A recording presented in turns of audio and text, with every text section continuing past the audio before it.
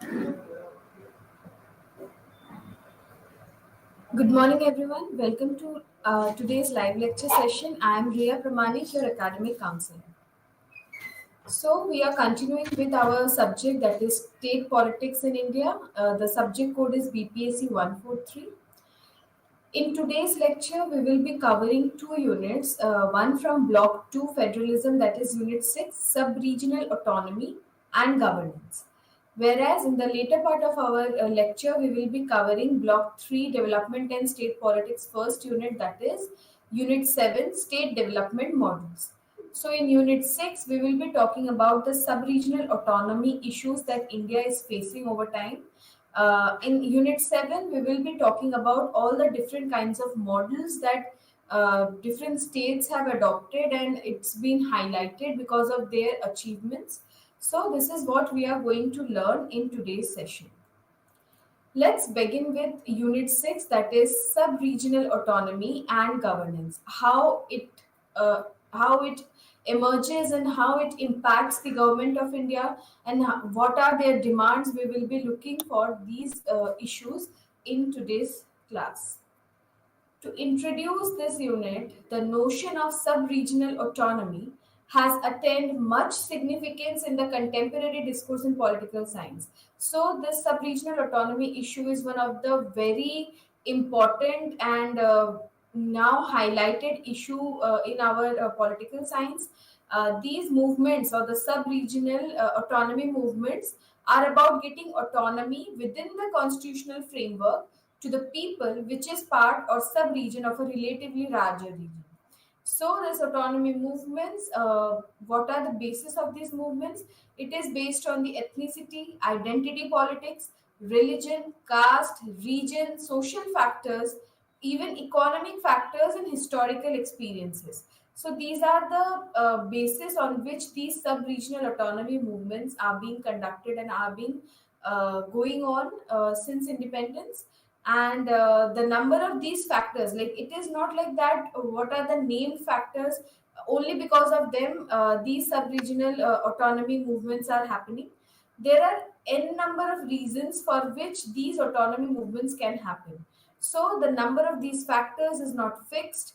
They can vary from case to case. So if it is suppose in India, if something is problematic for western region, is not similar with the problems of eastern region. So both the regions have different problems, different issues, different matters to be resolved, and all these give way to a sub-regional autonomy movement. So demands in autonomy movements also vary. It is not similar, and each case has its own unique, or each case has its own issues, matters to be resolved.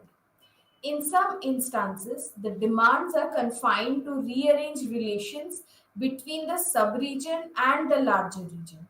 So, in some instances, the demand for regional autonomy may aim for statehood to be carved out of one state or more than one state. So, what happens is sometimes this sub-regional autonomy movement started demanding of a separate statehood, which should be carved out from a particular Indian state or more than states. So this is what autonomy movement leads up to in many cases. From the 1950s onwards, there have been demands for sub-regional autonomy in different regions of the country. In India, we can see that with the advent of the 1950s decade, the demands for sub-regional autonomy also rose, and it became very difficult for India to handle these issues. So, while in some cases the demands have resulted in creation of new states, because of these sub-regional autonomy movements, there have been creation of new states out of one or more states of the Union of India, and in other cases, in the creation of regional and territorial councils. So, possibilities can be that one in one case it should be a new state which should be carved out from the earlier one, or in other cases, the creation of regional or territorial councils. In 2000, in the year 2000, Chhattisgarh, Jharkhand, and Uttarakhand were carved or created out of Madhya Pradesh, Chhattisgarh from Madhya Pradesh, Jharkhand from Bihar, and Uttarakhand from Uttar Pradesh. So you should remember from which state these new states are being formed. We will be discussing about these states, how this formed, and how this came into being in our in later slides. We will be learning about these topics. Also, in 2014, the state of Telangana was carved out of the state of Andhra Pradesh. So, there are examples, and we will be learning about all these states, newly formed states, in details later on. People of the Ladakh region demanded a union territory when this region was part of the Jammu Kashmir while it was a state. So, there was also a demand by Ladakh, which was a part of Jammu Kashmir when it was a state, to become a union territory. On 5th of August 2019, the government of India created two union territories, that is Jammu and Kashmir and Ladakh, out of the state of Jammu and Kashmir after abolishing its status as a state. So, Jammu and Kashmir was earlier a state which comprises of the region of Ladakh, but now after 5th of August 2019, the government of India created that state as a two union territories. One is Jammu Kashmir itself, and the other is the Ladakh region. Now, let's talk about what are the issues and challenges that India is facing, and why these sub-regional autonomy movements are growing day by day. So, let's first talk about the economic reasons behind this. So, the people residing in the areas which witness the sub-regional autonomy movement complains that their region has been exploited in an economic sense due to the policies of the state government. So many regional parties or regional movements talks about how their region is being exploited by the policies of the state government, and because of these exploitation, they rose their voices. So the natural resources for their regions are exploited by the groups belonging to other regions than theirs. There is also a complaint of these regions that their own natural resources are being exploited by some other states. So they also allege that they face discrimination in getting employment in their regions because the jobs are given to the people who do not belong to their region. So employment is also one of the major reason behind the rise of sub-regional autonomy. Lack of economic opportunities in their regions forces people to migrate to other regions. When you don't get jobs or when you don't have any employment, you will be forced to move out and find jobs. So this is also a reason why people demands autonomy. Some complains that their resources are used to help the backward regions, but they are not compensated in proportion to their resources. So whatever is taken from them for the betterment of the backward regions, but in return they are not compensated in the proportion to their resources given. So these are the economic reasons which the autonomy movements talks about, and these are the issues and challenges that they face. Next, let's talk about the political reasons. The people demanding sub-regional autonomy argues that people of their region do not get adequate representation in important political positions such as ministers, chief ministers, etc. So, the people who are demanding sub-regional autonomy, according to them, the people belonging to their region is not getting proper representation by the state government or by the political parties, and they are not given important and crucial positions like ministers or chief ministers, etc. They say that this deprives the people of their region an opportunity to represent the interest of their regions in the policy making process. So these are the political reasons because of which there is a demand for sub-regional autonomy. Now, let's see what are the socio-cultural reasons. So, the social and cultural reasons for sub-regional autonomy is that the people in the sub-regions demanding autonomy allege that their social and cultural identities are not given due recognition in fields of art and culture such as cinema, theater, etc. So India is a diverse country, and every region has its own uniqueness, whether it is their culture, their art, their folk art, or ethnicity, or any food. So many people from sub regions, they say or they feel that their social and cultural identities are not being given due recognition, and that is why they are not being projected as respectable. So this is also give rise to the sub-regional autonomy issues that India faced. Now let's talk about the administrative challenges. What are the issues? So it is argued that all sub-regions, especially in the bigger states, do not get adequate attention from the executive authorities such as chief ministers, leaders, or the administrative authorities to coordinate the problems of different regions. So the bigger the size of the states in which they are located makes it unlikely to govern all the regions equitably. Suppose there is a state which is very huge, so it is difficult for the administration to look into the places equitably from this part, from the western part to the eastern part, or from north to south. So these people who belong to these sub regions, they say that because the states are big, so that is why it is difficult to govern the region equitably. So, as a result of which, the regions located at a long distance from the state capital suffer. So, suppose if there is a huge state, and the on the western part of the state there is the state capital, so it is believed that the regions which belong to the eastern parts will get neglected because the state capital is very far from them. So, let's talk about what are the sub-regional autonomies and new statehood demands that arose gradually. From the 1950s onwards, the question of regional autonomy has been an important issue in Indian federalism. So, India got independence in the year 1947, and from 1915 onwards, India was facing regional autonomy questions, and this became a very important issue in Indian federalism. This led to creation of new states or regional or territorial autonomous councils in different parts of the country.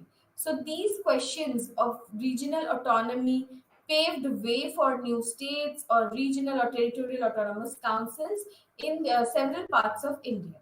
In the 1950s and 1960s, states were created on the based on language.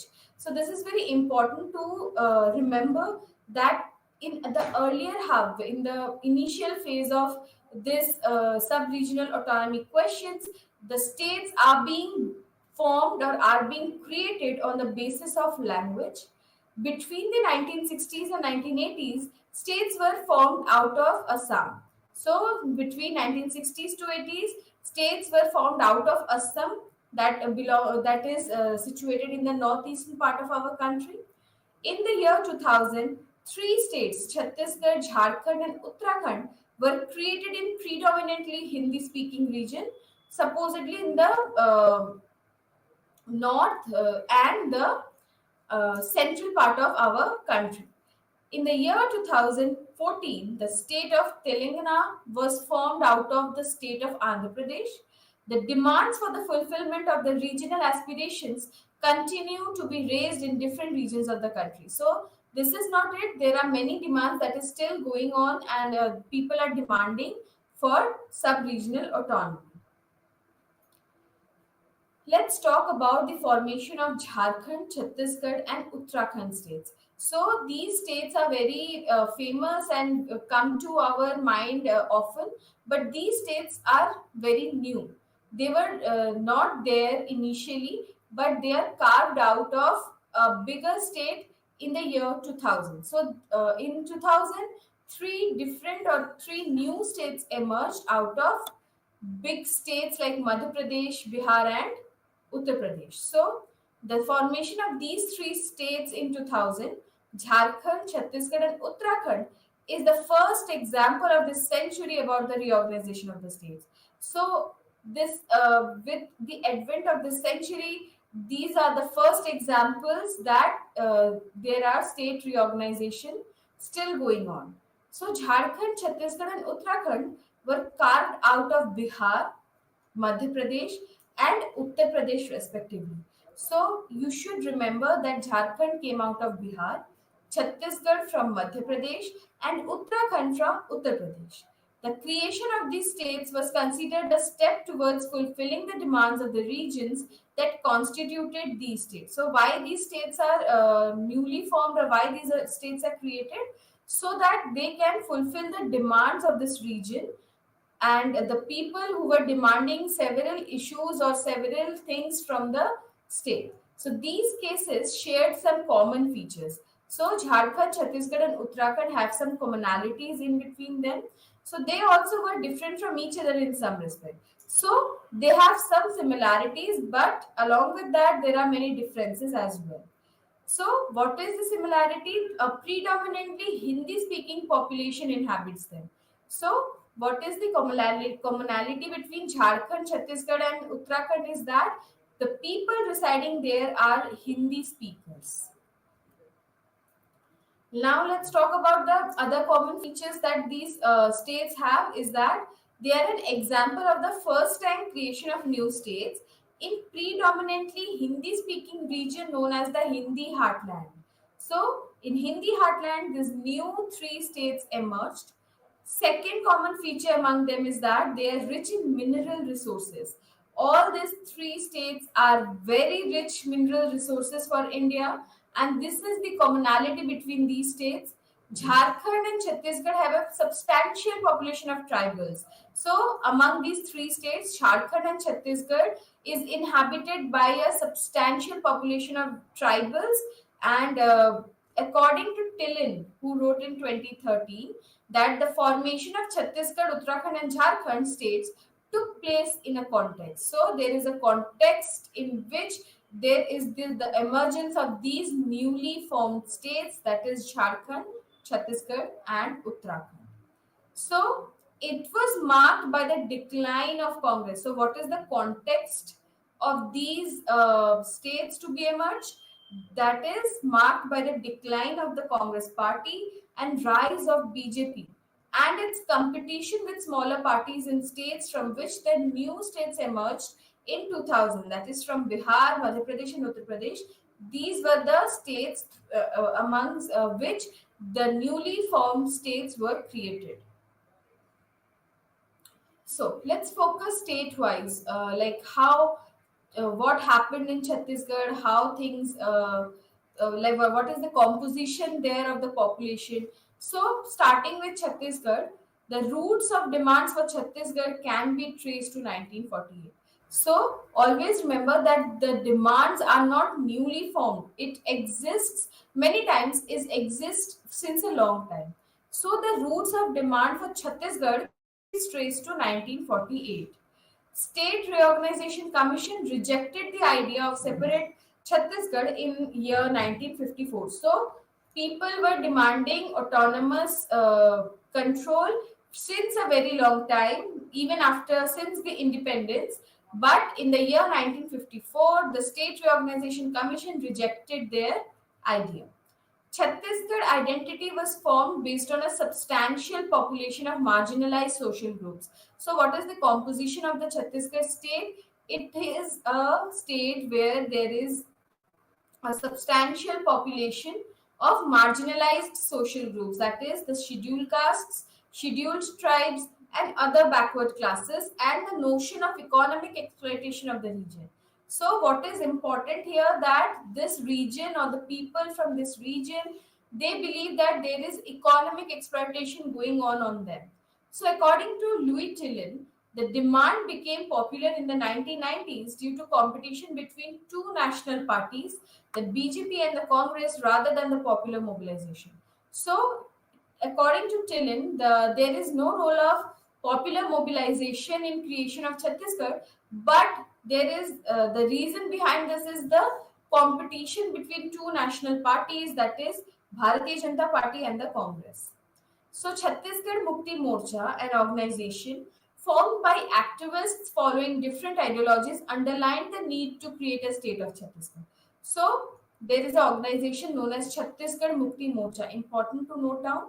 So, Chhattisgarh Mukti Morcha, formed by activists following different ideologies, underlined the need to create a state of Chhattisgarh. So, what were the demands? It demanded the creation of Chhattisgarh state to get autonomy within the framework of Indian Constitution, to end the exploitation of the region and achieve its development. So, as earlier we have learned that the reason behind their demand was the economic exploitation. So, this Chhattisgarh Mukti Morcha demanded that there should be a separate state known as Chhattisgarh where they will end the exploitation of the region and achieve its development. So, development was their focus or the aim. Excuse me.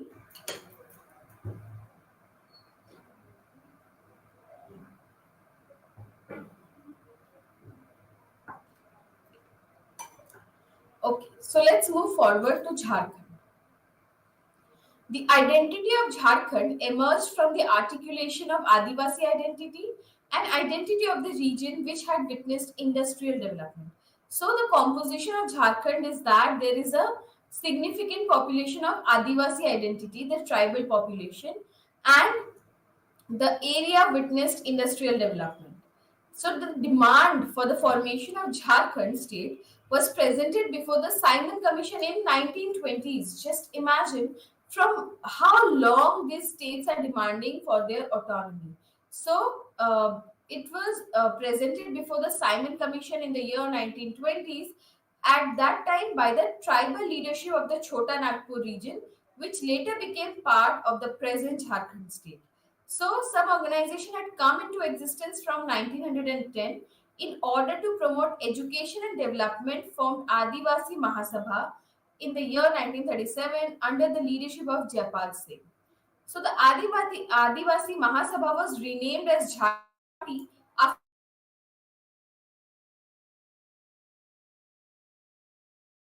Adivasi Mahasabha, whereas after independence, it changed its name as Jharkhand Party. This party played a decisive role in generating consciousness among the Adivasi identity in the region. So, they generated a consciousness among the tribal population or the tribal identity of the particular region.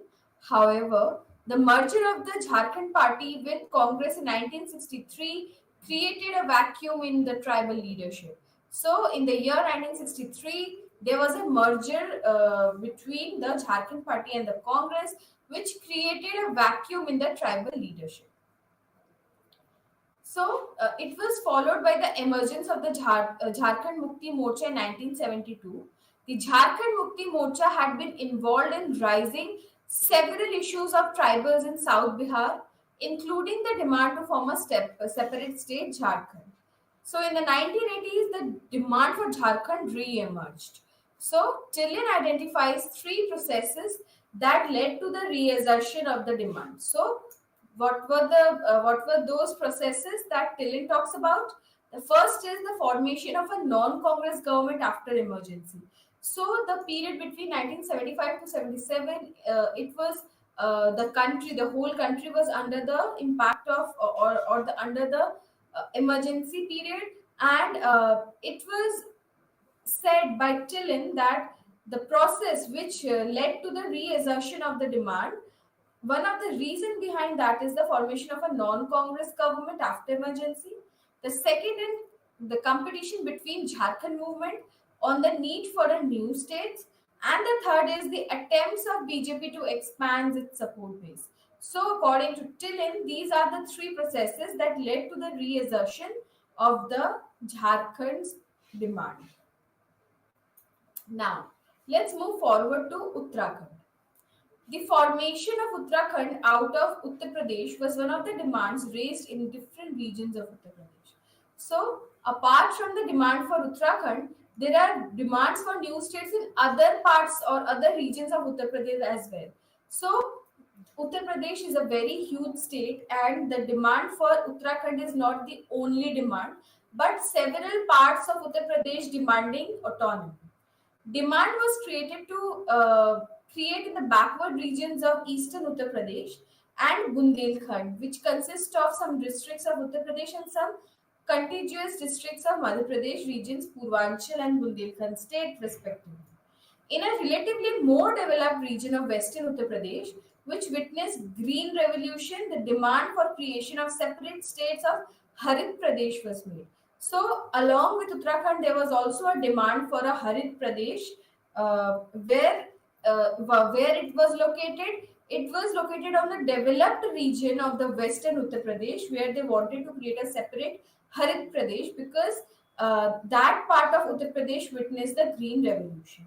In all these regions, advocates of separate states complained of discrimination of their respective regions by leaders belonging to other regions, the state governments or the central government. So they also say that there is an exploitation done by the local leaders who do not belong to that region or the state government or central government.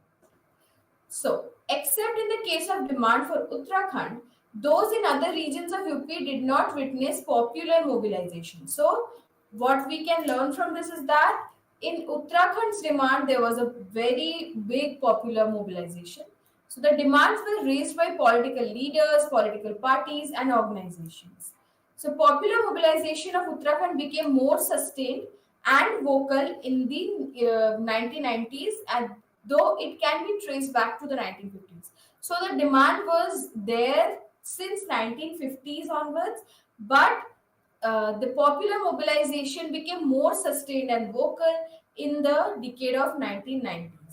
In the year 1994, Mulayam Singh-led government in Uttar Pradesh decided to implement the Mandal Commission report in the state, providing for 27% reservation in the government jobs and admissions to an academic institutions. So it was opposed in the hill region of the UP. So this move by the Mulayam Singh government was opposed in the hill region of UP on the ground that OBCs formed a negligible population in their region and people in the region launched an agitation.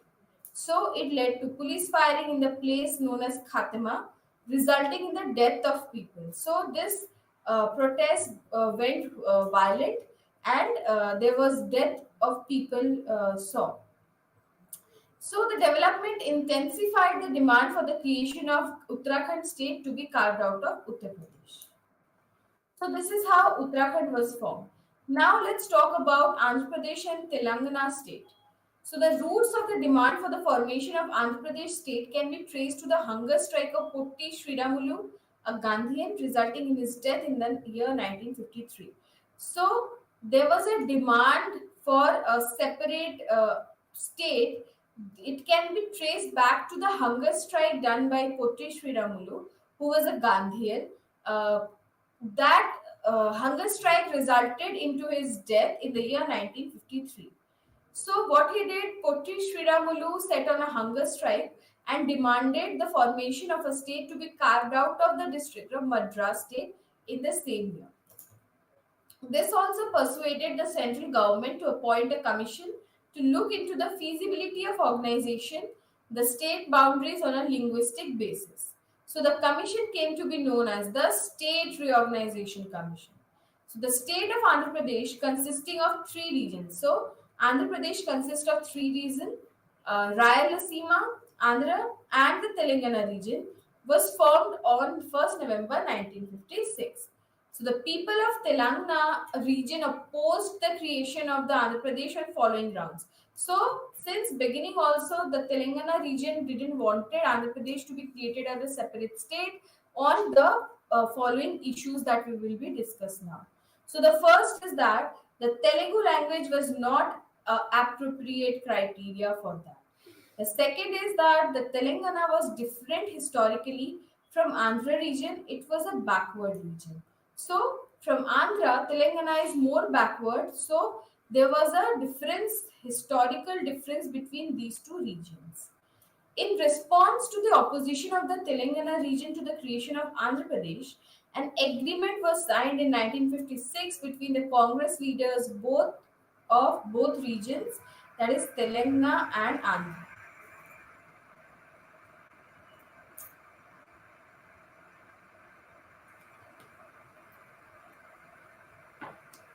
So, this agreement, which was signed in 1956, was known as Gentleman's Agreement.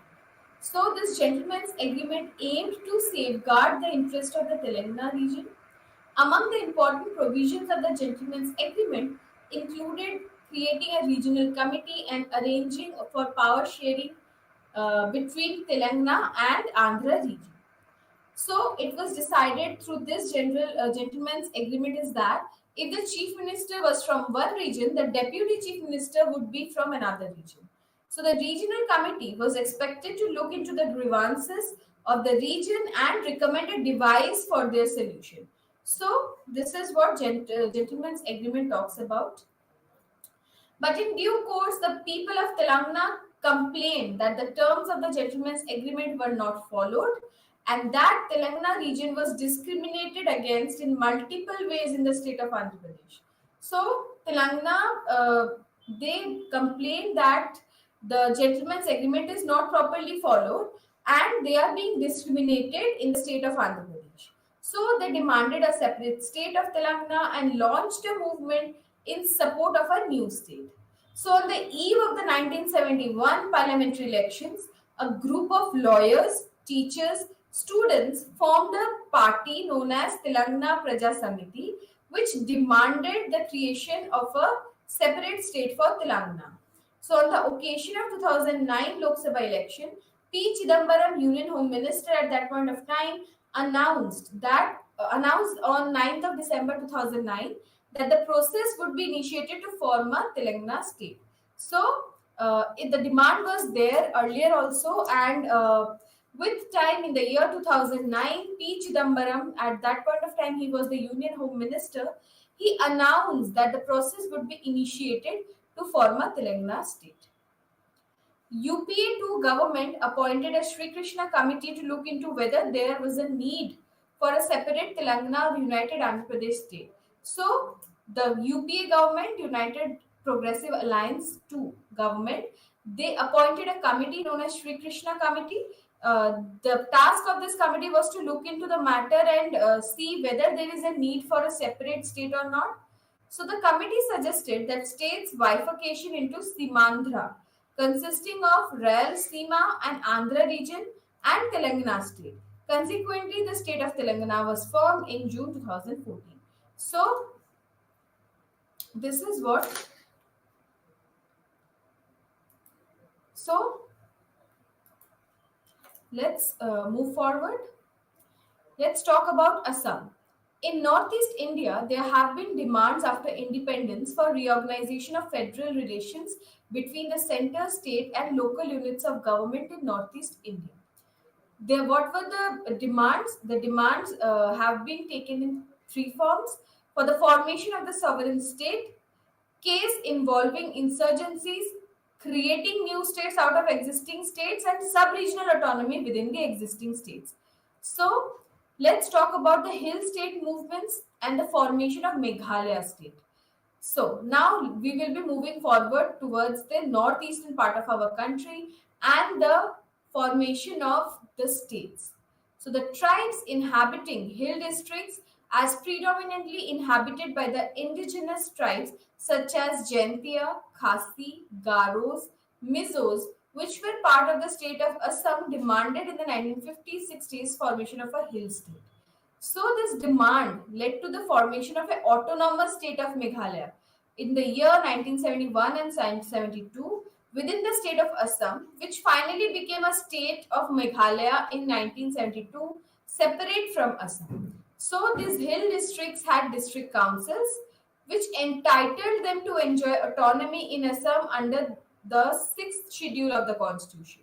However, the tribes staying in these districts were not satisfied with their status within the state of Assam, even though they had enjoyed autonomy as per the sixth schedule. So, in addition, the resolution of Assam Jatiya Mahasabha sought to make Assamese as the official language in Assam, including areas where most people spoke non-Assamese language. So, this was also an issue. In this context, the tribes such as Jaintias, Khasis, Garos, and Mizos that inhabited the hilly terrain of Assam demanded that the formation of a separate hill state out of Assam as it existed. So they demanded for a separate hill state. So the tribal leadership in these districts, that is the chief executive member of the councils in the districts, discussed the issue in several of their meetings, which resolved on two issues. So they demanded the formation of a separate hill state to be carved out of hill districts of Assam, amendment of sixth schedule because it confers no real autonomy. So these were the demands of the tribal leaderships. So the government appointed a commission under the chairmanship of H.V. Pataskar, known as Pataskar Commission.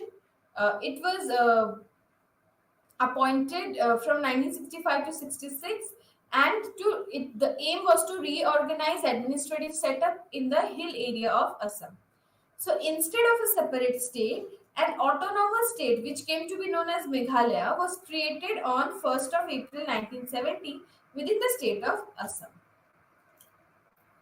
The autonomous state had a three-tier system of power distribution. So let's see what happened in that autonomous state. So the executive power was vested with the governor of Assam, who was aided and advised by the Council of Ministers in Meghalaya as an autonomous state within the Assam. So the Legislative Assembly was created with a membership open to all Indians in Meghalaya with the exception of Shillong, where all seats in autonomous districts were reserved for the scheduled tribes. So the governor was empowered to nominate three persons to the Legislative Assembly from a minority community who is in his opinion were not adequately represented. The governor of Assam was empowered to constitute village courts and courts of appeal with jurisdiction over tribal and non-tribals. So there are several state subjects were transferred from Assam to Meghalaya, excluding public order, armed police, railway police, industry and sale tax. So it was in the 1972 that Meghalaya became a separate state. Now let's talk about the Bodo movement. The Bodos, the tribes that inhabit plain areas of Assam, that is Kokrajhar, Baksa, Chirang and Udalguri districts. So what are the demands? So they have been demanding autonomy to their region to protect their cultural and linguistic identity and economic interests. So what are their demands? To safeguard the cultural and linguistic identity of Bodos and their economic interests. So the Bodos have been raising the demand for their autonomy since the 1960s. In the initial years of their mobilization, that is from the 1960s to 70s, the Bodos had demanded a separate state of Udyanchal to be carved out of Assam. So such a state would enjoy autonomy to decide concerning the Bodos' cultural identity and economic interests. So what they wanted a separate state to be named as Udyanchal to be carved out from the Assam, where they will enjoy autonomy to decide on their cultural identity and economic interests. So the phase of the Bodo movement in the late 1980s began after the signing of the Assam Accord in 1985 between the Government of India, Government of Assam and ASU that had led to the Assam movement. So the Bodo had participated in the Assam movement. They claim that they have a distinct cultural identity and economic interests. As a consequence, or as a result, Bodos launched a more assertive and sustained movement for their autonomy. So they started launching their movement with more sustenance. So they demanded creating a state of Bodoland consisting of districts with a substantial Bodo population to be carved out by the Assam. So what were the demands? They wanted the regions to become a Bodo land where there more population of Bodos inhabits in the state of Assam.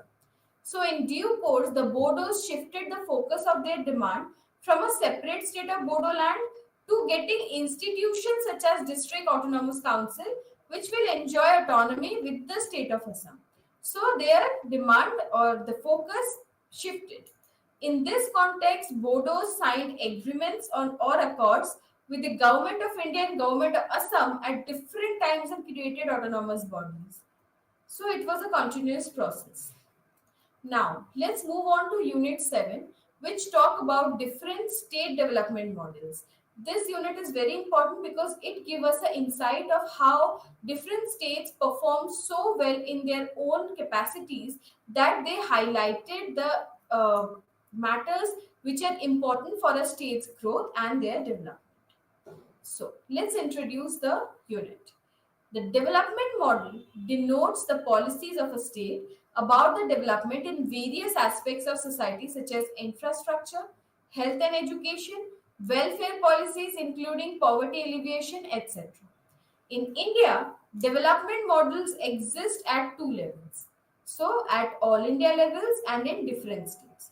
India's development models had passed through largely two phases, which we will be discussing in a while, in terms of the relative roles of the state and the market. So, in India, the developed models passed through different phases, especially two phases, which now we will talk about.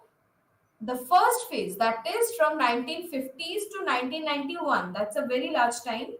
It saw the prominent role or predominant role of the state in development model.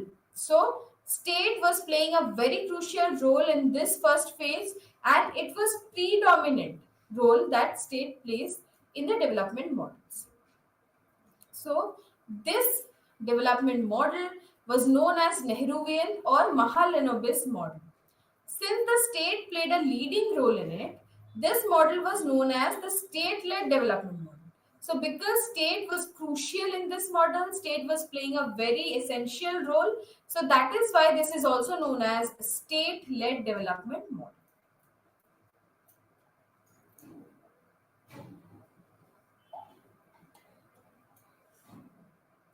Now let's talk about the second phase.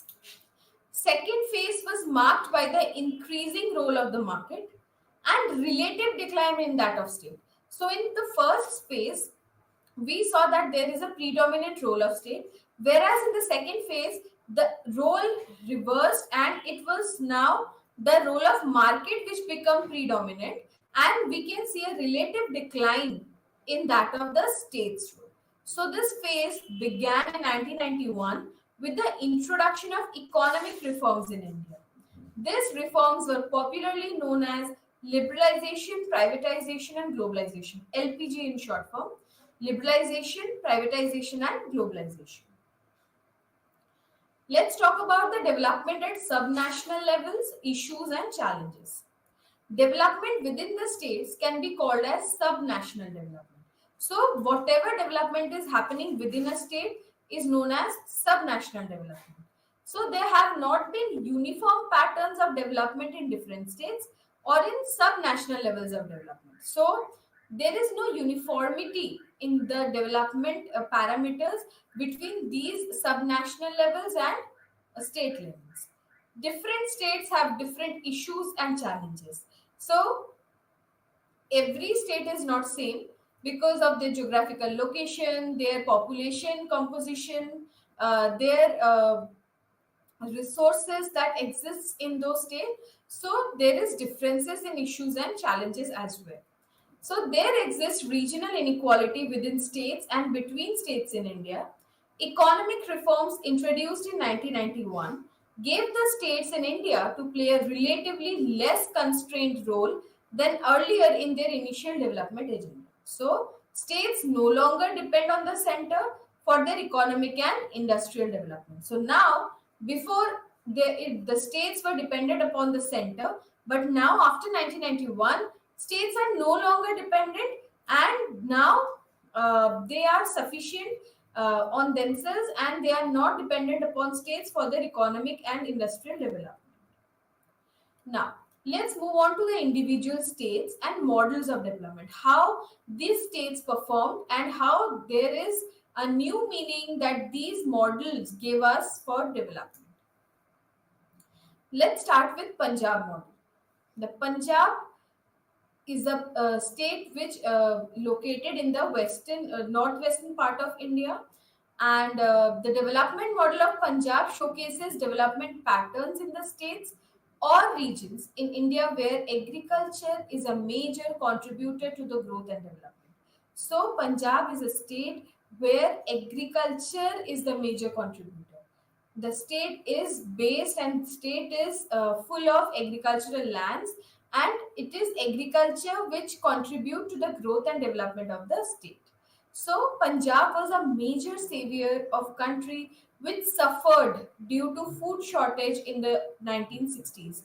In India, the decade 1960s was very difficult one, starting with the China India China war in the year 1962, then, with the death of Jawaharlal Nehru in the year 1964, in 1965 there was Indo-Pak War, and all these regions, there was also a drought that India witnessed in that decade. So all these resulted into the food shortage. But at that point of time, it was Punjab which saves the country. There was a food crisis because of war of China and monsoon failure, as I told you, and India became self-sufficient in food production by Green Revolution. So 1960s is also remembered because of the advent of the Green Revolution. So what was the main purpose of this Green Revolution? The main purpose was to introduce the revolution, was to produce enough food and make India self-sufficient in meeting its needs. So the aim or the reason for introducing green revolution was to make India self sufficient, because earlier India needed to import grains and food to feed the country. So with green revolution, it was believed, it was aimed that India now will become self sufficient, and it will create or it will produce food on its own to feed their own people.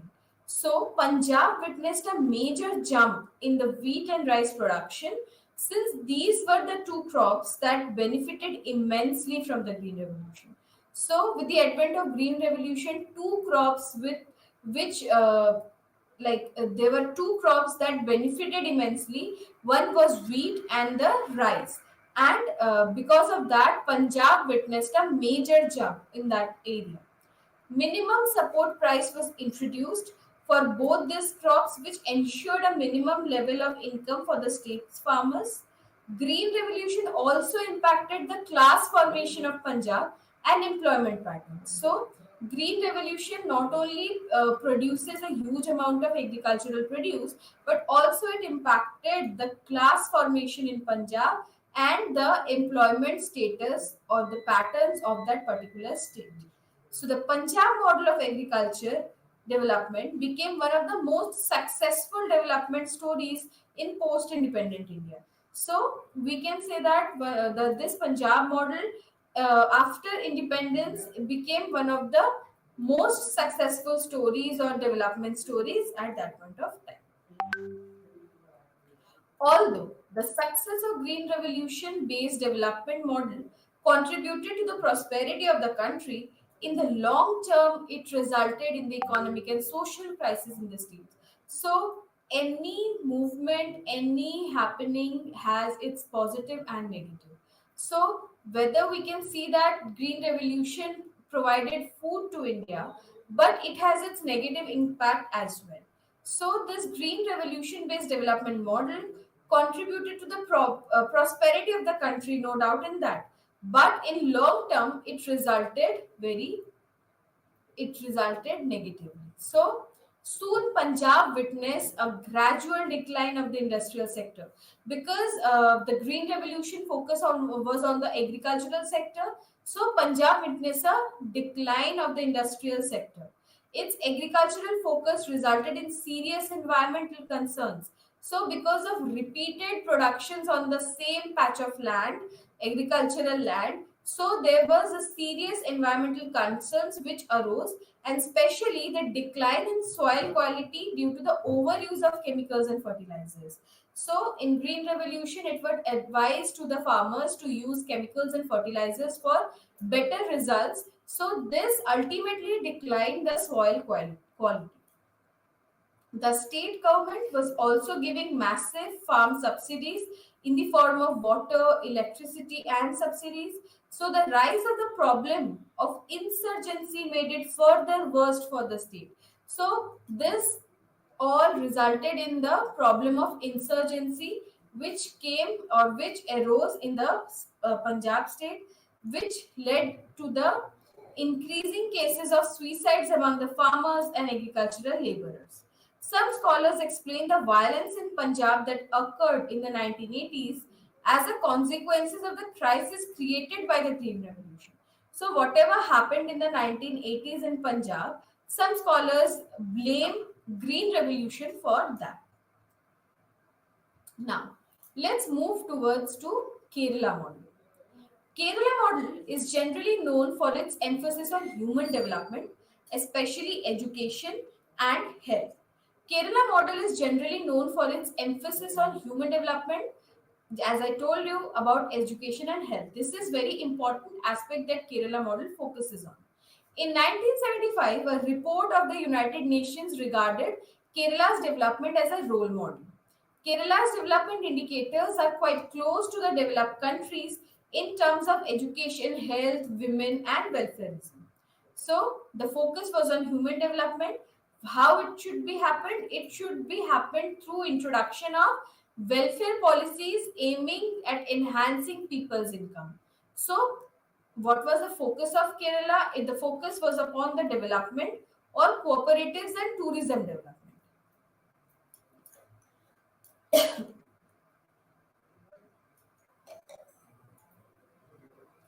The left front government played a major role in implementing this model of government. So, in Kerala, there was left front government which played a very impressive and major role in implementing this model in the state.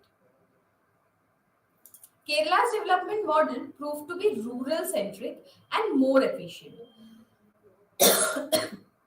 Besides, Kerala's development model was an outcome of bottom up planning. Women's participation has been one of the most remarkable achievements of the Kerala's development initiative. So, what is one of the most remarkable achievement of Kerala? It was the participation of women, which increased, was a remarkable achievement that Kerala saw. So, by the early decades of the 21st century, Kerala had also started witnessing stagnation in its development. So Kerala recorded higher level of unemployment. So on the one hand, Kerala was performing so well, but on the other, there were also negative impacts of this Kerala model. So there was high levels of unemployment, rising number of suicides in the urban areas. Tourism-centric model is gradually showing serious environmental implications and extraction of local resources. Its economy also relies heavily upon the remittances received from the labor class working in the Gulf countries. Let's move on to the Gujarat model. So, Gujarat model is seen as a success of industrialization and market-oriented reforms. So, the growth caused by major reforms. So, in Gujarat, what were the reforms? One is the opening of its economy for the corporate sector, easing regulations for doing business in Gujarat, liberalizing its land and environmental regulation. So, also the government of Gujarat promised the 24 hours power supply. There were also creation of industrial parks, special economic zones, SEZs, to give special incentives to the various industrial export oriented units.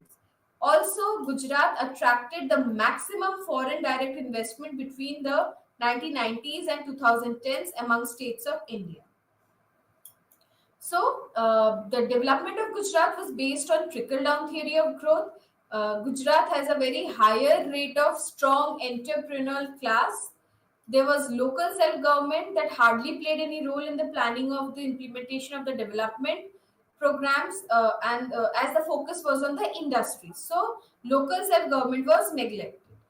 Also, Gujarat ignored the health and education sectors, and because in excessive emphasis on industrialization. So, these were the problem that Gujarat faced. Let's talk about Tamil Nadu model. Tamil Nadu does not have a legacy history of industrial development or infrastructural development. It was in the 1980s that development became a major issue in the governance of Tamil Nadu. Tamil Nadu adopted two pronged strategies. One is, on one hand, it focused on the development of service sector, and the second is focused on the reduction of poverty as part of states' welfare programs. Especially, the focus was on urban poverty. Tamil Nadu also had a history of better education facilities.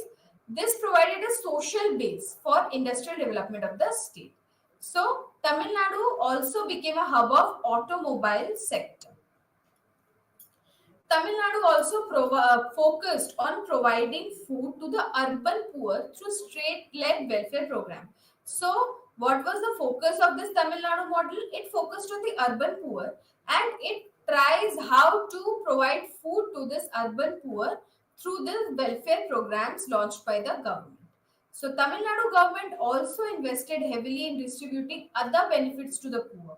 So, Tamil Nadu was focusing on all the sources or all the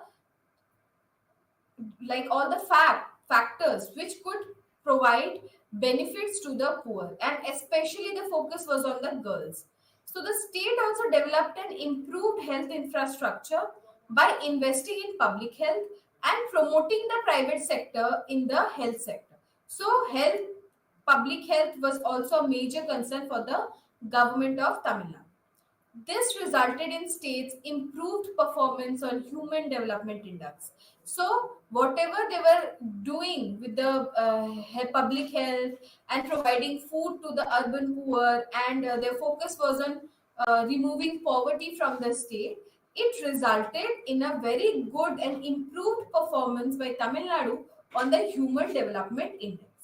Social welfare schemes formed a significant part of the human development agenda in Tamil. So, these were the models that we have completed today.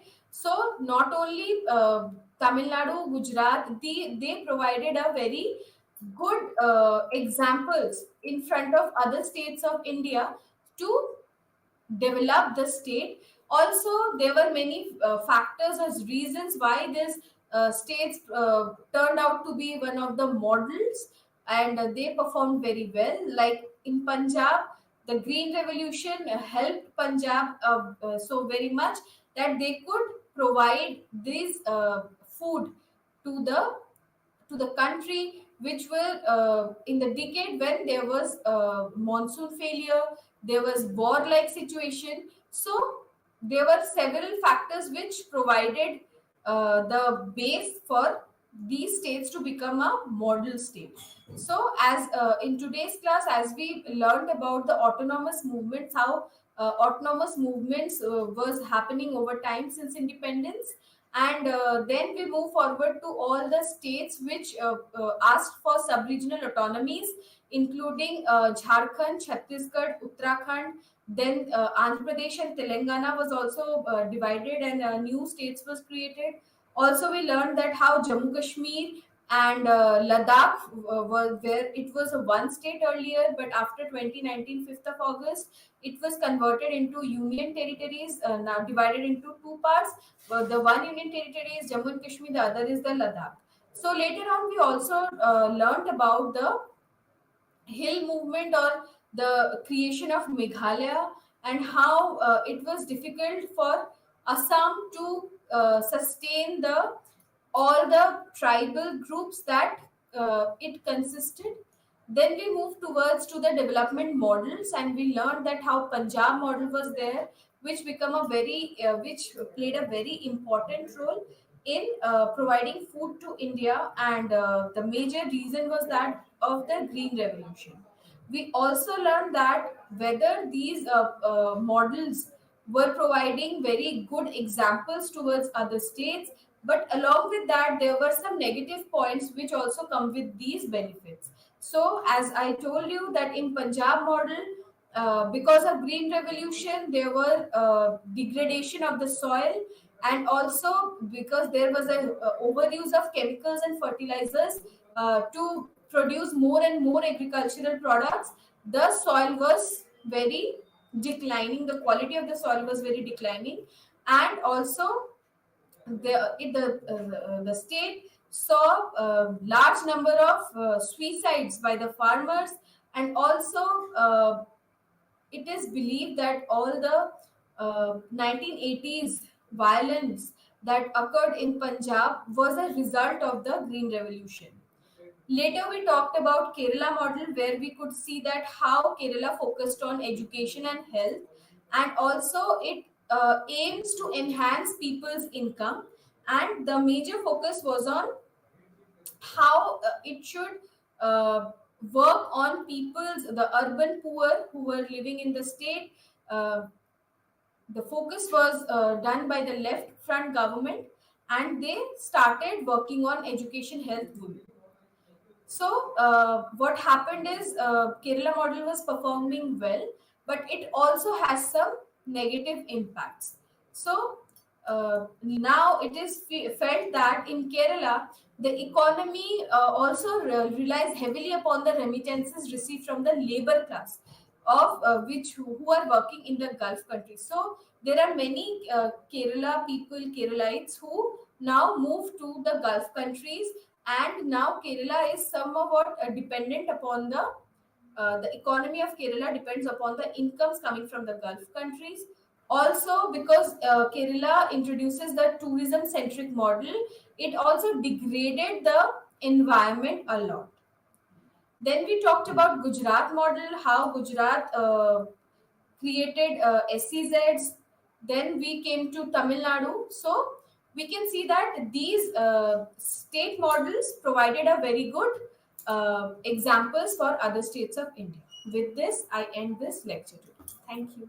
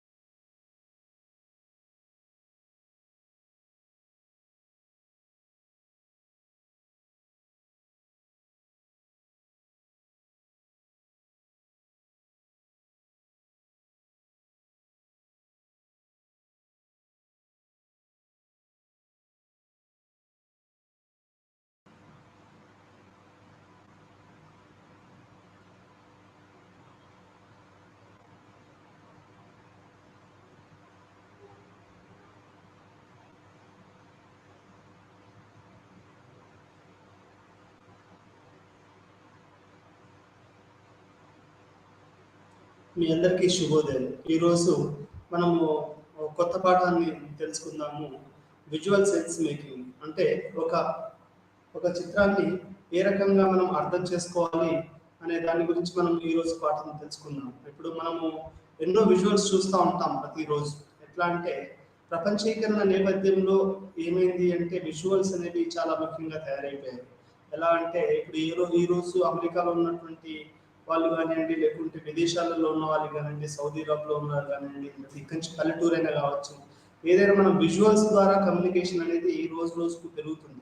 అంటే ప్రపంచీకరణ నేపథ్యంలో, పెరిగిన సాంకేతికత నేపథ్యంలో పెరిగినటువంటి ఈ యొక్క విప్లవం, సాంకేతిక విప్లవము, కమ్యూనికేషన్ రెవల్యూషన్ కారణంగా ఈరోజు మీకు సెల్ ఫోన్లో కూడా తెలుగు టైపింగ్ కూడా రావడము, రీజనల్ లాంగ్వేజ్లో టైపింగ్ రావడం అనేది కూడా తెలిసి, అంటే ఒక చిత్రం పంపించడము, దాని తెలుగులో టైప్ చేయడము, ఇట్లాంటివన్నీ కూడా మనకు ఈ కొత్తగా వస్తున్నటువంటి ప్రాపంచీకరణ నేపథ్యంలో జరుగుతున్నటువంటి ఒక కొత్త సాంకేతిక విలువలు, ఆ తర్వాత ఈ యొక్క మన కమ్యూనికేషన్ టెక్నాలజీలో రెవల్యూషన్ వచ్చిందని చెప్పుకోవచ్చు. అదేవిధంగా మనం ఈరోజు మనం డైరెక్ట్గా కంప్యూటర్ ముందు కూర్చొని అది మన ప్రత్యక్ష ప్రసారంగా మనం పల్లెటూరులో ఉన్న వాళ్ళతోటి మాట్లాడవచ్చు. ముఖ్యమంత్రులు కానీ, ప్రధానమంత్రులు కానీ, ఫ్రెండ్స్ కానీ, మన అమ్మతో మాట్లాడాలి అంటే మనం వీడియో కాల్స్ చేసేసి అమ్మతో మాట్లాడవచ్చు, నాన్నతో మాట్లాడవచ్చు. అంటే ఇట్లాంటివన్నీ విజువల్స్ అనేది అంటే వ్యక్తిగత జీవితంలో మరియు సమాజంలో ఈ విజువల్స్ అనేవి చాలా చాలా ముఖ్యంగా మారిపోయాయి. ప్రతిరోజు సోషియాలజీ కూడా ఈ విజువల్స్ ఎలా అర్థం చేసుకోవాలి అనే దాని మీద కూడా కొత్తగా ఈ యొక్క విజువల్ సోషియాలజీ అనేది మనకు ఇప్పుడు అర్థమవుతుంది. ఫోటోగ్రఫీ, విజువల్స్, యూట్యూబ్, ఆ తర్వాత ఇన్స్టాగ్రామ్, ఫేస్బుక్, వాట్సాప్, ఇట్లాంటి ఎన్నో ఎన్నో కొత్త కొత్త ఒక మార్క్సిస్ట్, ఒక క్లాసికల్ సోషియాలజికల్ పర్స్పెక్టివ్ కాకుండా కొత్త పద్ధతులను అర్థం చేసుకోవడము, కొత్త సమాజాన్ని అర్థం చేసుకోవడం కూడా చాలా చాలా ముఖ్యంగా మారిపోయింది. విజువల్ సెన్స్ మేకింగ్ అంటే ఒక చిత్రాన్ని కనుక మనం ఏ విధంగా అర్థం చేసుకోవాలి, అది మనం ఏ విధంగా తీయాలి, తీసినప్పుడు ఏ విధంగా అర్థం చేసుకోవాలి, తీసుకున్న దాన్ని అది వేరే వాళ్ళ పర్మిషన్ మనం తీసుకున్నామా లేదా, లేకపోతే మనం ఫోటోగ్రఫీ ఉన్న తర్వాత ఒకసారి ఒక సన్నివేశం ఉందనుకోండి, ఆ సన్నివేశం దగ్గర ఏంటంటే ఇప్పుడు ఒక గ్రూప్ ఉందనుకోండి, ఒకసారి కెమెరా ఎంటర్ అయిందంటే అంత అలర్ట్ అయిపోతారు. అంటే మనిషి యొక్క బిహేవియర్ మారిపోయింది. ఒకసారి కెమెరా ఎంటర్ అయింది అంటే మొత్తం అక్కడ ఉన్నటువంటి గ్రూప్ యొక్క బిహేవియర్ మారిపోయింది. ఆ తర్వాత కెమెరా ఎంటర్ అయిందంటే మనుషులు కాన్షియస్నెస్ పెరుగుతుంది. అంటే వాళ్ళు ఒక కొత్తగా ఆలోచించడం, ముందు కెమెరా ఉందని ఆలోచించడం అనేది వాళ్ళు అర్థమవుతుంది. అదేవిధంగా ఈ మధ్యలో మీ అందరికీ తెలుసు బిగ్ బాస్ అని వాళ్ళు డైరెక్ట్ లైవ్ పెడతా ఉంటారు అంటే వాళ్ళు ఏం చేసేది కూడా మనం ప్రత్యక్షంగా ఎటువంటి ఎడిటింగ్స్ అవన్నీ లేకుండా ఈ బిగ్ బాస్ లాంటి షోలలో జనాల్ని డైరెక్ట్గా దాంట్లో కొంతమంది కూర్చుండబెట్టి అవి వాళ్ళు ప్రత్యక్ష ప్రసారాలు చేస్తూ ఉంటారు. అంటే ఇక్కడ నేను చెప్పదలసిన విషయం ఏంటి అంటే ఈ ఇమేజ్ అనేది, ఆ తర్వాత ఈ యొక్క దీన్ని అర్థం చేసుకోవడం అనేది, ఒక బొమ్మను అర్థం చేసుకోవడము, ఒక ఫోటోను అర్థం చేసుకోవడము, ఒక వీడియోను అర్థం చేసుకోవడము, మనము సామాజిక శాస్త్ర పరిశోధనలో వీటిని ఉపయోగించడం అనేది ఒక కొత్తగా వస్తున్నటువంటి ఈ యొక్క పరిణామాలను మనం చెప్పుకోవచ్చు. ఇంతకుముందు ఇండస్ట్రియల్ సోషియాలజీలో అయినా, ఇండియన్ డయాస్పోరాలో అయినా, ఎందులోనైనా కానీ విజువల్స్ ప్రాధాన్యత అంతగా ఉండకపోయేది.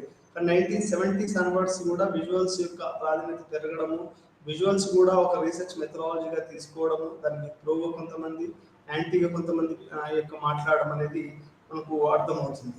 వివిధ సామాజిక శాస్త్ర విభాగాలు సమాజాన్ని అర్థం చేసుకోవడంలో దృశ్యమానాలు ఎలా ఉపయోగించాలో వివరించాలి. ఈరోజు మనం పాఠంలో వివిధ సామాజిక శాస్త్రాలలో విజువల్స్ యొక్క ఎట్లా దృశ్యమానాలను ఎలా ఉపయోగించాలో మనం వివరించాల్సి ఉంటుంది. దృశ్య పరిశోధన పద్ధతులను కూడా వివరించడం జరుగుతుంది. అంటే ఈ దృశ్యాల ద్వారా మనం ఫోటోగ్రఫీ ద్వారా ఎట్లా పరిశోధన చేయొచ్చు అనేది కూడా ఈరోజు మనకు పాఠంలో తెలుసుకోవడం జరుగుతుంది. అదేవిధంగా విజువల్ ఎథ్నోగ్రఫీ అంటే ఏంటో కూడా వివరించడం అనేది ఈ రోజు పాఠంలో మనకు ఈరోజు డిస్కషన్ చేస్తాం. అదేవిధంగా మనం ఒక రీసెర్చ్ టాపిక్ తీసుకున్నప్పుడు దానికి తగ్గటువంటి మనము విజువల్స్ కానీ, దానికి తగ్గినటువంటి పరిశోధన పద్ధతిని కానీ, దానికి తగ్గటువంటి విజువల్స్ పద్ధతిని మనం ఎంచుకోవాల్సి ఉంటుంది. ఉదాహరణకి ఒక ఫ్యామిలీ పెళ్లి అనుకోండి, దానికి ఒక వేరే కెమెరా, దానికి ఒక వేరే దృశ్య పద్ధతి ఉంటుంది. అలా కాదు, ఒక గిరిజన గ్రామంలో మీరు పరిశోధన చేయాలనుకోండి, దానికి పెద్ద కెమెరా పెట్టడం అనేది జరగదు. అంటే దానికి వేరే దృశ్య పద్ధతిని మనం ఎంచుకోవాలి. ఒక ఒక దృశ్య పద్ధతిని ఎంచుకోవడం అనేది జరుగుతుంది అన్నట్టు. ఇది ఏ విధంగా జరుగుతుంది అనేది కూడా మనము ఈరోజు పాఠంలో తెలుసుకున్నాం. అదేవిధంగా దృశ్య పరిశోధనలో రిఫ్లెక్టివిటీ మరియు సబ్జెక్టివిటీ యొక్క ప్రాధాన్యతను మనం అర్థం చేసుకోవాలి. రిఫ్లెక్సివిటీ అంటే ఏంటి అంటే, మనం ఒక విషయాన్ని చూసామనుకోండి, ఆ చూసిన దాని మీద ఆలోచించడాన్ని మనం రిఫ్లెక్సివిటీ అంటారు. అంటే ప్రతిరోజు కూడా మనము వాస్తవికతని, సత్యాన్ని రిఫ్లెక్సివిటీ ద్వారా దాన్ని మనం నిర్మించుకుంటాం. అంటే మనం ప్రతిరోజు ఒక విషయాన్ని చూసినప్పుడు దాని మీద కొన్ని అభిప్రాయాలు ఏర్పరచుకుంటాము. అది సత్యంగా మనము గమనిస్తాం. దాన్ని రిఫ్లెక్సివిటీ అంటారు. సబ్జెక్టివిటీ అంటే ఏంటి అంటే, మనం దాన్ని ఏ విధంగా దాన్ని అర్థం చేసుకుంటున్నాం, అంటే మనం ఏం ఆలోచిస్తున్నాము అనేది ఇక్కడ సబ్జెక్టివిటీ అనేది అర్థం ఉంటుంది. అంటే ఒక ఫోటోగ్రాఫ్ తీసుకుంటే, కొన్ని విజువల్స్ తీసుకుంటే దాని యొక్క దాని మీద మనం ఆలోచించి అర్థం చేసుకుంటాం. అదేవిధంగా సబ్జెక్టివిటీ అంటే ఆ ఫోటో తీసిన వ్యక్తి ఎటువంటి పరిస్థితుల్లో తీశాడు, ఎట్లాంటి లైటింగ్ ఉపయోగించాడు అనేవి కూడా మనకు ఈరోజు మనం తెలుసుకుంటాం. అంటే మొత్తంగా 21వ శతాబ్దంలో ఈ యొక్క విజువల్ సోషియాలజీ అనేది చాలా ప్రముఖంగా పైకి వస్తుందని మనం చెప్పుకోవచ్చు. ఒకప్పుడు ఈ విజువల్ సోషియాలజీ గురించి ఎవరు కూడా పెద్దగా పట్టించుకునే వాళ్ళు కాదు. కాకపోతే ఏంటంటే దీని యొక్క అడిషనల్ దానిగానే పెట్టుకున్నారు తప్ప దీన్ని ఒక ప్రత్యేకమైనటువంటి విభాగంగా సోషియాలజీ ఎప్పుడూ చూడలేదు. అట్లాంటిది ఈరోజు విజువల్ సోషియాలజీ అనేది చాలా ప్రముఖంగా ముందుకు వస్తుందని చెప్పుకోవచ్చు. ఎందుకంటే ప్రపంచీకరణ నేపథ్యంలో రోజు రోజుకి ప్రపంచం కుగ్రామంగా మారుతున్నటువంటి ఈ రోజులలో ఏమవుతుంది అంటే, ఈ విజువల్స్ అనేవి చాలా చాలా ముఖ్యంగా మారుతున్నాయి. ఈరోజు మీరు అమ్మాయిలైనా కానివ్వండి, అబ్బాయిలైనా కానివ్వండి, సెల్ఫీ తీయడము, వాట్సాప్లో పెట్టుకోవడము, స్టేటస్ పెట్టుకోవడము, ఫేస్బుక్లో అప్లోడ్ చేయడము, ఆ తర్వాత ఇన్స్టాగ్రామ్లో పోస్ట్ చేయడము, హీరోలు కానీ హీరోయిన్లు కానీ ఇట్లాంటివన్నీ మొత్తం అంటే దృశ్యమాన కేంద్రంగానే మొత్తం సమాజం అనేది రోజు రోజుకి అది ముందుకెళ్తుందని మనకు అర్థమవుతుంది. ఈ ఫోటోగ్రఫీ, ఈ విజువల్స్ అనేవి ఎంత ముఖ్యమో అంటే, మీకు గాడ్ ఫాదర్ సినిమా మీరు అందరు చూసే ఉంటారు.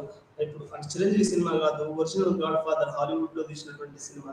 దాంట్లో తీసినటువంటి ఫోటోగ్రఫీ కానివ్వండి, అది తీసినటువంటి ఒరిజినల్ అంటే ఒక మాఫియా వాళ్ళు ఎట్లా పనిచేస్తారు, వాళ్ళు ఏ రకంగా ఈ యొక్క మాఫియా అంటే ఏంటి, వాళ్ళు ప్రభుత్వాలు దొరకకుండా ఎట్లా దొంగతనాలు చేస్తారు, వాళ్ళు ఒక పాత రూములు అంటే ఎట్లా అంటే ఒక స్లమ్ ఉందనుకోండి, ఆ స్లమ్లో లైటింగ్ సరిగా లేకుండా ఈ విలన్లు అనేవాళ్ళు అంటే పోలీసులకు చిక్కకుండా ఈ యొక్క ప్రజా వ్యతిరేకమైనటువంటి పనులన్నీ ఎట్లాంటి రూమ్లో చేస్తారు అంటే, ఒక డార్క్ రూమ్లో అది ఒక ముసలోడు గాడ్ ఫాదర్ లాంటివి కూర్చొని వాడు ఎక్కడెక్కడ క్రైమ్లు వాడు వాడు దాన్ని చేస్తూ ఉంటాడు.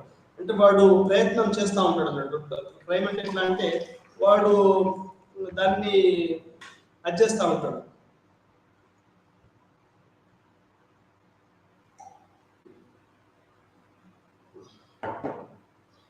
ఈ విధంగా మనకు విజువల్ అనేది ఇప్పుడు గాడ్ ఫాదర్ లాంటిది దాంట్లో కనుక చూస్తే, ఆ సినిమాలో ఉన్నటువంటి లైటింగ్ కానీ, దృశ్యమాన పిక్చర్ కానీ మనకు చాలా క్లియర్గా అర్థమవుతుంది అన్నట్టు. అంటే ఈ యొక్క ఫోటోను, విజువల్స్ని ఎట్లా అర్థం చేసుకోవాలి అనేది మనము గాడ్ ఫాదర్ సినిమాని ఒక ఎగ్జాంపుల్స్గా మనము తీసుకోవచ్చు. ఈ రకంగా ఈ యొక్క సెన్స్ మేకింగ్ అంటే ఒక ఫోటోను కానివ్వండి, ఒక పిక్చర్ని కానివ్వండి, లేకపోతే ఒక ఇమేజ్ని కానివ్వండి, మనం ఏ రకంగా అర్థం చేసుకోవాలి, అది సోషల్ సైన్సెస్లో ఏ రకంగా మనం సామాజ శాస్త్రాలలో ఏ విధంగా అర్థం చేసుకోవాలనేది కూడా ఈరోజు మనం పాఠంలో తెలుసుకుందాం. పరిచయం.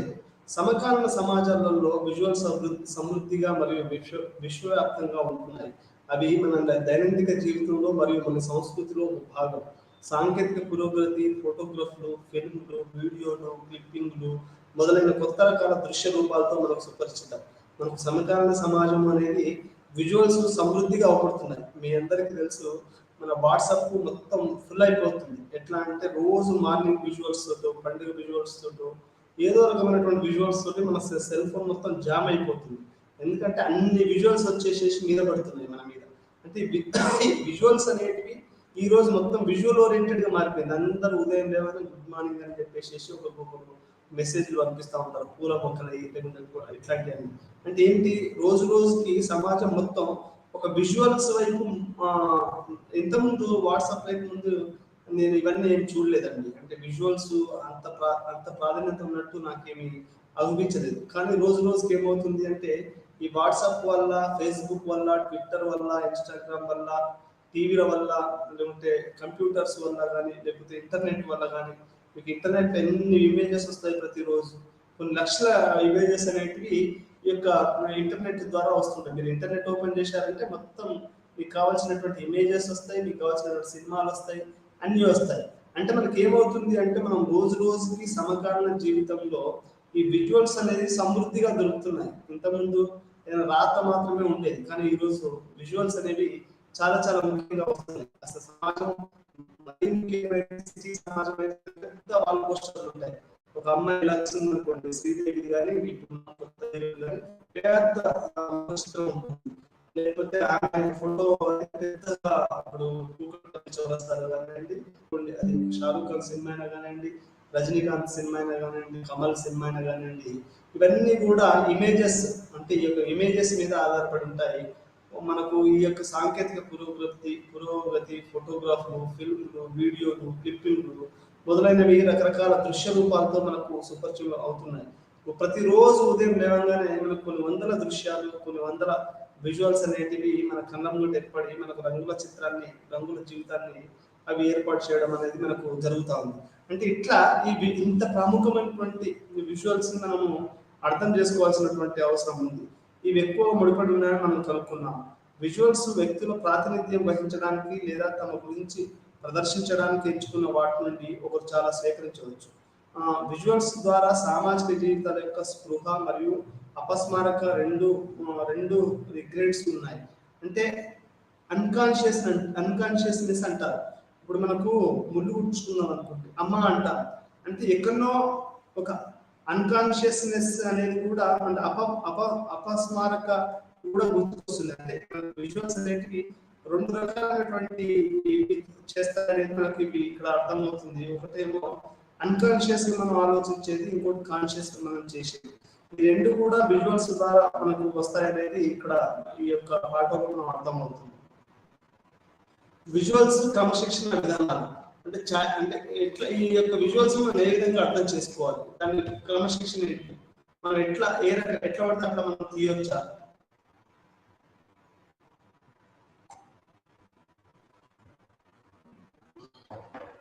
మన సినిమాలను ఎట్లా పడతా తీయలేము, మనం ఫోటోలను కూడా ఎట్లా పడతా తీయలేము. దాన్ని మనం కొన్ని క్రమశిక్షణ విధానాలు ఉంటాయి, మనం పర్మిషన్ తీసుకోవాలి. ఇప్పుడు ఒక కుటుంబ సభ్యులను మనం ఫోటో తీయడానికి కుదరదు, ఎందుకంటే కుటుంబం అనేది చాలా ప్రైవేట్, కుటుంబం అనేది ఒక ప్రైవేట్ యూనిట్. దాంట్లో ఎవరు పడితే వాళ్ళు పోవడం అంటే కుదరదు. ఫ్రెండ్స్ పార్టీ అనుకోండి, అది ఎవరు పడితే వాళ్ళు ఫోటో తీయచ్చు. కుటుంబంలో ఒక కుటుంబాన్ని ఫోటో తీయడం అంటే అది చాలా కష్టంతో కూడుకున్నటువంటి పని అని మనం చెప్పుకోవచ్చు. కాబట్టి విజువల్స్ సేకరణ కానీ, ఫోటో సేకరణ కానీ చాలా క్రమశిక్షణతో కూడుకున్నటువంటి విధానం మనం చెప్పుకోవచ్చు. దాంట్లో మనం మొదట్లో కొన్ని వాళ్ళ పర్మిషన్స్ తీసుకుని మనం ఎంటర్ కావాలి తప్ప అది మనం ఎట్లా పడితే చేయడానికి కుదరదు. అందుకనే చాలా మంది ఆడవాళ్ళు ఉన్నారు అనుకోండి, ఆడవాళ్ళు వాళ్ళ కుటుంబాలలో ఉంటారు. మీకు ఎంత ముందు ఈ విజువల్స్ ఫోటోగ్రఫీ రాకముందు చాలా మంది ఆడపిల్లలది కానీ కుటుంబ కానీ ఆ ఫోటోలు బయటికి రాకపోవడం వాళ్ళ దాంట్లో ఉండేవాళ్ళు. కానీ ఇప్పుడు కొత్తగా వస్తున్నటువంటి యొక్క విజువల్స్ యొక్క ఫోటోల మూలంగా చాలా మంది కుటుంబ ఫోటోలు వాట్సాప్లలో పెట్టడము, సామాజిక మాధ్యమాలలో ఉపయోగించడం వల్ల ఈ సామాజిక మాధ్యమాలలో అందరినీ చూడగలుగుతున్నారు. కాకపోతే ఏంటంటే అది వాళ్ళు ఇష్టంగా పెట్టారు కాబట్టి మనం చూస్తున్నాం, అంతే తప్ప మనం వాళ్ళ ఫోటోలు తీయడానికి కానీ అదంతా కుదిరే పరిస్థితి కాదు. అంటే ఎందుకు చెప్తున్నాం అంటే ఈ ప్రైవసీ అనేది చాలా చాలా ముఖ్యం. ఈ యొక్క సోషల్ మీడియా వచ్చిన తర్వాత ఏమైందంటే కొంతమంది వ్యక్తిగత జీవితాల్లోకి ఎంటర్ అయిపోయి వాళ్ళ వ్యక్తిగత జీవితాన్ని దెబ్బతీయడానికి ప్రయత్నం చేస్తున్నారు. సోషల్ మీడియాలో ఎట్లా పడితే అట్లా రాయడము, కామెంట్స్ చేయడము, అన్ని కమ్యూనల్ సంబంధించి ఒక మతానికి వ్యతిరేకంగానో, కులానికి వ్యతిరేకంగానో, కుటుంబానికి వ్యతిరేకంగానో, వాళ్ళు పుట్టిన ప్రాంతానికి వ్యతిరేకంగా ఇట్లా రకరకాలైనటువంటి social media is poisoning the society అని కొంతమంది అంటూ ఉంటారు. అంటే సమాజాన్ని ఒక విషపూరితంగా మారుతుంది. అంటే ఎట్లా ఎవరు పడితే వాళ్ళు సామాజిక మాధ్యమాలలో పోస్ట్ చేయొచ్చు. అట్లాంటి పరిస్థితులు ఉన్నటువంటి ఇప్పుడు మనం అట్లాంటి పరిస్థితులలో ఉన్నాం మనం. అంటే మనం ఇవి వాడుక నిబంధనలు వివిధ విభాగాల్లో వారి అంగీకారం మారుతూ ఉంటాయి. మనం నేనేం చెప్పాను, ఒక కుటుంబాన్ని మనం కనుక ఫోటో తీయాలి అంటే చాలా కష్టంతో ఉంటుంది. ఎందుకంటే వాళ్ళ కుటుంబ సభ్యుల యొక్క పర్మిషన్ మనకు అవసరం. ఎప్పుడైతే కెమెరా ఎంటర్ అయిందో కొంతమంది గ్రూప్లోకి, వాళ్ళ యొక్క బిహేవియర్ అంటే వాళ్ళ యొక్క ప్రవర్తన తీరు మారుతుందనేది ఇక్కడ మనకు చాలా క్లియర్గా అర్థమవుతుంది. ఆంథ్రోపాలజీ, సోషియాలజీ మరియు సంస్కృతి అధ్యయనాల విభాగాలలో ఛాయాచిత్రాలు మరియు వీడియోలకు సంబంధించిన విధానంలో తేడాలు కలిగి ఉన్నాయి. అంటే ఛాయాచిత్రాలు, వీడియోలు వీటికి సంబంధించినటువంటి రకరకాలైనటువంటి అధ్యయనాలు ఉన్నాయి. వీటిలో రకరకాలైన అధ్యయన పరిస్థితులు ఉన్నాయనేది మనకు ఇక్కడ అర్థమవుతుంది. అంటే సాంస్కృతిక అధ్యయనాలు ఒక రకంగా, మనం ఛాయాచిత్రాలను మరో రకంగా, వీడియోలు ఇంకో రకంగా, ఈ రకంగా వేరు వేరు వాటిని మనం వేరువేరుగా చదవచ్చు ఉంటుంది అనేది ఇక్కడ మనకు అర్థమవుతుంది. కానీ భారతదేశంలోని కొన్ని విభాగాల చరిత్ర దృశ్యమాన ప్రాముఖ్యతను ప్రదర్శిస్తుంది. నిజానికి భారతదేశంలో మానవ శాస్త్ర ఆవిర్భావంలో ఫోటోగ్రఫీ కీలక పాత్ర వహించింది. మానవ శాస్త్ర అంటే ఇప్పుడు మానవస్కి అర్థం ఏంటి అంటే, ఈ యొక్క ఫోటోగ్రఫీ అనేది, ఈ దృశ్యమానం అనేది మనకు భారతదేశంలో మానవ శాస్త్ర అభివృద్ధిలో చాలా కీలక పాత్ర వహించింది.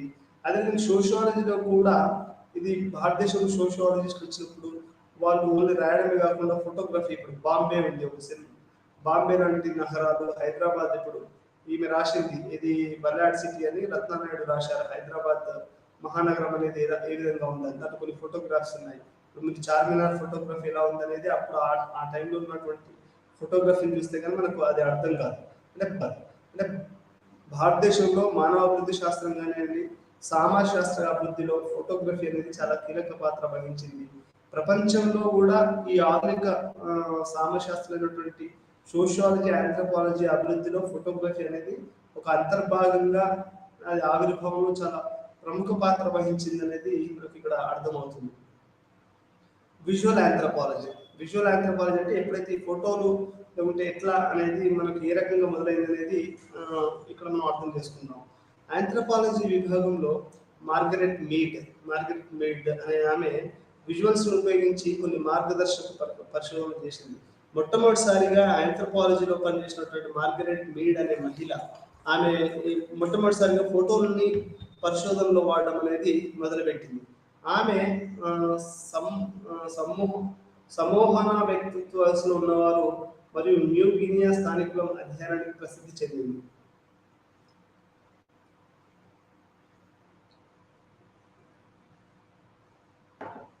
ఆమె ఈ యొక్క న్యూ గినియా అనే వాళ్ళ మీద ఆమె పరిశోధన చేయడం జరిగింది అన్నట్టు. ఆమె చేసిన అధ్యయనంలో పురుషులు మరియు స్త్రీల మధ్య వ్యత్యాసాలు, సహజీకరణపై ఆమె చేసిన కృషి లింగ అధ్యయనాలకు పెద్ద ప్రభావితం చేసింది.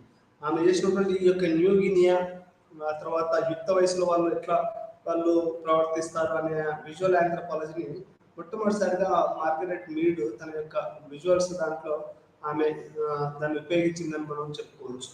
బాలీలో తన ఫీల్డ్ వర్క్ విజువల్స్ ఉపయోగించే వారిలో ఆమె మొదటి. అంటే బాలి అనే ఒక ద్వీపం ఉంది బాలీలో, అది ఇండోనేషియా బాలి ఆ ఏరియాలో ఉంది. ఆమె మొట్టమొదటిసారిగా అక్కడ ఈ యొక్క విజువల్ ఆంథ్రోపాలజీని ఆమె మొట్టమొదటిసారిగా ఆమె వాడింది అని మనం చెప్పుకోవచ్చు. విజువల్ సోషియాలజీ 1974లో అమెరికన్ సోషియాలజిస్ట్ వాడేకర్ తన సెమిన్వాస్య ఫోటోగ్రఫీ అండ్ సోషియాలజీని రాశాడు. అక్కడ అతను సోషియాలజీ మరియు ఫోటోగ్రఫీల మధ్య సారూప్యత గురించి మాట్లాడాడు.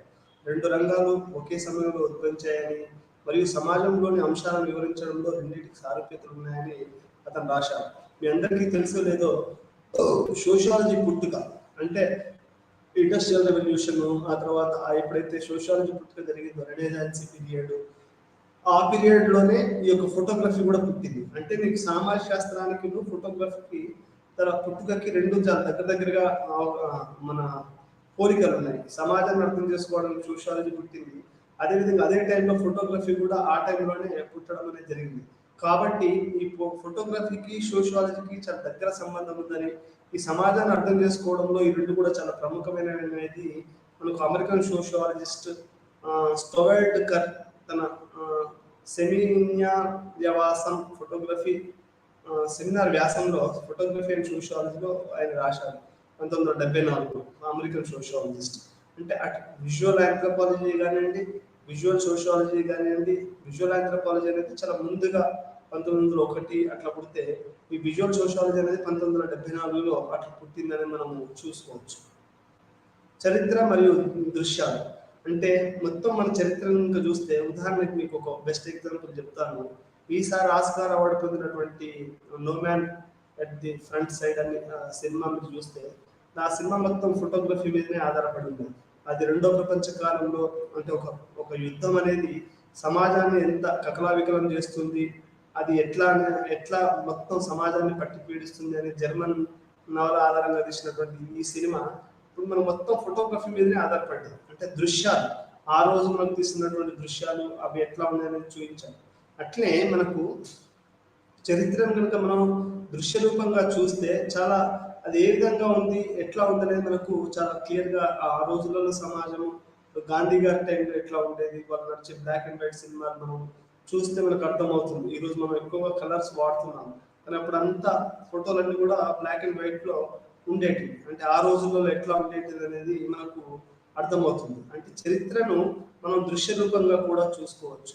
కెనడియన్ చరిత్రకారుడు సమాజంలో మహిళల పాత్ర మరియు స్థానాన్ని అర్థం చేసుకోవడానికి కుటుంబ ఛాయాచిత్రాలను ఉపయోగిస్తారు.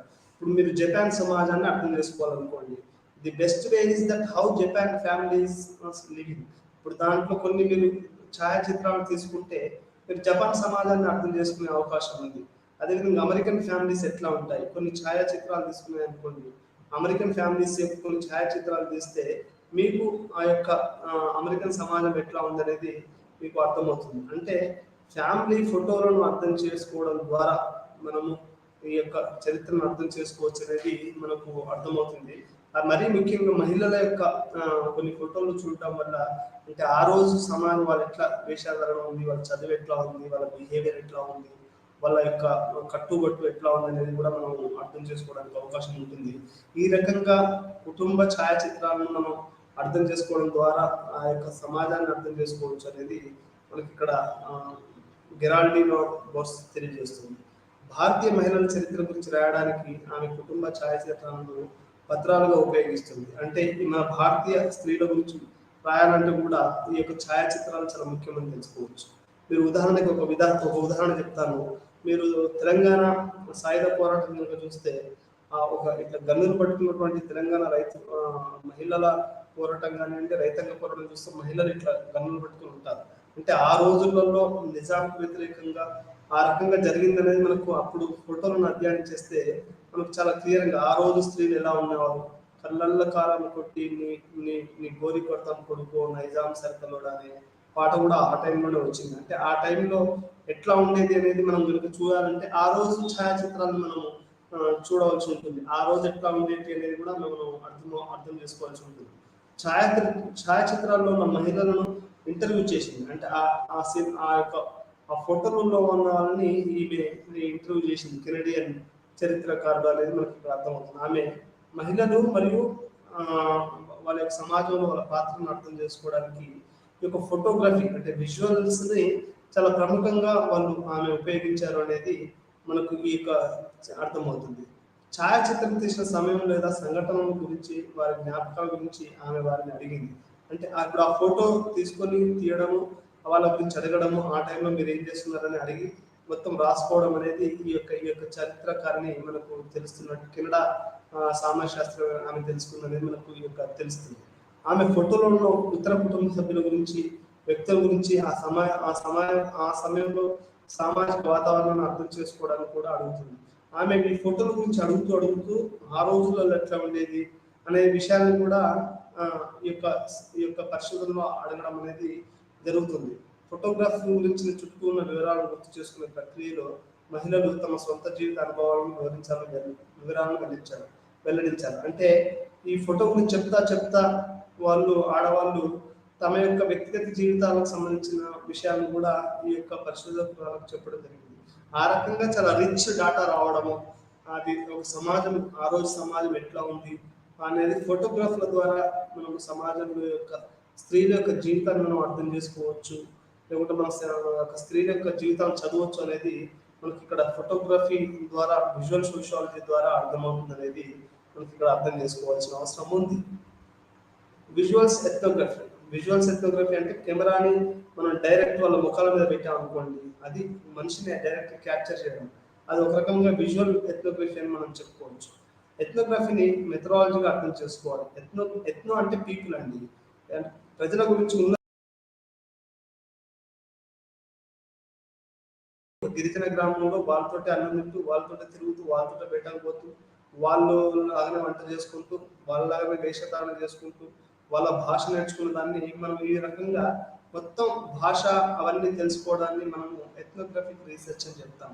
ఈ యొక్క విజువల్ ఎథ్నోగ్రఫీ అంటే దీన్నే రాయడం కాకుండా మనం ఛాయాచిత్రాల ద్వారా, కెమెరాల ద్వారా, ఫోటోగ్రఫీ ద్వారా కనుక మనం వాళ్ళ జీవితాలను చేయగలిగితే దాన్ని విజువల్ ఎథ్నోగ్రఫీ అని చెప్పవచ్చు. ఇప్పుడు నేను ఖమ్మం జిల్లాలో కోయల మీద రీసెర్చ్ చేసినప్పుడు నేను కెమెరా వాడాను. నా దగ్గర ఒక కెమెరా ఉండేది. ఆ కెమెరాలో కొన్ని ఫోటోలు తీశాను.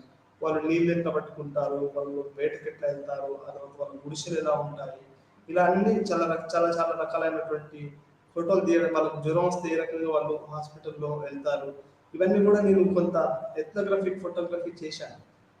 ఈ విజువల్స్ ఎథ్నోగ్రఫీ అని చెప్పుకోవచ్చు మనం. ఎథ్నోగ్రఫీ మొదట మెథడాలజీగా అర్థం చేసుకోవచ్చు. వివిధ క్రమశిక్షణ ఎజెండాలు మరియు సైద్ధాంతిక సూత్రాల సెట్ల ద్వారా తెలియజేసే మరియు తెలియజేయబడే సాంస్కృతిక మరియు సమాజాన్ని అనుభవించడం, వివరించడం మరియు ప్రాతినిధ్యం వహించే విధానం. అనుభవించడం కూడా అంటే మనం ఏదో కూర్చొని మాట్లాడడం కాదు, గిరిజనులతో పాటుగా మనం కూడా సమానంగా పనిచేయడం, మనం కూడా వాళ్ళతో బయటకు వెళ్ళడం, మనం కూడా వాళ్ళ బతకడం, అనుభవించడం, దాని ద్వారా వచ్చేది ఎథ్నోగ్రఫిక్ విజువల్స్ అని చెప్పొచ్చు. దాన్ని ఎథ్నోగ్రఫిక్ దాన్ని అని చెప్తారు. ఇది బ్రిటిష్ ఆంథ్రోపాలజిస్టులు, బ్రిటిష్ సోషాలజిస్టులు వచ్చినటువంటి ఈ యొక్క పరిస్థితి. దీన్ని మనము అట్లా అర్థం చేసుకునే దాన్ని మనకు ఎథ్నోగ్రఫిక్ అకౌంట్స్ అని మనం చెప్తాం. అట్లొచ్చినటువంటి తెలివిని, జ్ఞానాన్ని మనకు ఎథ్నోగ్రఫిక్ నాలెడ్జ్ సిస్టమ్ అని కూడా మనం అట్లా జ్ఞానాన్ని సంపాదించడం అనేది చాలా ముఖ్యంగా చేయవచ్చు. ఎథ్నోగ్రాఫర్లు తమ అధ్యయనంలో పార్టిసిపేటరీ మెథడ్ మరియు అబ్జర్వేషనల్ మెథడ్ అనేక పద్ధతులను ఉపయోగించవచ్చు. పార్టిసిపేటరీ మెథడ్ అంటే ఇప్పుడు గిరిజనులకు ఒక పండుగ వచ్చింది అనుకోండి, ఉదాహరణ నాగోబా జాతర వచ్చింది, సమ్మక్క సారక్క జాతర వచ్చింది, లేకుంటే ఇంకా ఇంకేదన్నా జాతర వచ్చింది. ఈ యొక్క రీసెర్చర్ కూడా పూర్తిగా వాళ్ళలాగానే ఉంటూ, వాళ్ళతోటే గడుపుతూ, వాళ్ళతోటే ఆ యొక్క పండుగలు చేయవలసినటువంటి అవసరం ఉంది. అట్లా పండుగలు చేయడాన్ని ఏమంటారు అంటే ఎథ్నోగ్రాఫిక్, మెథడాలజికల్ అండ్ అబ్జర్వేషనల్ మెథడ్స్ అని మనము చెప్పుకోవాలి. శాస్త్రవేత్త సారా పింక్ ప్రకారం ఎథ్నోగ్రఫిక్ పరిశోధన విజువల్స్ నుండే వేరు చేయడం కష్టం. అంటే మనం ఈ యొక్క ఏదైతే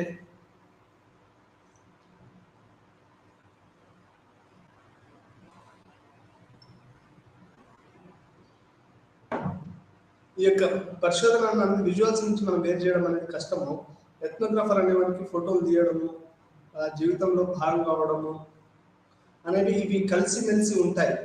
సోషియాలజీ, ఆంథ్రోపాలజీ, ఎథ్నోగ్రఫిక్ రీసెర్చ్, గిరిజనులు, ఇవన్నీ కూడా ఏంటంటే చాలా దగ్గరగా సంబంధం నుండి చాలా ప్రముఖమైన, ఇప్పుడు పొలిటికల్ సైన్స్, ఆ తర్వాత ఎకనామిక్స్కి, ఆ తర్వాత మిగతా సామాజిక శాస్త్రాలకి అంతగా ఈ ఫోటోగ్రఫీ విజువల్స్ అంతగా అవసరం లేకపోవచ్చు.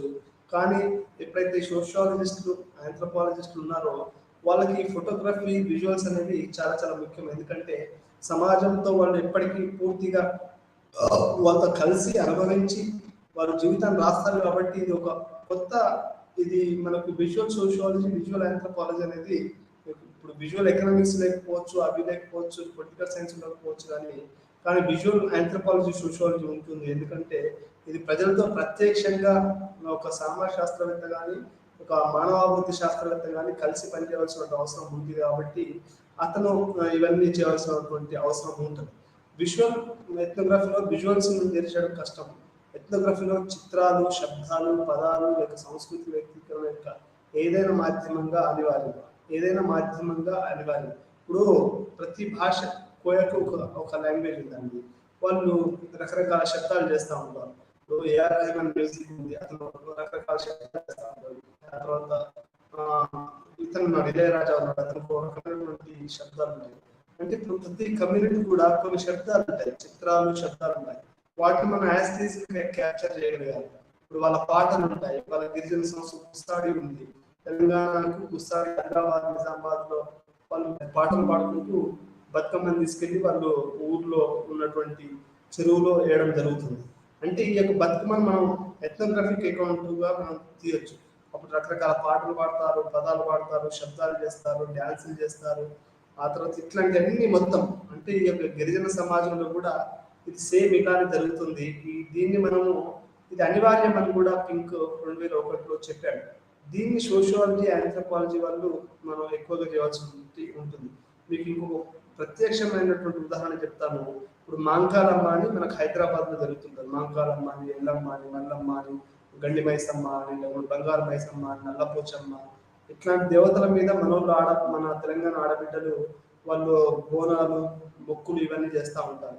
మీరు అప్పుడు కనుక చూస్తే వాళ్ళ వేషధారణ అది మనం రాస్తే కుదరదు. అది విజువల్స్ ద్వారానే మనము చూపించగలగాలి. అప్పుడు ఏమైతుందంటే మనకు ఒక సామాజిక శాస్త్రంగా ఒక ఒక మానవాభివృద్ధి శాస్త్రంగా మనం హైదరాబాద్లో జరిగే బోనాల పండుగ మనం చాలా చాలా అద్భుతంగా మనం దాన్ని విజువల్స్ చేసేసి దాన్ని మనం ముందుకు తీసుకురాగలుగుతాం. ఇప్పుడు హైదరాబాద్లో జరిగే ఈ బోనాల పండుగ అనేది ప్రపంచంలో చాలా అప్పుడు ఆమెకు దేవుడు రావడము, ఆమె భవిష్యవాణి చెప్పడం అనేది ఇవన్నీ గండి మైసమ్మ లేకపోతే ఇట్లాంటి పాటలు కూడా వచ్చాయి. మైసమ్మ మైసమ్మ పాట కూడా చాలా పాపులర్ అయింది ఆ పాట. అంటే నేను చెప్పాల్సింది ఏంటంటే అది ఆ పాట విజువల్స్ కానివ్వండి, లేకపోతే అప్పుడు ఉన్నటువంటి విజువల్స్, అది ఎథ్నోగ్రఫిక్ అకౌంట్స్ అనేది చాలా చాలా ముఖ్యం సోషియాలజీలో, ఆంథ్రోపాలజీలో. ఇవి లేకుండా ఫోటోగ్రఫీ, విజువల్స్ ఇవి లేకుండా సోషియాలజీ, ఆంథ్రోపాలజీ పరిశోధన అనేది అసాధ్యంగా ఉండవచ్చు. రోజు రోజుకి మన దైనందిక జీవితంలో మరియు సామాజిక శాస్త్రంలో ఒక విజువల్స్ ప్రాధాన్యత పెరుగుతుంది. అట్లాంటి టైంలో ఒక విజువల్ సోషియాలజీ అనేది రోజు రోజుకి తన యొక్క గుర్తింపు పెంచుకుంటూ ఒక అనివార్యమైనటువంటి ఇప్పుడు ప్రతి వాళ్ళు కూడా చదవవలసినటువంటి అవసరాన్ని ఈరోజు మనకు విజువల్ సోషియాలజీ, ఆంథ్రోపాలజీ అనేది తెలియజేస్తుంది. మనం చూసే చర్య అంటే మనము ఎట్లాంటి లెన్సెస్ ద్వారా చూస్తున్నాం మనం అంటే ఇప్పుడు మనం కుల దృష్టితో చూస్తున్నామా, వర్గ దృష్టితో చూస్తున్నామా, లేకపోతే ఇంకా మత దృష్టితో చూస్తున్నామా, తెలంగాణ దృష్టితో చూస్తున్నామా, ఆంధ్ర దృష్టితో చూస్తున్నామా, లేకపోతే ఒక సిటీ నేపథ్యంతో చూస్తున్నామా విజువల్స్ని, లేకపోతే గ్రామీణ నేపథ్యం చూస్తున్నామా, లేకపోతే జెండర్ ఒక స్త్రీ కోణం నుంచి చూస్తున్నామా, లేకపోతే పురుష కోణం చూస్తున్నామా, ఎల్జిబిటి కోణం చూస్తున్నామా, అంటే ఏదైతే యాంగిల్ అయితే ఉందో మనం చూసే చర్య, చూసే యాంగిల్, ఆ యాంగిల్ అనేది చాలా పర్స్పెక్టివ్స్. అంటే ఇప్పుడు కొంతమంది మార్క్సిస్ట్ పర్స్పెక్టివ్స్ చూస్తారు విజువల్స్ మీద, కొంతమంది స్త్రీవాద అన్ని మగవాళ్ళే ఉన్నాయి ఈ విజువల్స్ అన్ని, ఆడవాళ్ళే లేవు అని కొంతమంది చెప్తారు. ఇట్లా విజువల్స్ అనేటివి మనం చూసే చర్యను బట్టి కూడా విజువల్స్ అనేది ఉంటాయి అనేది ఇక్కడ మనకు విజువల్ సోషియాలజీ అంటే ఈ యొక్క ఛాయాచిత్రాలు, ఈ చిత్రాల సామాజిక శాస్త్రము మనకు అర్థమవుతుంది. మనం ఈ యొక్క సమాజాన్ని ఈ యొక్క విజువల్స్ ద్వారా ఇట్లా అర్థం చేసుకోవాల్సిన అవసరం ఉంది. పరిశోధన ప్రయోజనాల కోసం విజువల్స్ ఉపయోగించినప్పుడు మనం ఎప్పుడైతే ఇక విజువల్స్ ఎప్పుడైతే ఉపయోగిస్తామో పరిశోధన ప్రయోజనాల గురించి తలెత్తే ప్రాథమిక ప్రశ్న, ఒకరు విజువల్స్ ని ఎలా అధ్యయనం చేస్తారు? ప్రారంభించడానికి ఫోటోగ్రాఫ్లు, ఫిల్మ్లు, వీడియోలు, ఆర్ట్ అధ్యయనాల్లో ఉపయోగించే వివిధ రకాల విజువల్స్ గురించి గుర్తించడం చాలా ముఖ్యం. అంటే మన సోషియాలజీలో విజువల్స్ని ఎట్లా అర్థం చేసుకోవాలంటే ఫోటోగ్రఫీ ఉంటుంది, దాంట్లో ఫిల్మ్లు ఉంటాయి, వీడియోలు ఉంటాయి, యూట్యూబ్లు ఉంటాయి. వీటిని మనం రకరకాల డాటాని క్రోడీకరించాలి, వాటిని మనం అర్థం చేసుకోవాలి, అది మనకి ఎట్లా ఉపయోగపడుతుందో చూడాలి. ఇట్లాంటివన్నీ కూడా ఒక విజువల్ సోషియాలజీలో ఉంటాయి. విజువల్స్ని అధ్యయనం చేయడం విజువల్స్ని ఉపయోగించడం వంటి చర్యలకు అన్నిటికంటే ముందు అధ్యయనంలో విజువల్స్ని ఉపయోగించడంలో రిఫ్లెక్స్ విధానం అవసరం. అంటే మనము ఒక విజువల్స్ని ఉపయోగించే టైంలో ఇప్పుడు ఒక చిత్రాన్ని మనము మన ఎంఫిల్ వర్క్లను, పిహెచ్డి వర్క్లు వేస్తున్నాం అనుకోండి, వాళ్ళ వ్యక్తిగత ఫోటోలు వేయం కదా మనం. అంటే ఏది వాడుతున్నాము, మనం ఏ ఫోటో వాడుతున్నాము, ఏది వాడట్లేదు అనేది చాలా చాలా మనం ఇక్కడ అర్థం చేసుకోవాల్సినటువంటి అవసరం ఉంది. ఎవరికైనా ఇప్పటివరకే ఉన్న విజువల్స్ ఉపయోగించుకున్న లేదా సామాజిక వాస్తవికతను సంగ్రహించాలని ప్రయత్నించిన అతని ఆమె లొకేషన్, పర్మిషన్, ఇన్ఫర్మర్ల గురించి కూడా తెలుసుకోవడం ముఖ్యం. మనం అదేంటి అంటే ఒక ఫోటోను వాడేటప్పుడు వాళ్ళ యొక్క లొకేషన్ ఎక్కడ, ఇప్పుడు ఎక్కడో ఫోటో ఎక్కడ తీసుకొచ్చి పెట్టలేదు కదా. ఇప్పుడు నేను శ్రీదేవి ఎక్కతో కలిసి పనిచేశాను ఖమ్మంలో, ఆమె ఫోటో అయితే పర్మిషన్ నాకు తెలుసు కాబట్టి నా ఫోటోను పెట్టవచ్చు. అది ఖమ్మంలో, చిత్తూరులో, ఒక ఛత్తీస్గఢ్ బార్డర్లో ఒక చిన్న తెలంగాణ ప్రోగ్రామ్. ఇప్పుడు ఆంధ్ర తెలంగాణ యొక్క దాంట్లో అది ఆంధ్రాకి పోయింది అనేది విన్నాను, కన్ఫర్మేషన్ లేదు. అంటే ఎక్కడ ఉంది ఆ ఫోటో, దాని యొక్క కన్ఫర్మేషన్ ఇవన్నీ కూడా మనం కింద రాయాలి. ఆ ఫోటో కింద పలానా ఊరు పలానా చోట పలానా లొకేషన్ రాస్తే అప్పుడు చదివే విద్యార్థులు కూడా మన లొకేషన్ వైజ్ గా మనకు సమాజం, తెలంగాణ సమాజం ఎట్లా ఉంది. తెలంగాణ సమాజం అంటే హైదరాబాదే కాదు కదా, పెద్ద కార్లు యొక్క బండ్లు, మంచి మంచి కుటుంబాలు, అది అది ఆస్తులు, అది కాదు. తెలంగాణ సమాజం అంటే గిరిజన సమాజం. గిరిజన సమాజం అంటే దాంట్లో పేదవాళ్ళు, దాంట్లో ఎట్లా ఉన్నారనేది కూడా మనకు అది విజువల్స్ ద్వారా, విజువల్ సోషియాలజీ, ఆంథ్రోపాలజీ ద్వారా మనం యొక్క సమాజాన్ని అర్థం చేసుకునే అవసరం ఉంది. దీంతో పాటుగా వీక్షకుడు సామాజిక స్థితి, లింగము, వయసు, కులము, జాతి, వ్యక్తిగత చరిత్ర మరియు ఇతర అంశాలు ఇక్కడ ముఖ్యమైనవి. అంటే దీని వెనకాలతో పాటుగా ఆ లింగం అంటే ఆడవాళ్ళ మగవాళ్ళ, వాళ్ళ వయసు, ఆడపిల్లలు అంటే ఏజ్డా యంగ్ అదే మనం ఎట్లా పడితే అట్లా ఫోటోలు తీయడానికి కుదరదు. మనం వాళ్ళ పర్మిషన్ తీసుకోవాలి, వాళ్ళ వయసును మనం మనం గౌరవించాలి. ఇట్లాంటివన్నీ కూడా లింగము, వయస్సు, కులము, జాతి మరి వాళ్ళ వ్యక్తిగత చరిత్ర ఇవన్నీ కూడా ఒక ఫోటో, ఒక ఇమేజ్ తీసేటప్పుడు కానీ అంటే ఇవి రీసెర్చ్ లో చాలా చాలా ముఖ్యమైన, మనం ఇవి చాలా ఇవన్నీ కూడా మనము దృష్టిలో పెట్టుకుని తీయాలి తప్ప, మనం ఆ పరిశోధన చేయాలి తప్ప, ఆ విజువల్స్ సేకరించడం కానీ అవన్నీ చేయాలి తప్ప మనం ఎట్లా పడితే అట్లా విజువల్స్ సేకరించడం, ముందుకు తీసుకెళ్ళడం అనేది ఇంత మంచి పద్ధతి కాదని మనకు అర్థమవుతుంది.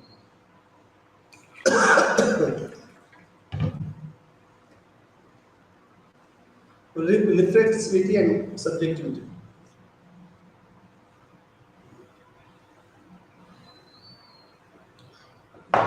మొత్తము సత్యం అనేది ఎట్లా, సత్యం అనేది ఎలా నిర్మించబడుతుంది సామాన్య ప్రజలతో అనేది విషయంలో కనుక మనం అర్థమైతే, దాన్ని ఎత్నో మెథడాలజీలో ఏంటంటే రెండు ప్రధానమైనటువంటి అంశాలు. ఒకటేమో రిఫ్లెక్సివిటీ. రిఫ్లెక్సివిటీ అంటే ఏంటి అంటే అది రిఫ్లెక్సివిటీ అనేది ఏంటి అంటే ప్రజలు ఉదాహరణకి రోజు ఒక చోటు నుంచి ఇంకో చోటు వాళ్ళు ప్రయాణం చేస్తున్నారు అనుకోండి, వాళ్ళు చూసే దాన్ని బట్టి వాళ్ళు సత్యం అంటే ఏంటో వాళ్ళు తెలుసుకుంటారు. దాన్ని రిఫ్లెక్సివిటీ అంటారు. ఉదాహరణకి హైదరాబాద్ మహానగరంలో గోడల మీద జిహెచ్ఎంసీ వాళ్ళు రకరకాల బొమ్మలు వేశారు. వాటిని రోజు చూసుకుంటా పోతారు, ఈ యొక్క ప్రజలు చూసుకుంటా పోతారు. ఆ రకంగా ఓహో హైదరాబాద్ అంటే కాలోజీ, హైదరాబాద్ అంటే పివి నరసింహారావు, హైదరాబాద్ అంటే తెలంగాణ గ్రామీణ జీవితం, హైదరాబాద్ అంటే ఇది అని ఆ యొక్క బొమ్మల్ని చూసి రిఫ్లెక్సివిటీ అంటే ఆలోచిస్తారు. ఓహో హైదరాబాద్ అంటే చార్మినార్, హైదరాబాద్ అంటే పలక్నామా ప్యాలెస్, హైదరాబాద్ అంటే ఇట్లా రకరకాల కమ్యూనిటీస్ ఫొటోస్ కూడా ఉంటాయి. దీన్ని ఏమంటారు అంటే సోషియాలజీలో రిఫ్లెక్సివిటీ అంటారు. మరియు సబ్జెక్టివిటీ. సబ్జెక్టివిటీ అంటే మనం ఏదైతే ఆలోచిస్తామో దాన్ని మనం సబ్జెక్టివిటీ అని చెప్తాం. ఈ రిఫ్లెక్సివిటీ, సబ్జెక్టివిటీ అనేవి చాలా చాలా ప్రధానమైనటువంటి అంశాలుగా మనం సామాజిక శాస్త్రంలో మనం అర్థం చేసుకోవాలి. అదే విజువల్ సోషియాలజీలో కూడా ఇది చాలా ముఖ్యమైన రిఫ్లెక్సివ్ అంటే మనం ఫోటోలు చూసినప్పుడు అది ఏ విధంగా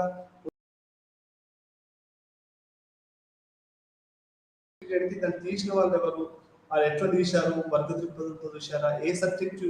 ఇప్పుడు ఆడవాళ్ళు ఒక ఆడపిల్లలకు కెమెరా ఇస్తే అమ్మాయి ఎక్కువ ఆడపిల్లల జీవితాలను చిత్రీకరించవచ్చు, అది మగవాళ్ళకి అర్థం కాకపోవచ్చు.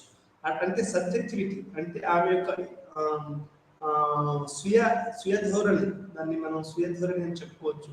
ఎటువంటి స్వీయ ధోరణి కలిగినటువంటి ఆడపిల్ల ఆమె ఫోటోలు ఎట్లా తీస్తుంది అనేది మనకు అర్థమవుతుంది. అంటే మనం చూసే విధానము, మనం సత్యాన్ని మనం చేసే అది సబ్జెక్టివిటీ. అంటే ఇట్లా ఏ రకంగా ఎవరు దీన్ని ఫోటోలు తీస్తున్నారు. ఇప్పుడు ఆడపిల్లలు తీసే ఫోటోలు కానీ అవి వేరుగా ఉండొచ్చు, వాటి సెన్సిటివిటీ వేరుగా ఉండొచ్చు, వాటి యొక్క థీమ్ వేరుగా ఉండొచ్చు. ఒక ఆడపిల్ల ఫోటోలు తీయాలి అంటే ఆమె ఆమె యంగ్ అమ్మాయిల ఫోటోలు తీసేసి వాళ్ళ జీవితం ఎట్లా ఉందని తీయవచ్చు. ఇప్పుడు నేనున్నా అనుకోండి, నేను వేరే రకంగా తీయచ్చు. ఒక పోయెట్ ఎట్లా ఉంది, లేకపోతే ఒక పెయింటర్ ఎట్లా ఉంది అని నా సబ్జెక్ట్ నాకేంటంటే బాగా ఇంట్రెస్ట్ ఉంది. ఇప్పుడు ఒక కవయిత్రి ఎట్లా ఉంది, ఒక చిత్రలేఖిని ఎట్లా ఉంది, వాళ్ళ జీవితాల మీద తీయడం అనేది నాకు ఇంట్రెస్ట్ ఉండవచ్చు. అంటే సబ్జెక్టివిటీ ఏదైతే స్వీయంగా ఒకరు ఆలోచిస్తారో అది నేను తీసే ఫోటోగ్రాఫ్ల మీద, నేను తీసే ప్రతి దాని మీద కూడా అది ప్రభావం చూపిస్తుంది. ఇప్పుడు మార్క్సిస్టులు ఉన్నారు అనుకోండి, ఉదాహరణకి వాడు తీసే ఫోటోలు ఎట్లా ఉంటాయంటే వాడు వర్గ దృక్పథంతో తీస్తాడు. ఒక మార్క్సిస్ట్ ఫోటో తీస్తే పేదవాడు ఎట్లా కారులో పోతున్నాడు, బిచ్చగాడు ఎట్లా ఉన్నాడు, వాడు ఇట్లా అడుక్కుంటా ఉంటాడు. ఒక పక్కన పేదరికం, ఇంకో పక్క కారులో టైప్ వేసుకుని వీడు తిరుగుతూ ఉంటాడు. అంటే వాడి వర్గ దృక్పథంతో తీసిన ఫోటోలు, ఆ తర్వాత కుల దృక్పథంతో తీసిన ఫోటోలు, అదే మన యొక్క స్త్రీల సెన్సిటివిటీ, లింగ దాంతో తీసిన ఫోటోలు. ఇట్లా సబ్జెక్టివిటీ అనేది చాలా చాలా చాలా ముఖ్యం అనేది మనకు. అంటే ఒక ఫోటోను అర్థం చేసుకోవడం కానివ్వండి, అది మనం సోషియాలజీలో రీసెర్చ్లో వాడాలి అంటే ఈ యొక్క సబ్జెక్టివిటీని మనం అర్థం చేసుకోవాల్సినటువంటి అవసరం ఉంది. అదేవిధంగా ఆ దృశ్యాలను మనం అర్థం చేసుకోవాల్సినటువంటి అవసరం ఉందనేది మనకి ఇక్కడ అర్థమవుతుంది. విజువల్ టెక్నాలజీస్, ఇమేజ్ మేకింగ్ మరియు పరిశోధన. మనకు రోజు రోజుకి ఏమవుతుందంటే విజువల్ టెక్నాలజీస్ మారిపోతున్నాయండి. విజువల్ టెక్నాలజీస్ అంటే ఒకప్పుడు మనకు కెమెరా ఉండేది, ఆ కెమెరా నుంచి మాత్రమే ఫోటోలు తీసేవాళ్ళం. ఈరోజు మొత్తం మారిపోయింది. అసలు ఫోటోగ్రఫీ విధానమే మారిపోయింది. మీకు కెమెరాలు మారిపోయాయి, సెల్ఫీలు వచ్చేసాయి, ఫోన్లు వచ్చేసాయి, కెమెరా అనేది ప్రతి చోట రావడం అనేది మొదలైంది. అంటే ఈ యొక్క మొత్తం సమాజంలో కూడా వీటిని యొక్క మీకు ఊర్లో ఫోటోగ్రఫీ స్టూడియోస్ 3-4 ఉంటున్నాయి ప్రతి ఊర్లో. అంటే ఏంటి అర్థం ఏంటంటే విజువల్ టెక్నాలజీస్ మారిపోయాయి. It became a reachable to the common people villages అని నాకు ఇప్పుడు అర్థమవుతుంది. అంటే అది కొంచెం కాస్ట్లీ, కెమెరాలు అవన్నీ తీయడము, ప్రింట్అవుట్ తీసే పేపర్ కలరు అవన్నీ కూడా చాలా కొంచెం డబ్బుతో కూడుకున్నాయి. కానీ అవి కొంచెం జనసామాన్యులకి వచ్చాయనేది మనకు ఇక్కడ అర్థమవుతుంది. ఫోటోగ్రఫీ అభ్యాసాలపై రాస్తూ ప్రజల మధ్య దృశ్యమాన పనిలో ఇప్పటికే ఉన్న దృశ్య రూపాలు లేదా శైలులను ఎందుకు ఉపయోగిస్తున్నారో అని వివరించడానికి ప్రయత్నించారు. అంటే ఆయన పీరి బూర్దియో, ఈయన చాలా ప్రముఖమైనటువంటి సోషియాలజిస్ట్, ఈయన మార్క్సిస్ట్ సోషియాలజిస్ట్ అని కూడా చెప్పొచ్చు. ఇతనే అంటే ఏమని చెప్పాడంటే ఈ యొక్క కల్చరల్ అనేది ఎట్లా పనిచేస్తుంది, ముస్లిం సమాజాన్ని ఎట్లా అర్థం చేసుకోవాలి, మార్క్సిస్ట్ ఎట్లా అర్థం చేసుకోవాలని పీరి బూర్దియో కల్చరల్ క్యాపిటల్ అని ఒక పదాన్ని చెప్పాడు. కల్చరల్ క్యాపిటల్ అంటే ఏంటి అంటే ఒక సమాజంలో ఒక వ్యక్తి ఎందుకు బాగుపడతాడు అంటే అతనికి కల్చరల్ క్యాపిటల్. ఇప్పుడు పెట్టుబడి అంటే నీ జేబులో 100 రూపాయలు ఉండవలసిన అవసరం లేదు. నీకు పక్కన వాడి జేబులో 100 రూపాయల వాటిని నువ్వు ఉపయోగించగలిగే దాన్ని మనం కల్చరల్, సాంస్కృతిక పెట్టుబడి అని చెప్పుకోవచ్చు. అంటే మనకు తెలుసు సిటీ పిల్లలకు 100 రూపాయలు పక్కన నుంచి ఎట్లా సంపాదించాలి, దాన్ని మనం కల్చరల్ క్యాపిటల్ అంటారు. దీన్ని పీరి బూర్దియో చెప్పాడు. చాలా మంది గ్రామీణ ప్రజలకు ఏంటి అంటే నాకు కూడా ఇప్పుడు కల్చరల్ క్యాపిటల్ లేదు, అంటే నాకు ఫైనాన్షియల్ క్యాపిటల్ లేదు, కల్చరల్ క్యాపిటల్ లేదు, ఏమన్నా కొంచెం చదువు ఉంది అంటే అంటే ఉదాహరణ ఎందుకు చెప్తున్నాను అంటే అదే సిటీ పిల్లోడు వేరే రకంగా ఉండొచ్చు. వాళ్ళకి కల్చరల్ క్యాపిటల్ ఉంటుంది, ఒక మనిషిని ఎట్లా వాడుకోవాలో తెలుస్తుంది, ఒక చదువు ఎట్లా చదవాలో తెలుస్తుంది, వాళ్ళకి ఎట్లా విదేశాలకు పోవాలో తెలుస్తుంది, ఇంగ్లీష్ని ఎట్లా మంచి కమ్యూనికేట్ చేయాలనేది కూడా తెలుస్తుంది. ఇది పీరి బూర్దియో చెప్పినటువంటి కల్చరల్ క్యాపిటల్. అతను ఏమంటాడు అంటే విజువల్స్ టెక్నాలజీస్ మారిపోయాయి, ఆ తర్వాత మేకింగ్ కూడా మారిపోయింది, దాంతోపాటు పరిశోధనలు కూడా మారుతున్నాయని ఆయన చెప్పాడు. వ్యక్తులు ఫోటోగ్రాఫర్లు దేనినైనా మరియు ప్రతిదానిలోనూ సంగ్రహించడానికి స్వేచ్ఛగా ఉన్నప్పటికీ ఫోటోగ్రఫీ అభ్యాసానికి ఆబ్జెక్టివిటీ పరిమితులు ఉన్నాయని అతను రాశాడు. అతను ఏమంటాడంటే ఎవరైనా ఫోటోలు తీయొచ్చు, ఏదైనా చేయొచ్చు, కానీ సామాజిక శాస్త్రంలో ఫోటోగ్రఫీని అభ్యాసం చేయడానికి చాలా పరిమితులు ఉన్నాయని అతను యొక్క విజువల్ టెక్నాలజీస్ దాని మీద పీరి బూర్దియో చెప్పాడు. అంటే మనం వాడచ్చు, కానీ దానికి చాలా పరిమితులు ఉన్నాయనేది మనకు పీరి బూర్దియో చెప్పాడు. చాలా మంది ఈ రోజుల్లో విజువల్స్ మీదనే ఎక్కువ ఆధారపడుతున్నారు. దానిలో కంటెంట్ ఉండదు, ఏముండదు, జస్ట్ విజువల్స్ ఏమి పనికిరావు కదండి, దాంట్లో కంటెంట్ ఉంటేనే పనికి వస్తుంది.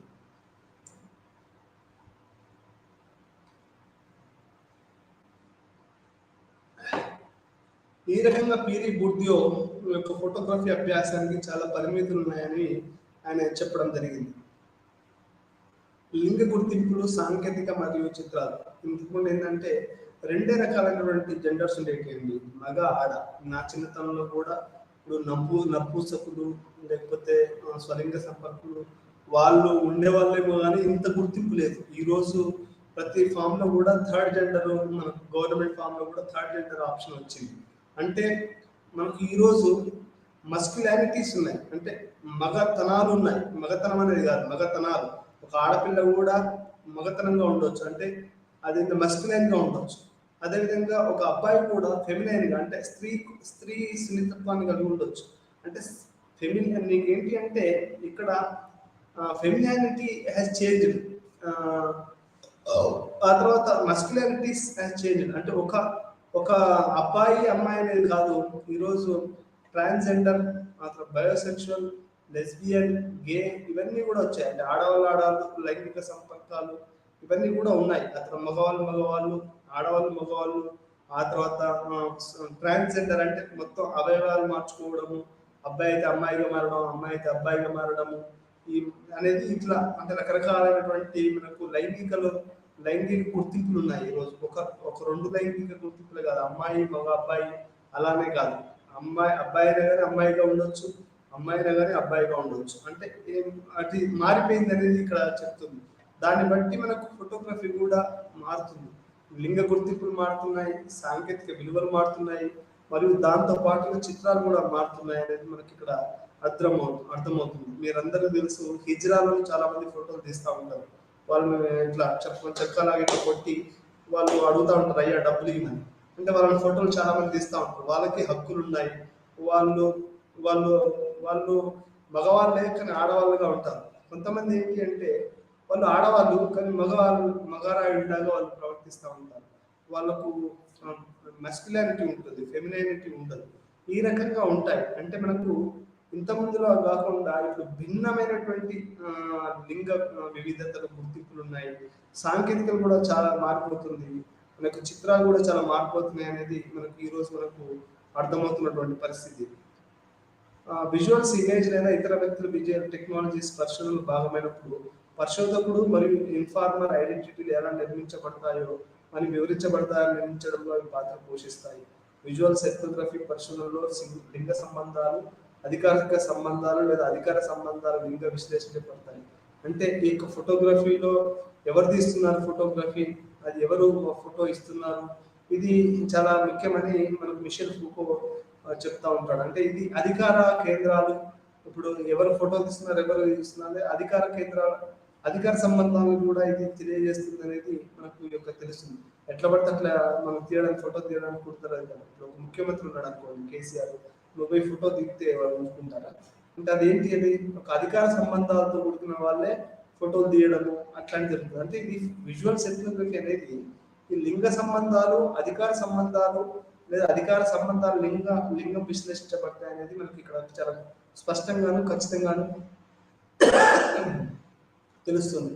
మీ అందరికీ ఒక ఉదాహరణ చెప్తాను. కాంశీరామ్ గారు ఒకసారి బహుజన సమాజ్ పార్టీ మీటింగ్ జరుగుతుంది. ఒక విలేకరి వచ్చి కూర్చున్నాడు. అతను బయటకు వెళ్ళవడానికి అతను చెంప మీద కొట్టాడు. ఫోటోలు తీయకూడదు. మీ అందరికీ తెలుసు, చాలా మంది బాలీవుడ్ యాక్టర్లు, హీరోయిన్లు, చాలా మంది ఫోటోగ్రాఫర్లను కొడుతూ ఉంటారు. ఆయన ఎట్లా అంటే వాడు ఫోటో తీయడానికి వస్తాడు, టాప్ అని కొడతాడు. ఎందుకు ఇట్లా అంటే అది ఏంటంటే అధికార సంబంధాలు, లింగ సంబంధాలతో ఉన్న విషయాలు అనేది, విజువల్స్ అనేటివి ఇట్లా అధికార సంబంధాల పైన వాళ్ళు అనుకున్న ఫోటోగ్రాఫర్ ఫోటో తీస్తే పర్వాలేదు, కానీ ఎవరెవరో ఎట్లా పడితే అట్లా ఇప్పుడు సెల్ఫీ అడుగుతూ ఉంటారు. సెల్ఫీ అడిగితే ఎయిర్పోర్ట్లో హీరోయిన్లు కొంతమంది విసుక్కుంటారు, తిట్టుకుంటారు. ఇట్లా రకరకాల అంటే అధికార సంబంధాలు, లింగ సంబంధాలు ఇట్లా రకరకాలుగా ఈ యొక్క విజువల్ ఫోటోగ్రఫీలో ఉన్నాయనేది మనకు ఇక్కడ అర్థమవుతుంది. దృశ్య పద్ధతులు, ఎథ్నోగ్రఫిక్ విజువల్స్ అధ్యయనంతో సహా వివిధ పద్ధతులను ఉపయోగిస్తుంది. అయితే దృశ్య పద్ధతి అన్ని సందర్భాల్లో తగినది కాదు. మనం దేని పడితే దాన్ని మనం విజువల్స్ ద్వారా చెప్పడం చాలా తప్పండి. ఎట్లా అంటే కొన్ని ఇంపార్టెంట్ విషయాలు ఉన్నప్పుడు మాత్రమే మనకు విజువల్స్ వస్తాయి. లేకపోతే మనం నోట్స్ రాసుకొని దాన్ని మనం వాడుకోవాలి. ఇట్లా visual sociology don't depend everything on the visuals. అంటే ప్రతిదాన్ని కూడా మనం ఈ సినిమా కాదు, ఇప్పుడు సోషియాలజీ, ఆంథ్రోపాలజీ అనేది విజువల్స్ అనేది ముఖ్యం, కానీ దానితో పాటు టెక్స్ట్ కూడా ముఖ్యమే. అది సినిమా అనుకోండి, మొత్తం విజువల్స్ మీదనే, అది విజువల్ మీడియా, అది పూర్తిగా మొత్తం విజువల్స్ మీదనే ఆధారపడి ఉంటుంది. ఈ రకంగా దృశ్య పరిశోధన పద్ధతులు పూర్తిగా దృశ్యమానంగా ఉండవు. మరో మాటలో చెప్పాలంటే వాటిని ఇతర పద్ధతుల నుండి స్వతంత్రంగా ఉపయోగించలేదు. అంటే మనం విజువల్స్ అనేటివి రిటర్న్కి ఒక అనుసంధానంగా, అనుభాగంగా మనం వాడాలి తప్ప దాని అది ఒక ప్రత్యేకంగా మనం దాన్ని వాడడం అనేది కష్టం. అంటే పూర్తిగా ఒక దృశ్య కారణంగానే మనం రీసెర్చ్ పరిశోధనను కొనసాగించడం చాలా కష్టం.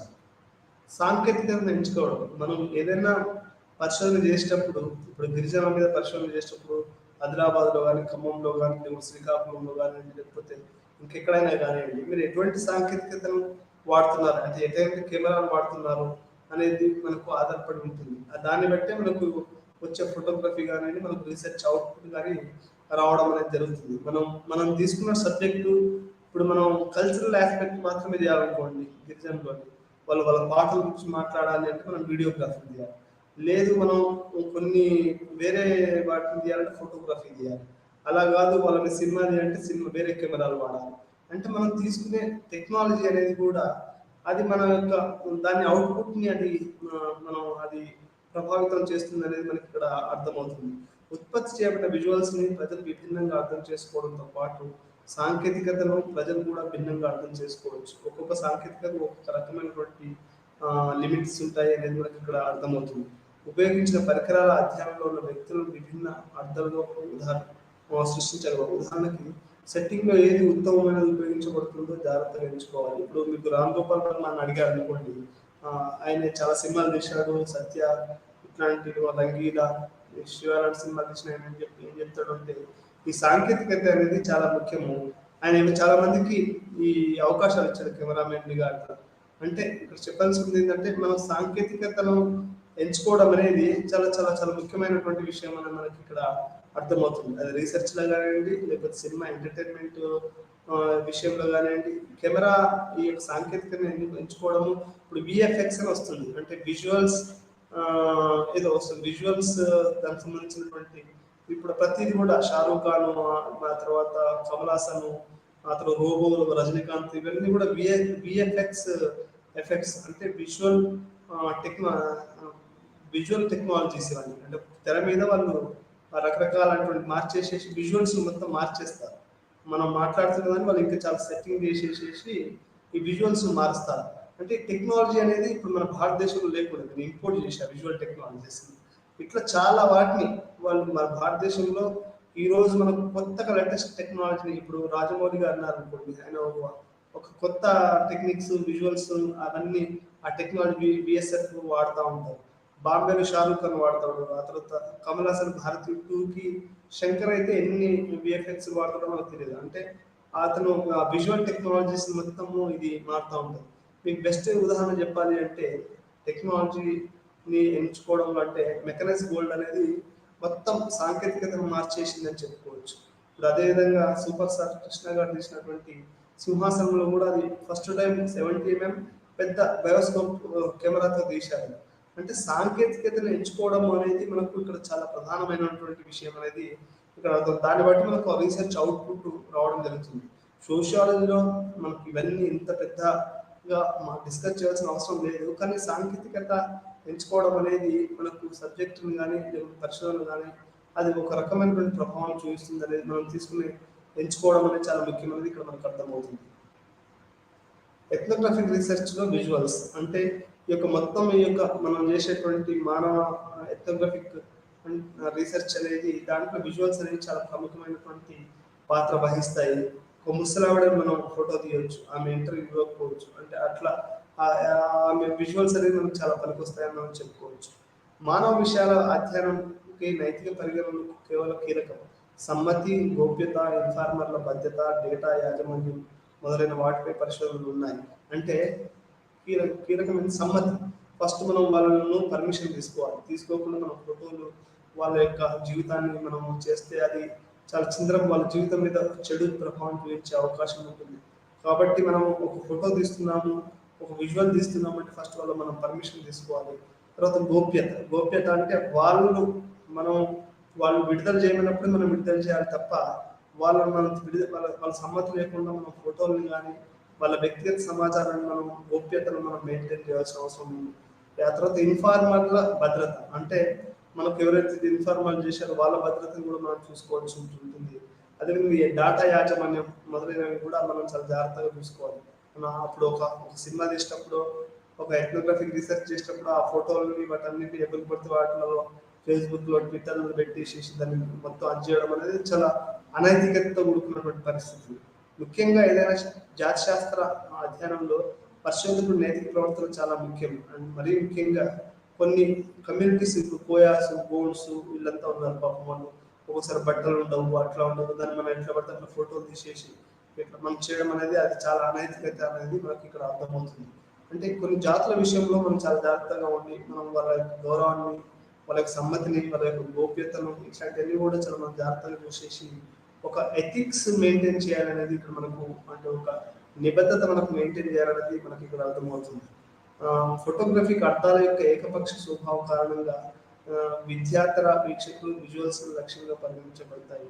గతంలో విద్యావేత్తలు వాస్తవికత యొక్క అతి తక్కువ వక్రీకరణతో దృశ్య పరిశోధన నిర్వహించడానికి మార్గాలు రూపొందించడానికి ప్రయత్నించారు. అంటే అతి తక్కువగా ఆ, ఆ, ఆ, వ్యక్తీకరణతో మనం ఈ దృశ్యాన్ని తీసుకోవచ్చు. అంటే ఇది మనం ఎక్కువగా కూర్చొని రాసుకోకుండా ఒక చిన్న పిక్చర్ ద్వారా అది ఎక్కువగా అయ్యేటట్టు మనం చూసుకోవచ్చు అనేది ఇక్కడ మనకు అర్థమవుతుంది. చివరికి చివరిగా ఈ పాఠం ఎండింగ్ లో మనం ఏం నేర్చుకున్నామంటే సమాజంలో వివిధ రకాలైన విజువల్స్ ఉంటాయి. వాటిలో రోజు రోజుకి వ్యక్తిగత జీవితంలోనూ సామాజిక జీవితంలో ఈ యొక్క విజువల్స్ ప్రాధాన్యత పెరుగుతుంది. పండుగలైనా, పబ్బాలైనా, ఉద్యోగాలు వచ్చిన ఆత్మహత్యలైనా, కమ్యూనల్ గొడవలైనా, కుల గొడవలు, ప్రతిదీ కూడా ఈ విజువల్స్ మీదనే ఆధారపడి సమాజం చాలా యాక్టివ్గా వర్క్ అవుతుంది. రోజు రోజుకి విజువల్స్ ప్రాధాన్యత పెరుగుతుంది అనేది మనకు ఇక్కడ మన వ్యక్తిగత జీవితంలోనూ సమాజ జీవితంలో పెరుగుతుందని మనకు ఇక్కడ అర్థమవుతుంది. సంస్కృతి వంటి మానవ సమాజ అంశాలపై పరిశోధన చేయడానికి దృశ్యమానత ఒక ముఖ్యమైన సాధనంగా మారింది. సంస్కృతి అంటే కల్చరల్ ఆస్పెక్ట్, ఇప్పుడు మనకుండే music, art, dance, Kathakali, Bharatanatyam ఇట్లాంటివన్నీ కూడా చేయాలి అంటే దాన్ని అది విజువల్స్ రూపంలో అయితే అది మన సంస్కృతి విషయంలో ఇది చాలా ఫోటోగ్రఫీ ఇది చాలా పనికొస్తుంది అనేది మనకి ఇక్కడ అర్థమవుతుంది. జేమ్స్ దృశ్య సంస్కృతి, United Kingdom, Tyler France, Manchester, New York వీళ్ళందరూ కూడా ఈ యొక్క పుస్తకాలు రాయడం, ఈ యొక్క మీడ్ అనే సంస్కృతి మరియు వ్యక్తిత్వ అధ్యయనాల్లో స్టిల్ ఫోటోగ్రఫీ యొక్క కొన్ని ఉపయోగాలు అంటే ఈ యొక్క సంస్కృతి ఒక కల్చర్ మనం చదివేటప్పుడు ఈ యొక్క ఫోటోగ్రఫీ విజువల్స్ అనేవి చాలా ముఖ్యం. మన కట్టు మహారాష్ట్ర ఉమెన్ అనుకోండి, చీర ఇటువైపు వేస్తారు, మన తెలుగు ఉమెన్ ఏమో ఇటువైపు వేస్తారు. అది ఒక సంస్కృతిగా అది ఫోటోలో చూస్తే కానీ మనకు అర్థం కాదు. అంటే ఇక్కడ చెప్పాల్సిన విషయం ఏంటి అంటే ఈ యొక్క సాంస్కృతిక అధ్యయనాలలో ఒక విజువల్ ఫోటోగ్రఫీ ఇదంతా చాలా చాలా ప్రధానంగా పనికొస్తుంది అనేది మనకి ఇక్కడ అర్థమవుతుంది. ఇట్లా మనకు విజువల్స్ అనేది చాలా విజువల్ సోషాలజీ అనేది చాలా ప్రముఖమైనటువంటి పాత్ర వహిస్తుంది అనేది మనకు ఇక్కడ అర్థమవుతుంది. వ్యక్తిగత పాత్ర మరియు సాంస్కృతిక వాతావరణంలో విజువల్ సాంఘిక శాస్త్రం, సాంఘిక మానవశాస్త్రం మొదలైన విభాగాల్లో ఎథ్నోగ్రఫీకి సహాయం చేస్తాయి. అయితే దృశ్య పద్ధతిని ఉపయోగించడం కోసం దృశ్య పరిశోధన యొక్క అంశాల గురించి లోతైన అవగాహన మరియు ప్రతిబింబంగా ఉండడం మరియు ఫీల్డ్ మంచి అవగాహన ఉండడం అనేది అవసరం. మన ఫీల్డ్ వర్క్ లో చాలా మంచి అవగాహన ఉండాలి. ఏ అంశం మీద మనం ఫోటో తీయబోతున్నాం, ఏం చేయబోతున్నాం అన్నది కూడా మంచి అవగాహన ఉండాలి. అప్పుడే మనకి ఏంటంటే మనకు ఫోటోగ్రఫీ కానివ్వండి, మనకి ఎథ్నోగ్రఫిక్ అకౌంట్స్ లో కానివ్వండి పెరుగుతున్నటువంటి ఇమేజెస్ దానికి అవి పనికొస్తాయి అనేది అర్థమవుతుంది. పూర్తిగా మనం ఇమేజెస్ విజువల్స్ మీదనే ఆధారపడడం అనేది చాలా మంచి పద్ధతి కాదు. ఇది సామాజిక శాస్త్ర పరిశోధన కూడా ఒక నెగిటివ్ లాగా పనికొస్తుంది అనేది మనకు అర్థమవుతూ ఈరోజు ఇంతటితో ఈ యొక్క పాఠాన్ని మనం ముగిద్దాం. మరొక పాఠంలో మరొక కొత్త టాపిక్తో మళ్ళీ మేము ముందుంటాము. అంతవరకు నమస్కారం, ఉంటాం.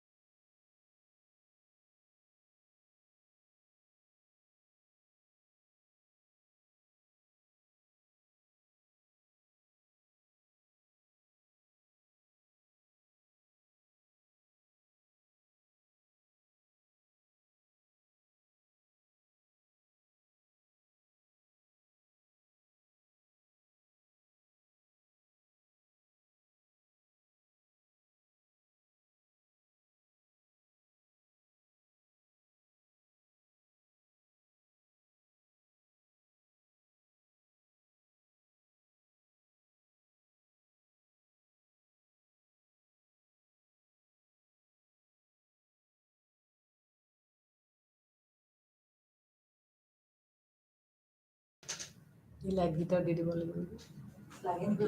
পোহৰটো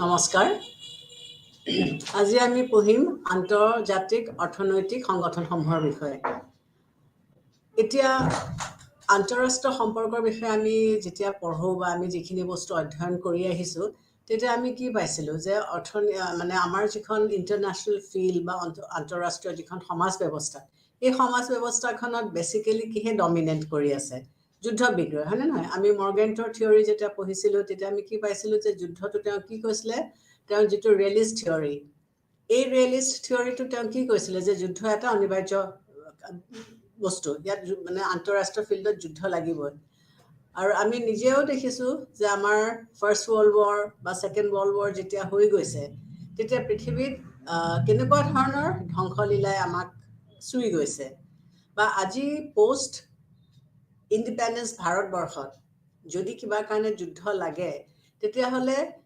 কিমান ধ্বংস হ'ব পাৰে সেইটো আমি অলৰেডি অনুমান কৰিব পাৰিছোঁ বা ৰাছিয়াৰ লগত এতিয়া যিখন যুদ্ধ লাগি আছে সেই দেশবিলাকত কিমান অনিষ্ট হৈছে সেইটো আমি সকলোৱে অনুমান কৰিব পাৰিছোঁ গতিকে আমি কি বিচাৰিছোঁ যে আমি অলৰেডি দেখিছোঁ যে কিছুমান কাণ্ট্ৰিজ কিছুমান দেশ পিছপৰা কিহৰ কাৰণে যে যেতিয়া উপনিৱেশবাদ ইয়াত আছিল এই যিবিলাক দেশ উপনিৱেশৰ স্বাধীনতা পোৱা নাছিলে উপনিৱেশবাদত আণ্ডাৰত আছিলে তেতিয়া সেই দেশবিলাকৰ কিন্তু বিকাশ হোৱা নাছিলে দেশবিলাক এটা সমান স্তৰত বা এটা সমান গতিত কিন্তু এডভান্সমেণ্ট হোৱা নাছিলে গতিকে গ্লোবেল নৰ্থ বা গ্লোবেল চাউথ বুলি আমি ক'ব পাৰোঁ বা ডেভেলপ কাণ্ট্ৰিজ বা ডেভেলপিং কাণ্ট্ৰিজ বুলি আমি কওঁ গতিকে পেৰিফেৰী প্ৰান্তৰ এই শব্দবিলাক আমি অলৰেডি পাই আহিছোঁ যেতিয়া আমি আগৰ ক্লাছত ডিপেণ্ডেঞ্চি থিয়ৰী পঢ়িছিলোঁ যে কি হৈছে যে ইটো দেশবিলাক আৰ্থিকভাৱে দুৰ্বল আৰু এইটোৰ মেইন কাৰণ হৈছে যে যিবিলাক যুদ্ধ বিগ্ৰহ লাগি গৈছিল এই যুদ্ধ বিগ্ৰহবিলাকে মানুহৰ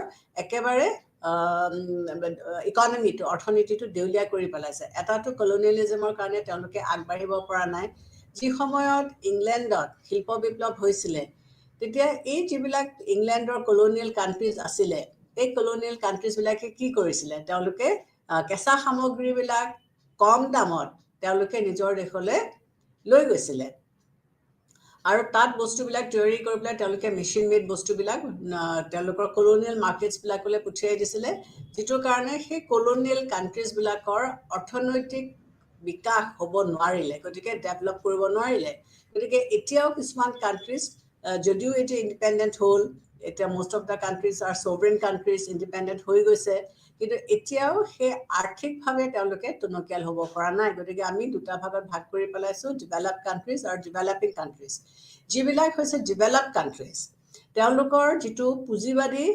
ব্যৱস্থা সেই পুঁজিবাদী ব্যৱস্থাটোৱে কি কৰিছে তেওঁলোকক হাতত সকলোবিলাক উৎপাদনৰ আহিলা টেকন'লজি নলেজ লেবাৰ সব তেওঁলোকৰ হাতত আছে আৰু সেইকাৰণে তেওঁলোক আগবাঢ়ি যাব পাৰিছে কিন্তু বাকীখিনিতো নিৰ্ভৰশীল হৈ থাকিল গতিকে তেনেস্থলত বেছিভাগ দেশৰে অৰ্থনীতিটো পিছ পৰি থাকিলে গতিকে এতিয়া ইণ্টাৰনেশ্যনেল ফিল্ডত বা ইণ্টাৰনেশ্যনেল এজেণ্ডাটো হৈছে কি যে আমি কিছুমান অনুষ্ঠানৰ সৃষ্টি কৰিব লাগে আৰু এই অনুষ্ঠানবিলাকৰ মাধ্যমেৰে আমি কি কৰিব বিচাৰিছোঁ যে আমি অনুন্নত যিবিলাক দেশ আছে সেইবিলাককো আমি উন্নত কৰিব লাগিব আৰু তাৰ বাবে আমি সেই দেশবিলাকক দৰকাৰ পৰিলে কিছুমান ইকনমিক এছিষ্টেঞ্চ এইড আমি দিব লাগিব গতিকে এই অনুষ্ঠানবিলাকৰ নাম আমি ক'ব পাৰোঁ ইণ্টাৰনেশ্যনেল মনিটাৰী ফাণ্ড বা যিটো শ্বৰ্ট ফৰ্মত IMF বুলি কোৱা হয় বা ঠিক তেনেকৈ ৱৰ্ল্ড বেংক আৰু ৱৰ্ল্ড ট্ৰেড অৰ্গেনাইজেশ্যনছ এইবিলাক পোষ্ট ৱাৰৰ পিছত আহিছে আৰু এইবিলাকৰ লক্ষ্য হৈছে কি কেনেকৈ এই পিছপৰা দেশসমূহক বিভিন্ন ধৰণেৰে অৰ্থ দি পেলাই ইকনমিক এছিষ্টেঞ্চ দি পেলাই তেওঁলোকক কেনেকৈ উন্নত কৰিব পাৰি আগতে আমাৰ ছিষ্টেমটো কি আছিলে আমাৰ বাৰ্টাৰ ছিষ্টেম আছিলে বাৰ্টাৰ ছিষ্টেমটো কি যে মোৰ নিমখ নাই গতিকে মই নিমখ দি পেলাই চাহপাত ল'লোঁ কাৰোবাৰ তেল নাই তেল দি পেলাই তেওঁ কিবা এটা বস্তু ল'লে গতিকে এইদৰে ইকনমিটো তেনেকৈ চলি আছিলে কিন্তু লাহে লাহে যেতিয়া ইণ্ডাষ্ট্ৰিয়েলাইজেশ্যন আৰম্ভ হ'ল আৰ্বানাইজেশ্যন আৰম্ভ হ'ল তেতিয়া কি হ'ল ইউৰোপে তেওঁলোকে কি কৰিবলৈ ধৰিলে, তেওঁলোকে যিটো ডিচেন্ট্ৰেলাইজ ছিষ্টেম আছিলে, যে গ্ৰাছৰুট লেভেলৰ পৰা, তৃণমূল পৰ্যায়ৰ পৰা তেওঁলোকে যিটো মানে চবৰে বস্তুটো চবৰে মাজত পাৰ্কুলেট কৰিছিলে, সেই বস্তুটো লাহে লাহে তেওঁলোকে নাইকিয়া কৰি পেলাই তেওঁলোকে এটা কেন্দ্ৰীকৰণ অৰ্থনীতি ব্যৱস্থা তেওঁলোকে সৃষ্টি কৰিব পাৰিলে। কিহৰ কাৰণে এইটো কৰিব পাৰিলে? যিহেতু তেওঁলোকৰ অৰ্থনীতি বা উপাৰ্জনৰ যিবিলাক আহিলা, সেই গোটেই বস্তুবিলাক তেওঁলোকৰ হাতত থাকি গ'ল। গতিকে তেওঁলোকে এটা পুঁজিবাদী মাৰ্কেট ছিষ্টেম তেওঁলোকে এষ্টাব্লিছ কৰি পেলালে, যিটো কথাৰ কাৰণে এই কিছুমান দেশ যাৰ হাতত উৎপাদনৰ আহিলাবিলাক আছিলে বা সকলোবিলাক বস্তু আছিলে, তেওঁলোক আগবাঢ়ি গ'ল আৰু বাকীবিলাক দেশ তেনেকৈ পিছ পৰি থাকিলে। গতিকে এতিয়া নতুনকৈ এটা শব্দ আমি খুব সঘনাই প্ৰয়োগ কৰোঁ, সকলোৰে মুখতে আমি শুনো, সেইটো আমি ইংৰাজীত কওঁ গ্ল'বেলাইজেশ্যন, অসমীয়াত আমি কওঁ গোলকীকৰণ। এই গোলকীকৰণ শব্দটোৱে আজি কেইবা শতিকাও আমাৰ মাজত এই শব্দটো খুব জনপ্ৰিয় হৈ উঠিছে, আৰু আমি এইটোৰ মাধ্যমেৰে আমি কি কৰিব চেষ্টা কৰিছোঁ যে আমাৰ যিটো ৱৰ্ল্ড ইকনমি, এই ৱৰ্ল্ড ইকনমিটো গোলকীকৰণৰ মাধ্যমেৰে, গ্ল'বেলাইজেশ্যন প্ৰক্ৰিয়াৰে আমি তাক চলাবলৈ চেষ্টা কৰিছোঁ। আমি ফ্ৰী ট্ৰেডৰ কথা কৈছোঁ, সকলো মানুহকে বেহা বেপাৰ কৰা আমি সুবিধা দিবলৈ বিচাৰিছোঁ। গতিকে এই যিটো ডেভেলপ ৰিচ বা ৱেলষ্টাৰ্ণৰ যিটো তত্ত্ব, যে পেৰিফেৰী বা ছেমি পেৰিফেৰীৰ কথা তেওঁ কৈছে, এই বস্তুখিনিক আমি কেনেকৈ মানে অভাৰকাম কৰিব পাৰি, আৰু যিবিলাক দেশ পিছ পৰি আছে সেই পিছ পৰি থকা দেশবিলাকক আমি কেনেকৈ উন্নত কৰিব পাৰোঁ। চ' তাৰ কাৰণে আমাৰ প্ৰথমতে আহিলে ইণ্টাৰনেশ্যনেল মনিটাৰী ফাণ্ড।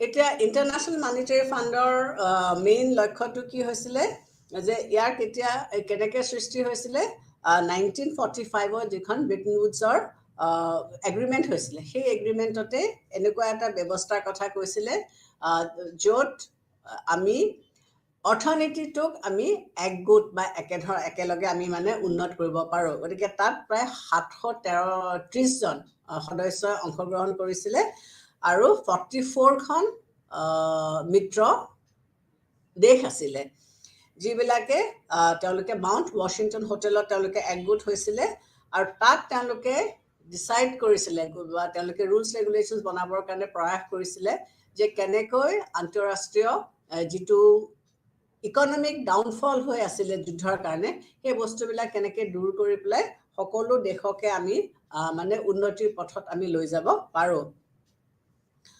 উইলছনে এই মিটিঙত যথেষ্ট আগভাগ লৈছিলে, আৰু তেওঁলোকে চেষ্টা কৰিছিলে যে যিটো গ্ৰেট ডিপ্ৰেশ্যন হৈছিলে বা 1930ত বা আৰ্লি 40ত, যেতিয়া টকা পইচাৰ লেনদেনটো খুব হাই আছিলে, উচ্চ স্তৰত আছিলে, বা কাৰেঞ্চি ডিভালুৱেশ্যন হৈছিলে, এই ডিছক্ৰিমিনেটেড ট্ৰেড হৈছিলে, এইবিলাক কেনেকৈ নাইকিয়া কৰিব পৰা যায়।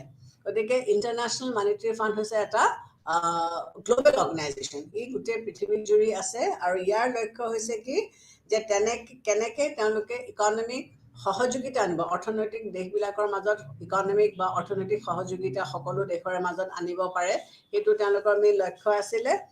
আৰু তেওঁলোকে কি বিচাৰিছিলে, যে ইয়াৰ ইউনাইটেড নেশ্যনছৰ যিবিলাক মেম্বাৰ ষ্টেটছ, এই গোটেই মেম্বাৰ ষ্টেটছবিলাকে কিন্তু ইয়াৰ সদস্য, ইণ্টাৰনেশ্যনেল মনিটাৰী ফাণ্ডৰ সদস্য মেম্বাৰ্ছ। গতিকে এওঁলোকৰ উদ্দেশ্য বা এই অৰ্গেনাইজেশ্যনটোৰ মেইন উদ্দেশ্য কি আছিলে, যে তেওঁলোকে কেনেকৈ যিবিলাক দেশ পিছ পৰি আছে বা ইকনমিকেলি বেকৱাৰ্ড ষ্টেটছ আছে, সেই ষ্টেটছবিলাকৰ কেনেকৈ তেওঁলোকে মানে ডেভেলপমেণ্টটো তেওঁলোকে আনিব পাৰিব। গতিকে ইয়াত এতিয়া আমি কি দেখিছোঁ, যে যিবিলাক UN-ৰ মেম্বাৰ্ছ, ইয়াৰ তেওঁলোক অট'মেটিক মেম্বাৰ হৈ যায়। গতিকে ইয়াত এতিয়া প্ৰায় 193খন সদস্য ৰাষ্ট্ৰ আছে, আৰু প্ৰত্যেক কাণ্ট্ৰিয়ে হৈছে ইয়াৰ শ্বেয়াৰ হোল্ডাৰ। ইয়াত প্ৰত্যেকখন কাণ্ট্ৰিয়ে নিজৰ ইকনমিক ষ্টেটৰ, নিজৰ নেশ্যনৰ ইকনমিক অৱস্থাটো চাই পেলাই ইয়াত তেওঁলোকে শ্বেয়াৰ কণ্ট্ৰিবিউট কৰে। ইণ্টাৰনেশ্যনেল মনিটাৰী ফাণ্ডৰ পইচাটো ক'ৰ পৰা আহে, যে মেম্বাৰ ষ্টেটছবিলাকে পইচাটো কণ্ট্ৰিবিউট কৰে, আৰু কণ্ট্ৰিবিউশ্যনটো কিহৰ ভিত্তিত হয়, তেওঁলোকৰ নিজৰ ইকনমিটোৰ ওপৰত ভিত্তি কৰি পেলাই তেওঁলোকৰ কণ্ট্ৰিবিউশ্যনটো হয়। গতিকে প্ৰায় তেওঁলোকে 25% গ'ল্ড, সোণ, আৰু বাকী বেলেঞ্চখিনি তেওঁলোকে কাৰেঞ্চিত দিয়ে। গতিকে এইদৰে ইণ্টাৰনেশ্যনেল মনিটাৰী ফাণ্ডত পইচাটো গোট খায়। তেওঁলোকৰ ইণ্টাৰনেশ্যনেল মনিটাৰী ফাণ্ডৰ আন্তঃৰাষ্ট্ৰীয় যিটো মনিটাৰী ফাণ্ড অৰ্গেনাইজেশ্যন আছে ইয়াৰ মেইন উদ্দেশ্যটো কি হৈছে যে তেওঁলোকে পইচাৰ ক্ষেত্ৰত সহযোগিতা কৰিব তেওঁলোকে দুখীয়া দেশবিলাকলৈ বা যোনে লোন বিচাৰে সেই লোনবিলাক তেওঁলোকে দিব সেই দেশবিলাকৰ যিবিলাক সমস্যা আছে যিবিলাক প্ৰব্লেমছ আছে সেই প্ৰব্লেমছবিলাক তেওঁলোকে সলভ কৰিবলৈ চাব আৰু তেওঁলোকক আৰ্থিকভাৱে কটকটীয়া কৰিবৰ কাৰণে চেষ্টা কৰিব আৰু তেওঁলোকক আন্তঃৰাষ্ট্ৰীয় ট্ৰেড আন্তঃৰাষ্ট্ৰীয় বেহা বেপাৰ কৰিবৰ কাৰণে সকলোবিলাক সুবিধা দিব আৰু এই দেশবিলাকত কেনেকৈ এমপ্লয়মেণ্ট ৰেইজ কৰিব পাৰি নিবনুৱা সমস্যা কেনেকৈ সমাধান কৰিব পাৰি আৰু এই তেওঁলোকৰ যিবিলাক ৰিচোৰ্চেছ আছে সেই ৰিচোৰ্চবিলাক কেনেকৈ সংৰক্ষণ কৰিব পাৰি যাতে এতিয়া আকৌ ছাষ্টেইনেবল ডেভেলপমেণ্ট তাৰমানে অকল এতিয়া প্ৰয়োগ কৰি নহয় এই ৰিচোৰ্চেছবিলাক যিবিলাক আছে সেইবিলাক কেৱল এতিয়া প্ৰয়োগ বা ইউজ কৰি নহয় ভৱিষ্যত প্ৰজন্মই যাতে সেইবিলাকৰ সুবিধাটো পাব পাৰে তাৰ বাবেও এওঁলোকে ব্যৱস্থা কৰে তাৰোপৰি তেওঁলোকে দৰিদ্ৰতা দূৰ কৰিবৰ কাৰণে চেষ্টা কৰিব পভাৰ্টি এলিভেশ্যন কেনেকৈ দৰিদ্ৰতা দেশবিলাকৰ পৰা দূৰ কৰিব পাৰে কাৰণ আমি আগতে অলৰেডি দেখিছোঁ বা আমি পঢ়ি আহিছোঁ যে গ্লোবেল নৰ্থ আৰু গ্লোবেল চাউথৰ মাজত যথেষ্টখিনি তাৰতম্য আছে গ্লোবেল নৰ্থ বহুত আগবঢ়া উন্নত কাৰণ তেওঁলোকৰ হাতত টেকন'লজি আছে তেওঁলোকৰ হাতত নলেজ আছে তেওঁলোক ইকনমিকেলি চাউণ্ড গতিকে সেইখিনি অলৰেডি ডেভেলপ কাণ্ট্ৰিজ আৰু যিবিলাক ডেভেলপিং কাণ্ট্ৰিজ সেই ডেভেলপিং কাণ্ট্ৰিজবিলাক পিছপৰা কিহৰ কাৰণে পিছপৰা যে এইবিলাক আগতে উপনিৱেশবাদৰ আণ্ডাৰত আছিলে গতিকে তেওঁলোকৰ অৰ্থনীতি সম্পূৰ্ণৰূপে মানে ভাঙি দিয়া হৈছিলে গতিকে তেওঁলোকে এইবিলাকৰ মাধ্যমেৰে তেওঁলোকে ৱৰ্ল্ডত তেওঁলোকে নিজৰ বিকাশ বা তেওঁলোকে আগবাঢ়ি যাব বিচাৰিছে ইয়াৰ এতিয়া ইণ্টাৰনেশ্যনেল মনিটাৰী ফাণ্ডৰ কিছুমান ফাংচনছ আছে কেনেকুৱা ধৰণৰ কাম কৰে তেওঁলোকৰ প্ৰথম কামটো হৈছে কি যে আন্তঃৰাষ্ট্ৰীয় অৰ্থনৈতিক সম্পৰ্কবিলাক তেওঁলোকে কি কৰিব ৰাখিব তেওঁলোকে প্ৰটেক্ট কৰিব যে দেশবিলাকৰ এটা ৱাচ ডগ মানে কি কুকুৰে যেনেকৈ গাৰ্ড দিয়ে তেনেকৈ ইণ্টাৰনেশ্যনেল মনিটাৰী ফাণ্ডৰ মেইন লক্ষ্য হৈছে কি যে যিবিলাক দেশ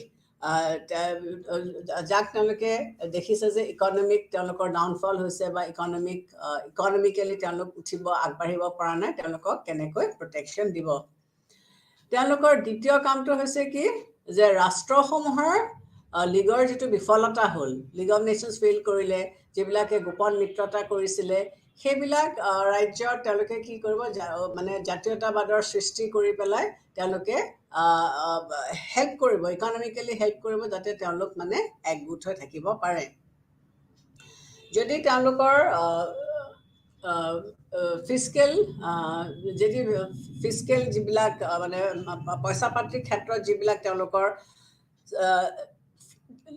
ড্ৰবেক্স আছিলে বা পিছপৰি আছিলে সেইবিলাকক তেওঁলোকে মানে পইচা দিলে যাতে তেওঁলোকৰ অৰ্থনীতিটো তেওঁলোকে আগবাঢ়ি আহিব পাৰে বা তেওঁলোকে ভালকৈ কাম কৰিব পাৰে তাৰপিছতে তেওঁলোকৰ এটা কাম হৈছে কি যে তেওঁলোকে দেশবিলাকক তেওঁলোকে কি কৰিব লোন দিব গ্ৰাণ্ট দিব অনুদান দিব গতিকে এই অনুদানবিলাকৰ মাধ্যমেৰে যাতে তেওঁলোকে সুন্দৰকৈ কাম কাজবিলাক কৰি যাব পাৰে তাৰপিছতে কাৰেঞ্চি ডিভেলুৱেশ্যন যাতে নহয় বিমুদ্ৰাকৰণ যাতে নহয় যদি টকা পইচাৰ ৰেটটো কমি যায় এক্সচেঞ্জ ৰেটটো কমি যায় তেতিয়াহ'লে এখন দেশৰ অৰ্থনৈতিক গ্ৰোথ নহয় কিন্তু যিবিলাক দেশৰ ইকনমিক বা কাৰেঞ্চিটো বাঢ়ি গৈ থাকে তেওঁলোকৰহে বিকাশ হ'ব গতিকে এইবিলাক তেওঁলোকৰ মেইন কাম হৈছে দ্বিতীয়তে তেওঁলোকে চাব বিচাৰিছে বা তেওঁলোকৰ IMFৰ মেইন লক্ষ্যটো হৈছে কি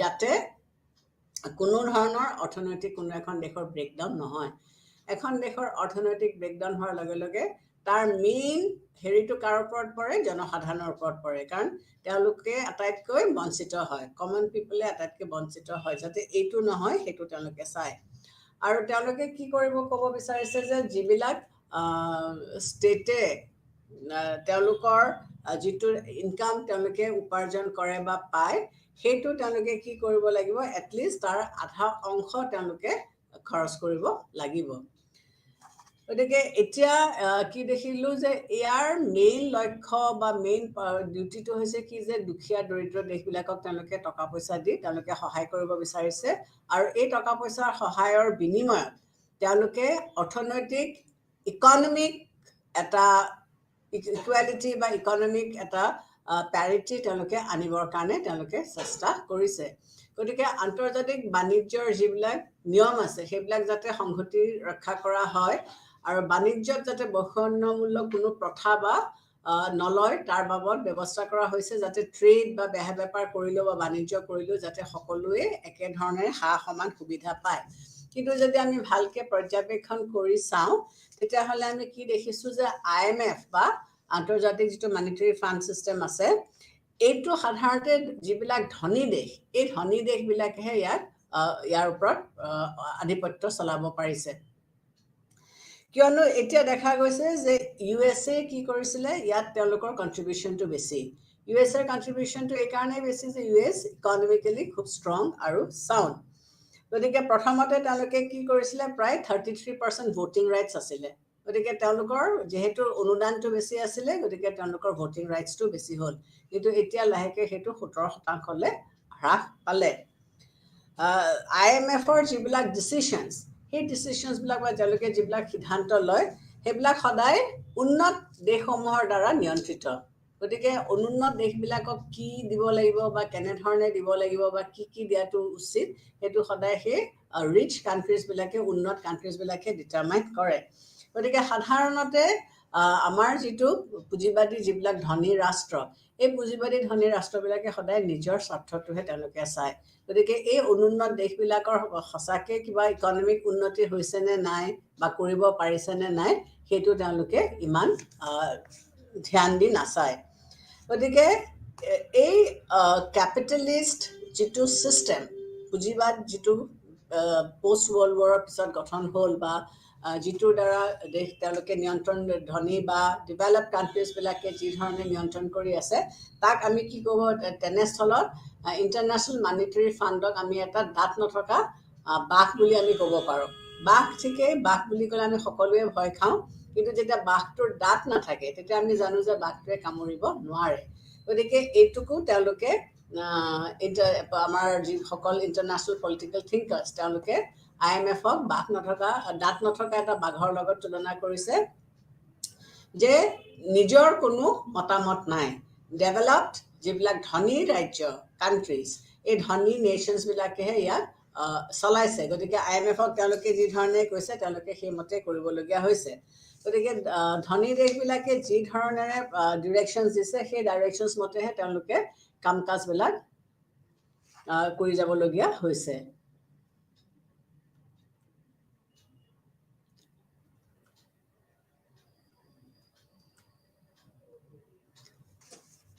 এতিয়া গতিকে যদি সেই ফালৰ পৰা আমি চাওঁ তেতিয়াহ'লে আমি কি দেখিবলৈ পাইছোঁ যে এইটো এটা এনেকুৱা এটা অৰ্গেনাইজেশ্যন যিটোৱে নিঅ' কলনিয়েলিজমৰ এটা ইনষ্টিটিউশ্যন বা এটা অনুষ্ঠান হিচাপেহে কাম কৰিছে গতিকে তেওঁলোকৰ নিজৰ ফালৰ পৰা তেওঁলোকে বিশেষ একো এটা কৰিব বা দিব পৰা নাই যিহেতু তেওঁলোকে ধনী দেশবিলাকৰ ওপৰত তেওঁলোকে গাইডেড বা তেওঁলোকক নিয়ন্ত্ৰণ কৰা হৈছে গতিকে এতিয়াৰ যিটো গোলকীকৰণৰ বতাহ বলিছে এই গোলকীকৰণৰ বতাহটোত কি কোৱা হৈছে যে আন্তঃৰাষ্ট্ৰীয় বজাৰখনত আমি কিছুমান এটা পৰিৱৰ্তন কিছুমান এটা চেঞ্জ আমি আনিব লাগে আৰু কেনেকুৱা ট্ৰেডৰ কথা কৈছে বা কেনেকুৱা পৰিৱৰ্তনৰ কথা কৈছে যে বস্তুবিলাক কোনো ধৰণৰ বাধা নোহোৱাকৈ এখন দেশৰ পৰা সিখন দেশলৈ ফ্ৰী ফ্ল' হ'ব লাগে বস্তুৰ আদান প্ৰদান হ'ব লাগে বা যিবিলাক সাৰ্ভিস আমি দিছো সেই সাৰ্ভিসবিলাকত কোনো ধৰণৰ নিয়ন্ত্ৰণ থাকিব নালাগে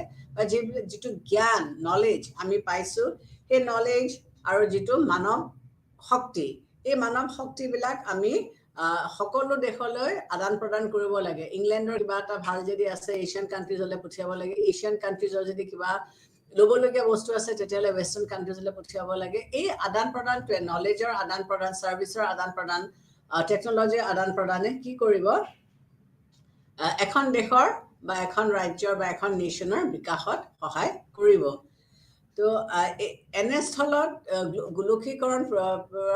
গোলকীকৰণৰ প্ৰেক্ষাপটত যদি আমি তাক চাওঁ তেতিয়াহ'লে এনেকুৱা লাগিব যেন IMFটো এতিয়া লাহে লাহে আউটডেটেড হৈ গৈছে, যেন এটা পুৰণা অনুষ্ঠান হৈ গৈছে।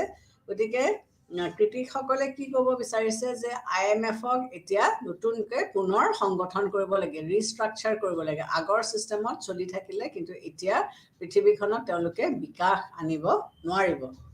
গতিকে প্ৰথমতে ভোটিং ৰাইটছটো চেঞ্জ কৰিব লাগিব। ভোটিং ৰাইটছটো চেঞ্জ কৰাৰ লগে লগে যেতিয়া প্ৰত্যেকখন দেশৰ নিজৰ এটা ভোটিং ৰাইটছ আহিব তেতিয়া তেওঁলোকে তাত এটা সক্ৰিয়ভাৱে তেওঁলোকে তাত অংশগ্ৰহণ কৰিব। আৰু আমাৰ যিবিলাক নতুনকৈ ইকনমিক কাণ্ট্ৰিজ যেনেকৈ ইণ্ডিয়া চাইনা গ্ৰ' কৰিছে, গতিকে তাত তেওঁলোকক বেছি ৰোল বা ভূমিকা দিব লাগে। গতিকে ডেভেলপিং কাণ্ট্ৰিজ নতুনকৈ যিবিলাকে আগবাঢ়ি আহিছে, অলৰেডি কিছুমান তেওঁলোকৰ বিকাশ হৈছে। ইণ্ডিয়া চাইনাত বহুতখিনি যদিও তেওঁলোক ডেভেলপ কাণ্ট্ৰিজ শাৰীত নপৰে, কিন্তু ডেভেলপিং কাণ্ট্ৰিজৰ তেওঁলোক এটা আগশাৰীত পৰিছে। গতিকে IMFত তেওঁলোকক যথেষ্টখিনি ৰোল বা ভূমিকা দিব লাগে। তাৰোপৰি তেওঁলোকে কি বিচাৰিছে যে ডেভেলপ কাণ্ট্ৰিজৰ ভূমিকাটো ইয়াত অকণমান হ্ৰাস কৰি দিব লাগে।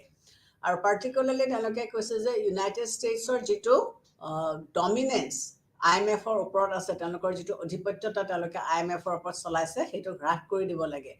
ডেভেলপিং কাণ্ট্ৰিজৰ অধিপত্যতাৰ লগতে আমেৰিকাই যিহেতু তেওঁলোকে ইয়াত পইচাৰ কণ্ট্ৰিবিউশ্যনটো তেওঁলোকৰ শ্বেয়াৰটো বেছি, গতিকে নেচাৰেলি তেওঁলোকে কি কৰিছে, ইয়াত তেওঁলোকৰ অধিপত্যতাটো বেছি হৈছে। গতিকে এইখিনি মানে কমাই দিব লাগে।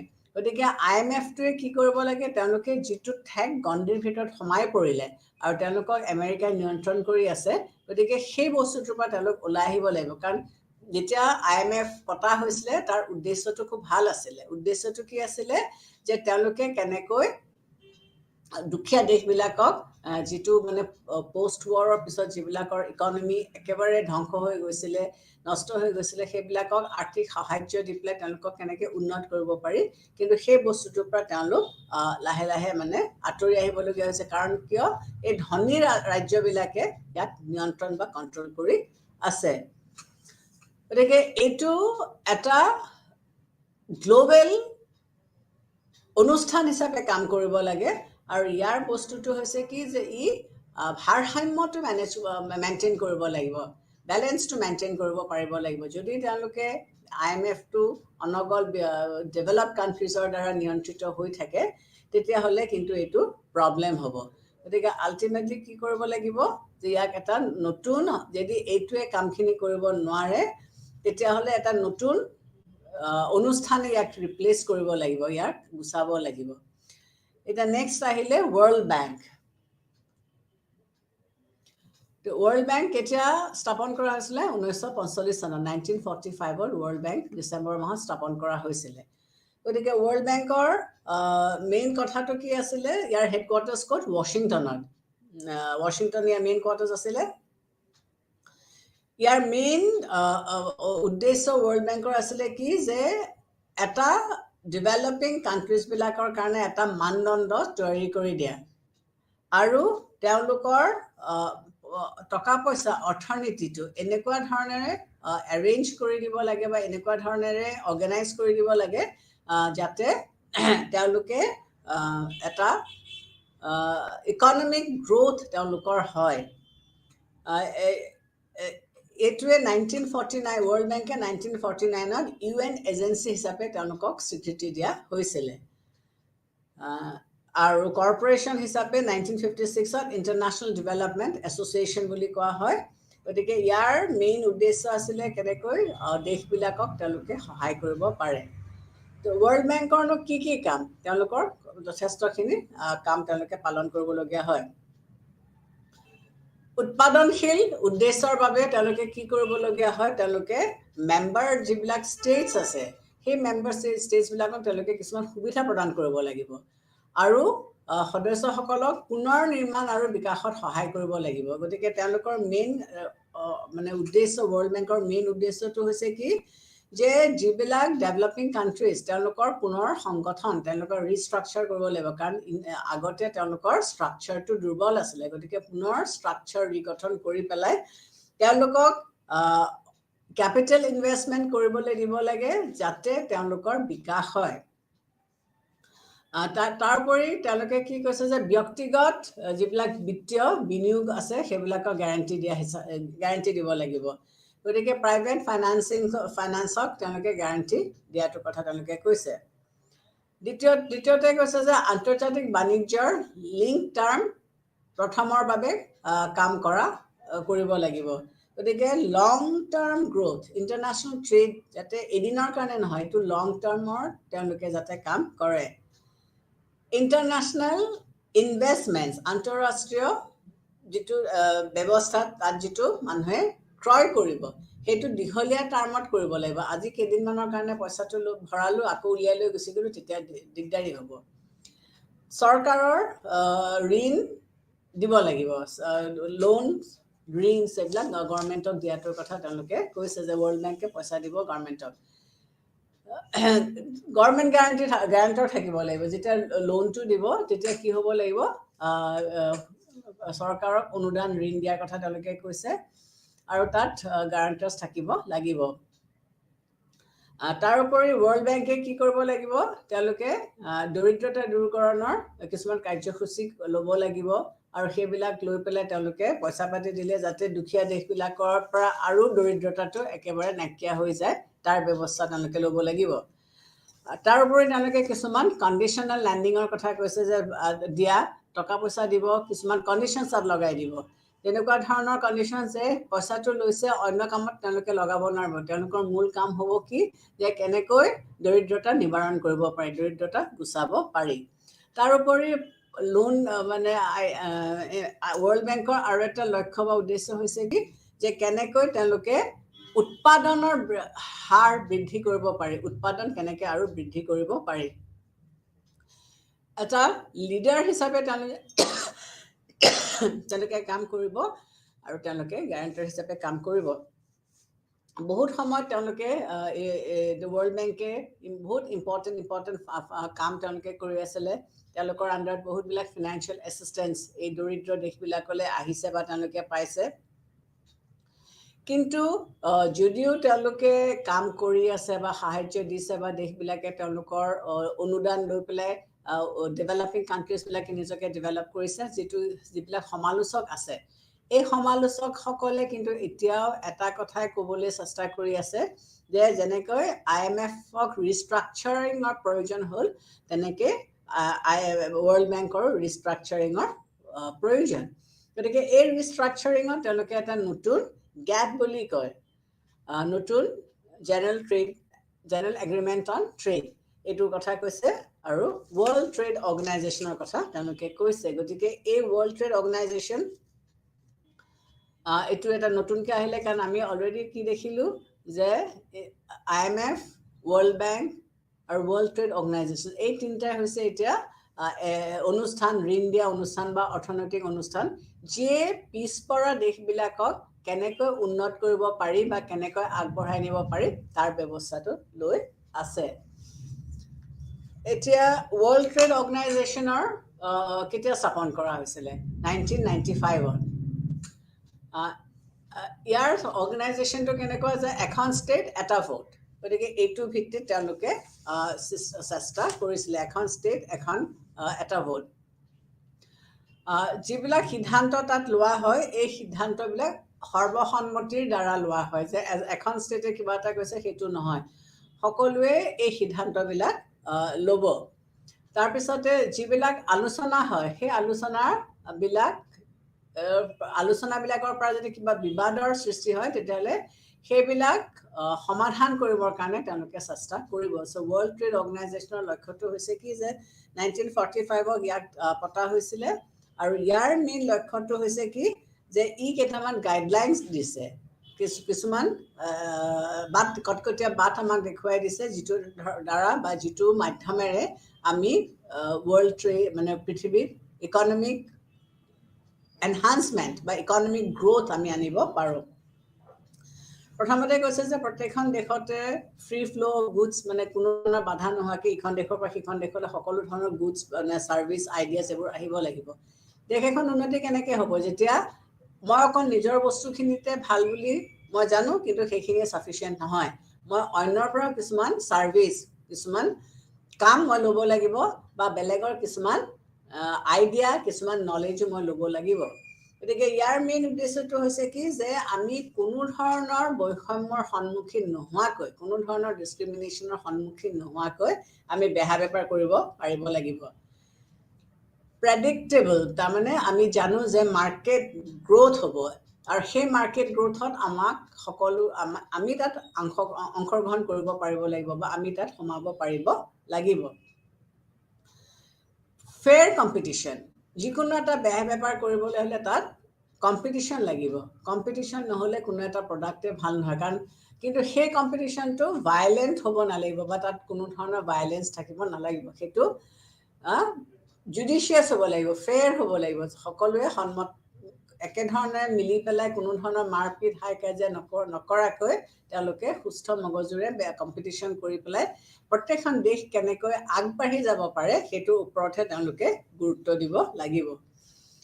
আৰু ইকনমিক ৰিফৰ্মছ ৱৰ্ল্ড ট্ৰেড অৰ্গেনাইজেশ্যনে প্ৰত্যেকখন দেশে যদি কিবা ধৰণৰ অৰ্থনৈতিক ৰিফৰ্মছ তেওঁলোকে আনিব বিচাৰিছে তেতিয়াহ'লে এইটোক তেওঁলোকে এনকাৰেজ কৰিব লাগিব।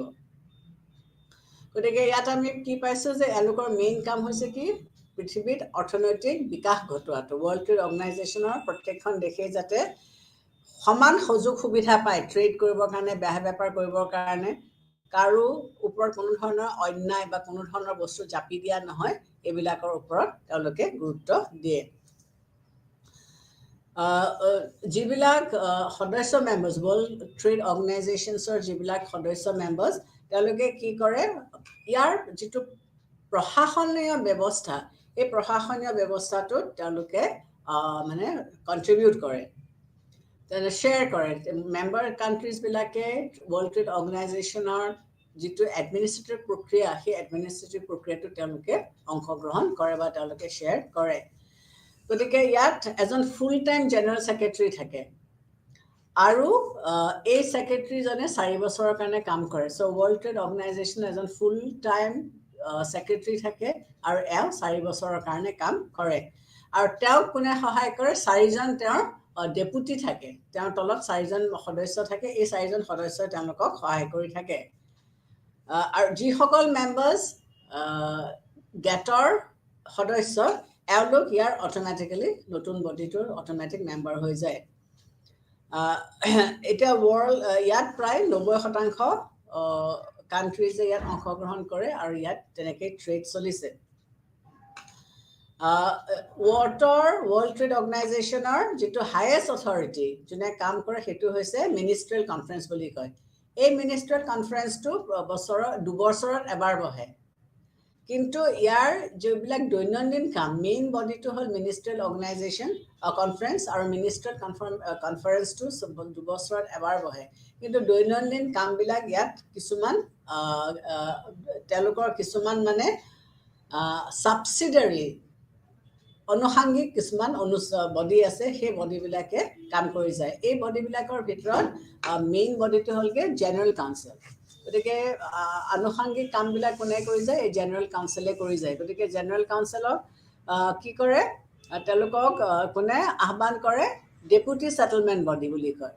গতিকে ডেপুটি ছেটেলমেণ্ট বডিটোৱে আকৌ কি কৰে ট্ৰেড পলিচি ৰিভিউ বডি এইবিলাক আছে। গতিকে জেনেৰেল কাউন্সিলৰ যিসকল সদস্য আছে তেওঁলোকৰ কিছুমান দায়িত্ব আছে আৰু এই দায়িত্বটো তেওঁলোকে কি কৰে সেই দায়িত্বসমূহ পালন কৰিব লাগিব 3টা অনুষ্ঠানৰ মাধ্যমেৰে। সেই অনুষ্ঠানকেইটা হ'ল council for trades in goods, trading services আৰু trade related aspects of intellectual property rights. এই 3টা বেলেগ বেলেগ অনুষ্ঠানৰ মাধ্যমেৰে ৱৰ্ল্ড ট্ৰেড অৰ্গেনাইজেশ্যনে তেওঁলোকৰ কামবিলাক কৰি যায়।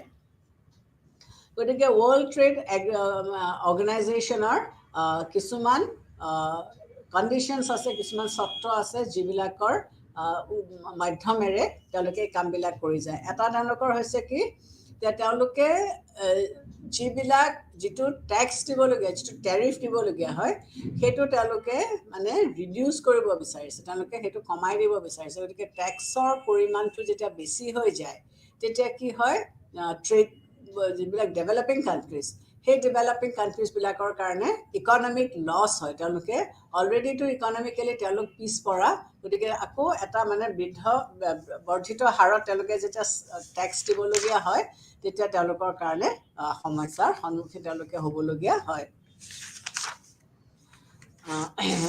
গতিকে তেওঁলোকে কি কৰিছে যে তেওঁলোকে ট্ৰেড কেনেকৈ কৰিব, বেহা বেপাৰ কেনেকৈ কৰিব, তেওঁলোকে কিছুমান মানে এগ্ৰিমেণ্ট তেওঁলোকে কৰি লৈছে, জেনেৰেল এগ্ৰিমেণ্ট, যে তেওঁলোকৰ ইয়াত বেহা বেপাৰবোৰ কেনেধৰণে চলিব।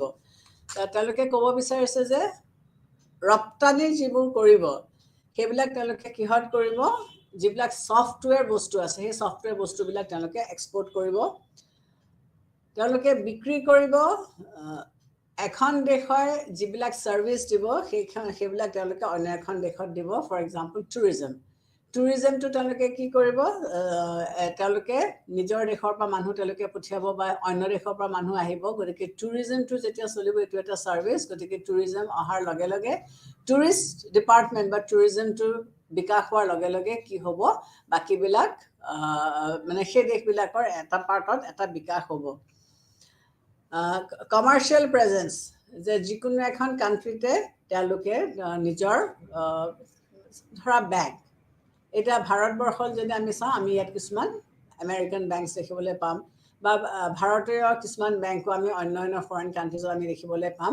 গতিকে এই ফিনেন্সিয়েল বস্তু অৰ্গেনাইজেশ্যন যেতিয়া থাকিব কমাৰ্চিয়েল পাৰ্পাছত তেতিয়া কি হ'ব, তেতিয়া তেওঁলোকৰ ফিনেন্সিয়েল এগ্ৰিমেণ্টৰ মতে তেওঁলোকৰ কি হ'ব, সুবিধা হ'ব। ছাৰ্ভিচেছ যিবিলাকৰ দ্বাৰা মানুহৰ মুভমেণ্ট হয়, যেনেকৈ কনচুলেটছবিলাক, হাই কমিশ্যনৰ যিবিলাক অফিচ বা কনচুলেটছ বুলি আমি যিটো কওঁ, সেই কনচুলেটছবিলাক থাকিলে কি হয়, অন্য দেশৰ মানুহ ইয়ালৈ আহিলে, আমাৰ দেশৰ মানুহ অন্য দেশলৈ গ'ল। গতিকে এই মুভমেণ্টবিলাক আদান প্ৰদানবিলাক যেতিয়া হ'ব তেতিয়াহ'লে কি হ'ব, এখন দেশৰ ইখন দেশেনো কি বিচাৰিছে বা এখন দেশৰ পৰা তেওঁলোকে কি বিচাৰিছে বা কি তেওঁলোকক লাগে, এই গোটেই বস্তুখিনি তেতিয়া জানিব পৰা যায়। তাৰপিছতে এটা Ahil intellectual property rights. Intellectual property rights মানে পেটেণ্ট। প্ৰত্যেকখন কাণ্ট্ৰিৰে কোনোবা এজনে কিবা এটা নতুন বস্তু আৱিষ্কাৰ কৰে, সেইটো তেওঁৰ সেইটো পেটেণ্টত হ'ব। গতিকে ইণ্টেলেকচুৱেল প্ৰপাৰ্টি ৰাইটছে কেনেকুৱা ধৰণৰ বস্তুবিলাক কাভাৰ কৰে, যেনেকৈ কপি ৰাইটছ বা ট্ৰেড মাৰ্কছ বা ইণ্টিগ্ৰেটেড ডিজাইনছ, GIS জিঅ'গ্ৰাফিকেল ইণ্ডিকেটাৰ্ছ আৰু প্লাণ্টত বিভিন্ন প্লাণ্ট ভেৰাইটিজত। গতিকে ইয়াৰ উদ্দেশ্য হৈছে কি, যে এটা ইউনিফৰ্ম লিগেল ফ্ৰেমৱৰ্ক আন্তঃৰাষ্ট্ৰীয়ভাৱে গঠন কৰা। গতিকে এটা একত্ৰীকৰণ কৰা, এটা ইণ্টাৰনেশ্যনেলি অৰ্গেনাইজড এটা পেটাৰ্ণ, লিগেল পেটাৰ্ণ, যিটোৱে এই পেটেণ্ট যোনে ক্ৰিয়েট কৰিছে তেওঁলোকক মানে প্ৰটেকশ্যন দিব। এতিয়া ধৰা কোনোবাই চাউল উলিয়ালে অসমত, সেই চাউলটো তেওঁক যদি সেই ৰাইটটো তেওঁৰ নাথাকে, কোনোবাই হয়তো তেওঁৰ পৰা লৈ গুচি যাব পাৰে। গতিকে সেইটোৱে হৈছে ইণ্টেলেকচুৱেল প্ৰপাৰ্টি ৰাইটছ। গতিকে সেইটো তেওঁৰ বস্তু, তেওঁৰ পেটেণ্ট, গতিকে তেওঁক নোসোধাকে কোনো এখন দেশে সেইটো ব্যৱহাৰ কৰিব নোৱাৰে বা ইউজ কৰিব নোৱাৰে। ভাৰতবৰ্ষই কিছুমান বস্তুতহে পেটেণ্ট দিয়ে, যেনেকৈ দৰৱ বা ড্ৰাগছ, খোৱা বস্তু, মেডিচিনছ আৰু যিবিলাক কেমিকেল ইনভেনশ্যন হৈছে, আৰু সেইটো তেওঁলোকে 7 বছৰৰ কাৰণে সেই পেটেণ্ট ৰাইটটো তেওঁলোকে দিছে। আৰু বাকীবিলাকে যিবিলাক বস্তু ইনভেণ্ট কৰিছে সেইবিলাক তেওঁলোকে কি কৰিছে, অন্য দেশে 20 বছৰৰ কাৰণে দি দিছে। আৰু প্ৰডাক্ট পেটেণ্টছবিলাক তেওঁলোকে পাৰ্মিশ্যন দিয়া নাই।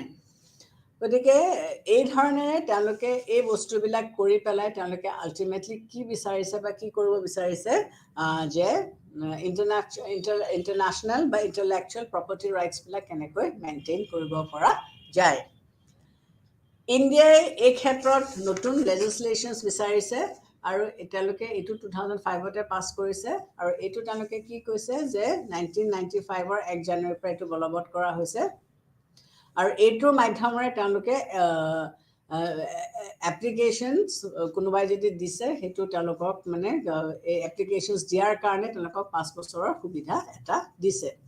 GI geographical indicators এইটোৱে কি হক বুজাইছে কি ৰেফাৰ কৰিছে কিছুমান ইউনিক প্ৰডাক্ট সেই ইউনিক প্ৰডাক্ট বিলাক আছে সেইটো তাৰমানে সেই জিঅগ্ৰাফিকেল এৰিয়াটোৰ লগত মানে এছ'চিয়েটেড যেনেকে ইণ্ডিয়া আৰু পাকিস্তানৰ মাজত কি হৈছে বাসমতি ৰাইচটো তাতো ইণ্ডিয়াটো হয় পাকিস্তানত হয় গতিকে ইয়াৰ ক্ষেত্ৰত এই যেহেতু এইটো জিঅগ্ৰাফিকেল ইণ্ডিকেটৰ এটা থাকে যে এইটো বস্তু এই দুটা জাগাৰ বস্তুটো মানে অথেন্টিক আৰু ইয়াত তেওঁলোকৰ সাবমৰা হৈছে বা দিছে আৰু ৰিসেন্টলি একেবাৰে সেই সিদিনালৈকে তেওঁলোকে কি কৰিছে যিবিলাক বিভিন্ন ধৰণৰ উদ্ভিদ আছে প্লান্টছ এইবিলাকো তেওঁলোকে প্ৰটেকশ্যনৰ এৰিয়াত বা লিগেল প্ৰটেকশ্যনৰ আণ্ডাৰত তেওঁলোকে আনি লৈছে আৰু তাৰ কাৰণে কি কৈছে তেওঁলোকে জেনেটিক ইঞ্জিনিয়াৰিং আৰু বায়োটেকনলজি এডভান্স কৰিবলগীয়া হৈছে আৰু এই লৰ দ্বাৰা তেওঁলোকে প্ৰচেছ কৰিছে যে এই নতুন নতুন ভেৰাইটিজবিলাক যে ক্ৰিয়েট কৰিছে বা নতুন নতুন বস্তুবিলাক যে ওলাইছে এইবিলাকক কেনেকৈ সংৰক্ষণ কৰিব পৰা যায় ট্ৰেড ৰিলেটেড ইনভেষ্টমেণ্ট মেজাৰ্ছ গতিকে দেশবিলাকক কি দিবলগীয়া হৈছে ফ্ৰী ফেয়াৰ ট্ৰেড কৰিবলৈ দিয়াৰ কথাটো তেওঁলোকে কৈছে আৰু কিছুমান অব্লিগেশ্যনছ কিছুমান বস্তু তেওঁলোকে ফৰ এক্সাম্পল ভাৰতবৰ্ষই তেওঁলোকে কৈছে যে আমি যেতিয়া কোনো এটা বস্তু পঠিয়াম বাহিৰলৈ এক্সপৰ্ট কৰিম ৰপ্তানি কৰিম তেতিয়া সেই বস্তুটোৰ একজেক্ট সঠিক প্ৰাইচটো সেইটো আহিছে নে নাই সেইটোৰ সেই ইনভেষ্টমেণ্টটো ঠিক হৈছে নে নাই সেইটো চোৱা চিতা কৰিবৰ কাৰণে এই ট্ৰেড ৰিলেটেড যিটো অৰ্গেনাইজেশ্যন সেইটোৱে এই বস্তুটো চাব গতিকে এইদৰে তেওঁলোকে কি কৰিব বিচাৰিছে যে ট্ৰেড ৰিলেটেড যিবিলাক কাম কাজ আছে তেওঁলোকে এইবিলাক কৰি আহিব বিচাৰিছে কিন্তু যদিও দেখা গৈছে যে তেওঁলোকে বহুতখিনি কামেই কৰিছে তাৰপিছত আছে কিছুমান প্ৰচিডিয়াৰ অৰিয়েণ্টেড কাউন্সিলছ বুলি কয় ইয়াৰ কথাটো হৈছে কি যে কেনেকৈ ট্ৰেড কৰোঁতে যিবিলাক প্ৰচিডিয়াৰ সেই প্ৰচিডিয়াৰটোৱে যাতে এটা বেৰিয়াৰ ক্ৰিয়েট নকৰে সেই ব্যৱস্থাটো তেওঁলোকে চাইছে গতিকে এই ব্যৱস্থাটো ট্ৰেড কৰোঁতে প্ৰত্যেকখন কাণ্ট্ৰিয়ে ইমান মানে জুডিচিয়াছলি কৰিব লাগিব ইমান মন দি কৰিব লাগিব যাতে এইটোৱে কেতিয়াও মানে ইম্পৰ্ট এক্সপৰ্টত কোনো ধৰণৰ বাধাৰ সৃষ্টি নকৰে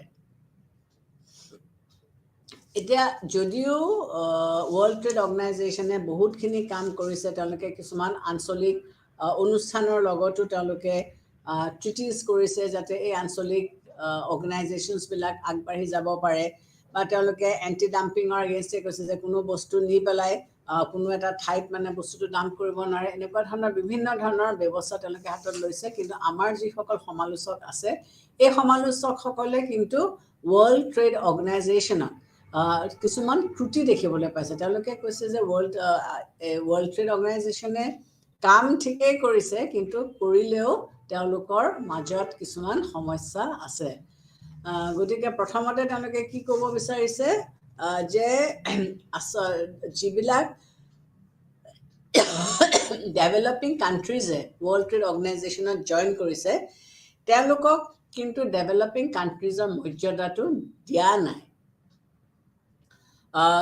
আৰু কিয় দিয়া নাই বা কিয় দিব খোজা নাই গতিকে ইয়াত কথাটো হৈছে কি যিবিলাক আমি কিছুমান দেশৰ নাম ল'ব পাৰোঁ যেনেকৈ ইউকেডৰখনৰ যদি আমি জিঅ'গ্ৰাফি হিষ্ট্ৰী চাওঁ তেতিয়াহ'লে এইখন ডেভেলপিং কাণ্ট্ৰিজ হয় তাৰ বাহিৰে একো নহয় ই বিশেষ প্ৰগ্ৰেছ কৰিবই পৰা নাই কিন্তু এতিয়াও তাহাঁতক জইন কৰিবৰ কাৰণে প্ৰেছাৰ বহুত দিয়া হ'ল যে ৱৰ্ল্ড ট্ৰেড অৰ্গেনাইজেশ্যনত জইন কৰক তেওঁলোকে জইনো কৰিলে কিন্তু জইন কৰাৰ পিছত তেওঁলোক যে ডেভেলপিং কাণ্ট্ৰি এখন সেইটো ষ্টেটাছ বা মৰ্যাদা তেওঁলোকক দিয়া হোৱা নাই আৰু তেওঁলোকেও একো কৰিব পৰা নাই যিহেতু তেওঁলোকৰ কোনো ধৰণৰ আভ্যন্তৰীণ আইন নাই ইণ্টেলেকচুৱেল প্ৰপাৰ্টি ৰাইটছৰ ওপৰত তেওঁলোকৰ কোনো ৰাইটছ নাই গতিকে কৈছে যে এবছৰৰ ভিতৰত যদি তেওঁলোকে আনিব নোৱাৰে তেতিয়াহ'লে তেওঁলোকক বেয়া বেপাৰ কৰিবলৈ দিয়াটো বন্ধ কৰি দিয়া হ'ব বৰং তেওঁলোকক ভাবুকিহে দিলে তেওঁলোকক থ্ৰেটনিংহে কৰিলে যে তোমালোকে যদি এবছৰৰ ভিতৰত আনিব নোৱাৰা পেটেণ্ট ৰাইটছ বা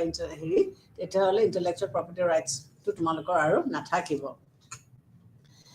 ডেভেলপিং কাণ্ট্ৰিজ বিলাকে কি পাইছে তেওঁলোকে কিন্তু ভাবুকি পাইছে ভাবুকি ক'ৰ পৰা পাইছে যে ৱৰ্ল্ড ট্ৰেড অৰ্গেনাইজেশ্যনে একপক্ষভাৱে যিবিলাক উন্নত কাণ্ট্ৰি এই উন্নত কাণ্ট্ৰিবিলাকৰ হৈ পেলাইহে তেওঁলোকে কাম কৰে গতিকে নতুন ৱৰ্ল্ড ট্ৰেড এগ্ৰিমেণ্টখন যদিও তেওঁলোকে কৰিছে এইটো বিশেষ কোনো ধৰণৰ কোনো কাৰণতে কাৰ্যক্ৰম হোৱা নাই 1994ত কি হৈছিলে এই এগ্ৰিমেণ্ট ট্ৰেড অৰ্গেনাইজেশ্যনটোত যিবিলাক নতুনকৈ দেশবিলাক সোমাইছিলে তেওঁলোকে কি কৰিছিলে যে প্ৰটেষ্ট কৰিছিলে যে একপক্ষভাৱে ডেভেলপিং কাণ্ট্ৰিজবিলাকে তেওঁলোকৰ ওপৰত সকলোবিলাক বস্তু জাপি দিছে গতিকে সেইটো তেওঁলোকে আপত্তি কৰিছিলে বা বিচৰা নাছিলে আৰু তেওঁলোকে ভাবিছিলে যে নতুন গেট যেতিয়া ইন্ট্ৰডিউস কৰিব তেতিয়াহ'লে তেওঁলোকৰ এই সমস্যাবিলাক সমাধান হ'ব কিন্তু নতুন গেট যেতিয়া ইন্ট্ৰডিউস কৰা হ'ল তেতিয়া কি দেখা গ'ল যে তেওঁলোকৰ এনেকুৱা ধৰণৰ যিটো আশা আছিলে সেই আশাবিলাক কিন্তু পূৰণ নহ'ল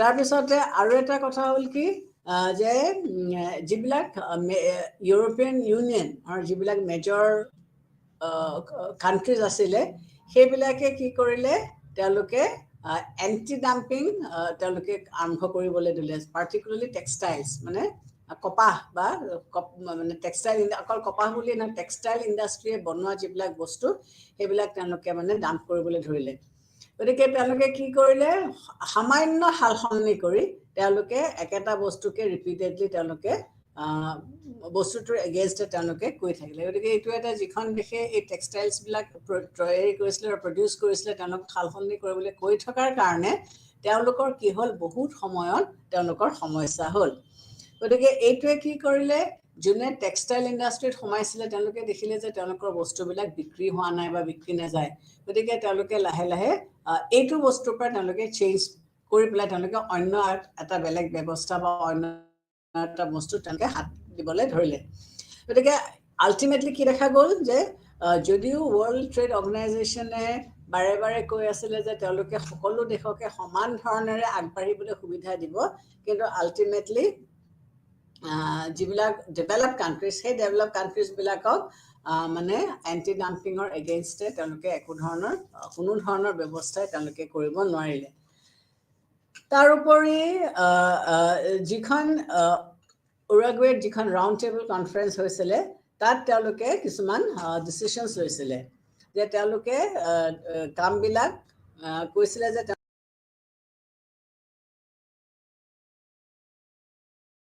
এটা হৈছিল টেলিকমিউনিকেশ্যনছ আৰু এটা হৈছিলে লেবাৰ মুভমেণ্ট গতিকে এই তিনিটা বস্তু তেওঁলোকে ডিচিশ্যনছ ল'ম বুলি কৈছিলে যে এই তিনিটা ছেক্টৰ টেলিকমিউনিকেশ্যন ফিনান্সিয়েল ছাৰ্ভিচ আৰু লেবাৰ মুভমেণ্ট কেনেকৈ তেওঁলোকে আগবঢ়াই নিব পাৰিব কিন্তু এতিয়া কি দেখা গ'ল যে প্ৰথম দুটা ছাৰ্ভিচ ফিনান্সিয়েল ছাৰ্ভিচ আৰু টেলিকমিউনিকেশ্যন ছাৰ্ভিচ এইকেইটা ডেভেলপ কাণ্ট্ৰিজৰ কাৰণে অত্যন্ত প্ৰয়োজন গতিকে এইকেইটা তেওঁলোকে কি কৰিলে আগবঢ়াই নিবলৈ চেষ্টা কৰিলে আৰু থাৰ্ড যিটো পইণ্ট যে লেবাৰ মুভমেণ্ট এই লেবাৰ মুভমেণ্টটো ডেভেলপিং কাণ্ট্ৰিজৰহে বহুত বেছি দৰকাৰ গতিকে আল্টিমেটলি যিটো লেবাৰ মুভমেণ্ট হ'ল সেই মুভমেণ্টটো কিন্তু ৱৰ্ল্ড ট্ৰেড অৰ্গেনাইজেশ্যনে খুব নিম্নত খাপৰ মাধ্যমেৰেহে তেওঁলোকে মানে এইটো সমাধান কৰিব পাৰিলে বা নিয়ন্ত্ৰণ কৰিব পাৰিলে গতিকে তেওঁলোকে যিটো ধৰণে আশা কৰা হৈছিলে সেই ধৰণেৰে কিন্তু তেওঁলোকে মানে প্ৰব্লেমটো সলভ কৰিব নোৱাৰিলে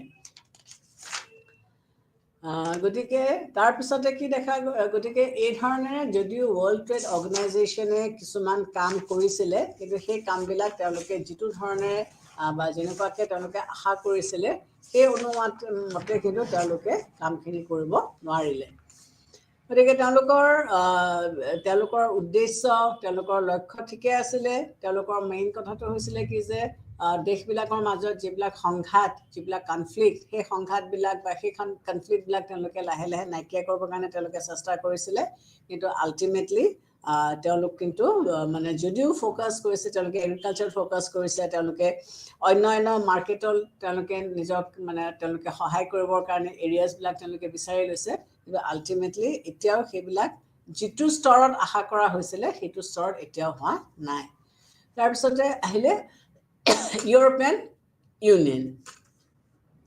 ইউৰোপিয়ান ইউনিয়নৰ উদ্দেশ্যটোনো কি আছিলে যে প্ৰথম কথা তেওঁলোকে কৈছিলে যে ইউৰোপৰ দেশবিলাকত কি হৈছিলে সকলোবিলাক দেশ কিন্তু সমানে উন্নত নহয় কিছুমান দেশ মানে বেছি তীব্ৰ গতিত আগবাঢ়ি গৈছিল কিছুমান দেশ বহুত বেছি পিছপৰা হৈ আছিল গতিকে তেওঁলোকে কি ভাবিলে যে যদি এটা ইউনিফাইড ইকনমিক সিস্টেম মানে সকলোৰে একে ধৰণৰ অৰ্থনৈতিক ব্যৱস্থা আৰু যদি একে ধৰণৰ মুদ্ৰা প্ৰয়োগ কৰা হয় তেতিয়াহ'লে দেশবিলাকৰ মাজত ডেভেলপমেণ্ট বা উন্নতি হ'ব বা হোৱাৰ সম্ভাৱনা বেছি গতিকে তেওঁলোকৰ মেইন লক্ষ্যটো হৈছিলে কি যে যিবিলাক বৈষম্য আছে যিবিলাক ডিছক্ৰিমিনেশ্যন আছে এই বৈষম্যসমূহ দূৰ কৰা আৰু ট্ৰেড বেহা বেপাৰ কৰাৰ কাৰণে যিবিলাক প্ৰতিবন্ধক আছিলে সেই প্ৰতিবন্ধকবিলাক নাইকিয়া কৰি দিয়া আৰু তেওঁলোকৰ মেইন লক্ষ্য আছিল ইউৰোপিয়ান ইউনিয়নৰ মেইন লক্ষ্য বা উদ্দেশ্য আছিলে কি যে টেকন'লজি আৰু চাইণ্টিফিক ডেভেলপমেণ্ট যে টেকন'লজি আৰু চাইণ্টিফিক ডেভেলপমেণ্ট তেওঁলোকে আগবঢ়াই নিবৰ কাৰণে চেষ্টা কৰিব আৰু পৰিৱেশ এনভাইৰনমেণ্ট তেওঁলোকে কেনেকৈ উন্নত কৰিব পাৰিব গতিকে এইটোৰ কাৰণে তেওঁলোকে কি বিচাৰিছিলে যে এনেকুৱা এটা সামাজিক উন্নতি হ'ব লাগিব এখন সমাজ উন্নতি হ'লেহে এইবিলাক দিশৰ প্ৰতি বা এইবিলাক বস্তুৰ প্ৰতি তেওঁলোকে চকু দিব পাৰিব গতিকে প্ৰথমত ইয়াত ২৭খন দেশ লগ লাগি পেলাই তেওঁলোকে এই ইউৰোপিয়ান ইউনিয়নটো গঠন কৰিছিলে আৰু ইয়াৰ লক্ষ্য আছিলে যে একে ধৰণৰ কাৰেঞ্চি একে ধৰণৰ টকা পইচা হ'ব আৰু তেতিয়া সকলো দেশে ট্ৰেড বেহা বেপাৰ একেধৰণে কৰি পেলাই তেওঁলোকে উন্নতি হ'ব পাৰিব গতিকে বেচিকেলি এই ২৭খন দেশৰ মূল লক্ষ্য বা মূল উদ্দেশ্য আছিলে কি যে তেওঁলোকে কেনেকৈ বেহা বেপাৰত থকা যিবিলাক প্ৰতিবন্ধক সেই প্ৰতিবন্ধকবিলাক কেনেকৈ তেওঁলোকে গুচাব পাৰিব আৰু কেনেকৈ তেওঁলোকে কেনেকৈ তেওঁলোকে আগবাঢ়ি যাব পাৰিব ইউৰোপিয়ান ইউনিয়নৰ বৰ্তমান হেডকোৱাৰ্টাৰ্ছ হৈছে ব্ৰাছিলত গতিকে তেওঁলোকে এই বিশেষকৈ ছেকেণ্ড ৱৰ্ল্ড ৱাৰৰ পিছত পোষ্ট ছেকেণ্ড ৱৰ্ল্ড ৱাৰ বুলি যিটো কয় ইউৰোপিয়ান ইউনিয়নে কি বিচাৰিলে যে প্ৰত্যেকখন কাণ্ট্ৰিৰে প্ৰত্যেকখন দেশৰে ব্যক্তিগতভাৱে তেওঁলোকৰ বিকাশ হওক আৰু এই কাণ্ট্ৰিজবিলাকে এই দেশবিলাকে একগোট হৈ পেলাই তেওঁলোকে এটা গ্ল'বেল মাৰ্কেট বা গ্ল'বেল ট্ৰেডৰ বিষয়ে তেওঁলোকে ভাবে যাতে চ' ডেট গোটেই দেশবিলাকৰ ইয়াত যাতে উন্নতি হয় যদিও তেওঁলোক 1993লৈকে অফিচিয়েলি তেওঁলোকৰ গঠন হোৱা নাছিলে কিন্তু আমি যদি চাওঁ ইউৰোপিয়ান ইউনিয়ন বহুত আগতে ইয়াৰ মানে হিষ্ট্ৰী বা ইয়াৰ ৰুটছ আমি বহুত আগতে আমি পাওঁ ইনফেক্ট 1957তে ইয়াৰ প্ৰথম সৃষ্টি হৈছে বুলি আমি ক'ব পাৰোঁ তেতিয়া ইয়াক ইউৰোপিয়ান ইকনমিক কমিউনিটি বুলি কোৱা হৈছিলে আৰু এই ইউৰোপিয়ান ইকনমিক কমিউনিটিটো কেনেকৈ ফৰ্ম হৈছিলে সেইটো আকৌ তাৰ আগতে এটা গ্ৰুপ আছিলে সেই গ্ৰুপটো কোৱা হৈছিলে European coal and steel community সেই ইউৰোপিয়ান কোল এণ্ড ষ্টীল কমিউনিটিটোৱে হৈছিলে ইয়াৰ অৰিজিন আৰু এইটো 1951তে ষ্টাৰ্ট কৰা হৈছিলে ইয়াৰ মেইন কথা হৈছিলে কি যে এই অৰ্গেনাইজেশ্যনছটোৰ মেইন কথা আছিলে কি যে ইউৰোপত প্ৰাইভেট ট্ৰেড এগ্ৰিমেণ্টছ যিবিলাক কৰা হৈছিলে সেইবিলাক যাতে মানে সেই প্ৰাইভেট ট্ৰেডছ যোনে কৰিছিলে প্ৰাইভেটলি কৰিছিলে ষ্টেট কণ্ট্ৰল নাছিলে সেইবিলাকে ট্ৰেড কৰিলেও যাতে মানে কম্পিটিশ্যনটো যাতে মিনিমাইজ কৰি থ'ব পৰা যায় যদি কম্পিটিশ্যনটো বেছি হয় তেতিয়া অট'মেটিকলি কি হয় এটা ধনী বা এটা দুখীয়া শ্ৰেণীৰ সৃষ্টি হয় সেইটো তেওঁলোকে কৰিব বিচৰা নাছিলে গতিকে সেই সময়ত ইয়াত বহুতবিলাক ইউৰোপিয়ান কাণ্ট্ৰিজে ইয়াত জইন কৰিছিলে জইন কৰি পেলাই তেওঁলোকে নতুনকৈ তেওঁলোকে এখন 1993 তেওঁলোকে এখন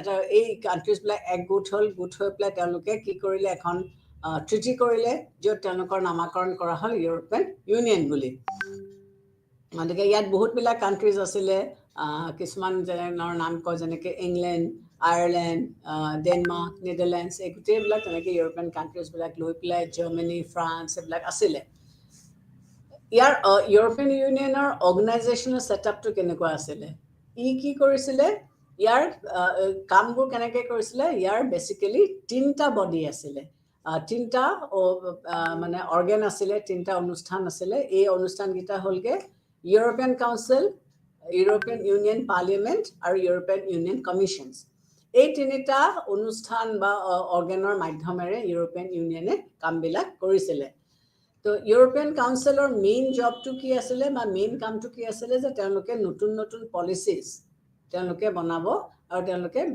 বিধায়নীভাৱে সেইবিলাক প্ৰস্তুত কৰিব গতিকে আইন প্ৰণয়ন কৰি পেলাই নতুন লজ তেওঁলোকে আইন প্ৰণয়ন কৰিব আৰু এই ইউৰোপিয়ান কাউন্সিলটোত প্ৰতি ছমাহে এজন নতুন প্ৰেচিডেণ্ট থাকিব নতুন তাৰমানে প্ৰত্যেক ছমাহে ইয়াৰ যিজন প্ৰেচিডেণ্ট সেইজন বদলি হৈ থাকিব আৰু সেই প্ৰেচিডেণ্টজনৰ নেতৃত্বত তেওঁলোকে কামবোৰ কৰিব পাৰ্লিয়ামেণ্টৰ কথাটো হৈছে কি ইউৰোপিয়ান কাউন্সিলে যিবিলাক লেজিসলেশ্যনছ পাছ কৰিলে সেইবিলাক তেওঁলোকে ডিবেট কৰিব আৰু তেওঁলোকে লৰ কাৰণে কাউন্সিললৈ পঠিয়াই দিব আৰু এই কাউন্সিলত মেম্বাৰ্ছসকল প্ৰত্যেক 5 বছৰৰ কাৰণে নিৰ্বাচিত কৰা হয় আৰু যিটো কমিশ্যন আছিলে কমিশ্যনে কি কৰে এই লজবিলাক তেওঁলোকে বনাই পেলাই এনফোৰ্চ কৰে তেওঁলোকে লজবিলাক এনফোৰ্চ কৰে আৰু সেইবিলাক যাতে ইমপ্লিমেণ্ট হয় তাৰ বাবে সেইটো চোৱা চিতা কৰে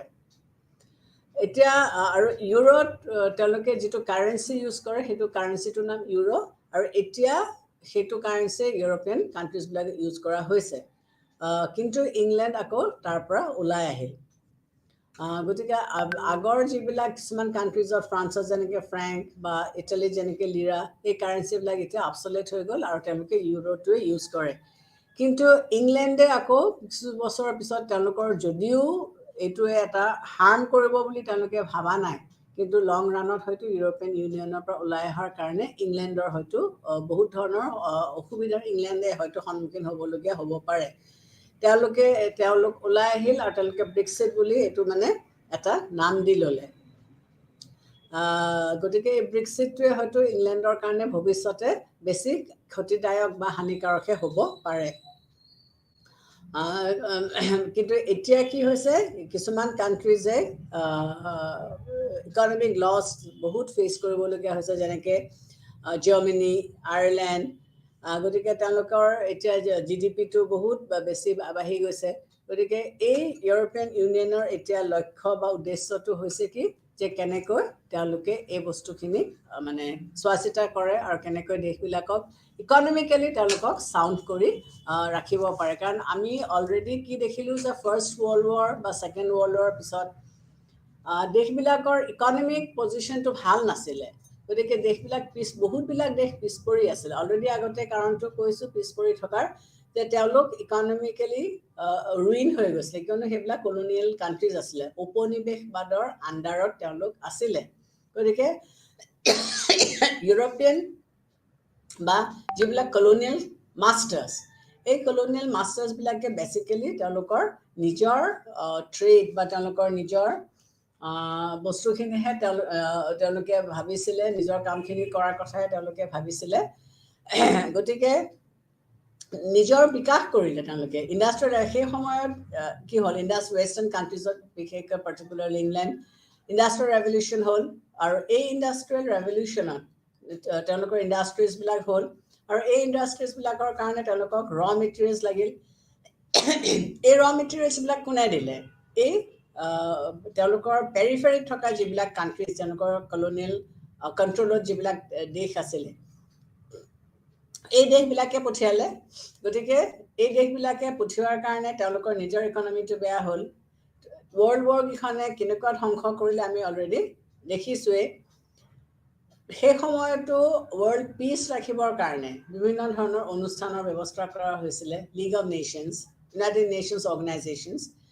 লীগ অফ নেশ্যনছ আমি আগতে পাই আহিছোঁ যে বিভিন্ন কাৰণত ই ছাকচেছফুল হ'ব নোৱাৰিলে গতিকে ৱৰ্ল্ডত পলিটিকেল ষ্টেবিলিটি আনিব নোৱাৰিলে গতিকে তাৰ কাৰণে তেওঁলোকে কি কৰিলে আকৌ এটা নতুন অনুষ্ঠান 1945ত গঠন কৰা হৈছিলে ইউনাইটেড নেশ্যনছ অৰ্গেনাইজেশ্যন ইয়াৰ অকল পলিটিকেল ষ্টেবিলিটিয়ে নহয় অৰ্গেনাইজেশ্যনটোৰ মেইন লক্ষ্য উদ্দেশ্য আছিলে যে সকলো দেশৰ কাৰণে অৰ্থনৈতিক ইকুৱেলিটি বা অৰ্থনৈতিক বিকাশ কেনেকৈ আনিব পৰা যায় গতিকে এই ব্ৰিটেন উডছত যিখন কনফাৰেন্স হৈছিলে এই কনফাৰেন্সখনৰ আমি পাইছোঁ যে ৱৰ্ল্ড ইকনমিক অৰ্গেনাইজেশ্যন এটাৰ সৃষ্টি কৰাৰ কথা কৈছিলে আৰু তাৰ পিছতে এই ৱৰ্ল্ড ট্ৰেড অৰ্গেনাইজেশ্যনটো লাষ্টত আহিলে প্ৰথমতে international monetary fund world bank তাৰপিছত ৱৰ্ল্ড ট্ৰেড অৰ্গেনাইজেশ্যনৰ সৃষ্টি কৰা হৈছিলে যাৰ মেইন লক্ষ্য বা মেইন উদ্দেশ্য হৈছে কি যে পৃথিৱীত কেনেকৈ ইকনমিক প্যাৰিটি আনিব পৰা যায় কাৰণ ডেভেলপ কাণ্ট্ৰিজবিলাক যদি আৰু উন্নত হৈ যায় তেতিয়াহ'লে ইকনমিক ডিসএবিলিটি বা ইকনমিকলি পুৱাৰ যিবিলাক কাণ্ট্ৰি সেইবিলাকৰ বিকাশ কেতিয়াও নহ'ব গতিকে এই অনুষ্ঠানবিলাকৰ বেছিক লক্ষ্য বা বেছিক উদ্দেশ্য হৈছে কি যে তেওঁলোকে পইচা দিব গ্ৰান্টছ দিব পইচা আৰু এই মানি বা কাৰেন্সিবিলাক ব্যৱহাৰ কৰি বা ইউজ কৰি পেলাই তেওঁলোকে কেনেকৈ মানে ইয়াত বিকাশ আনিব পাৰে গতিকে মেইন লক্ষ্য হৈছে ইকনমিক ট্ৰেড বা ৱৰ্ল্ড ট্ৰেড অৰ্গেনাইজেশ্যন বা ইণ্টাৰনেশ্যনেল মনিটাৰী ফাণ্ডৰ যে ৱৰ্ল্ডখনত বা পৃথিৱীখনত কেনেকৈ তেওঁলোকে ইকনমিক ইকুৱেলিটিটো আনিব পাৰে থেংক ইউ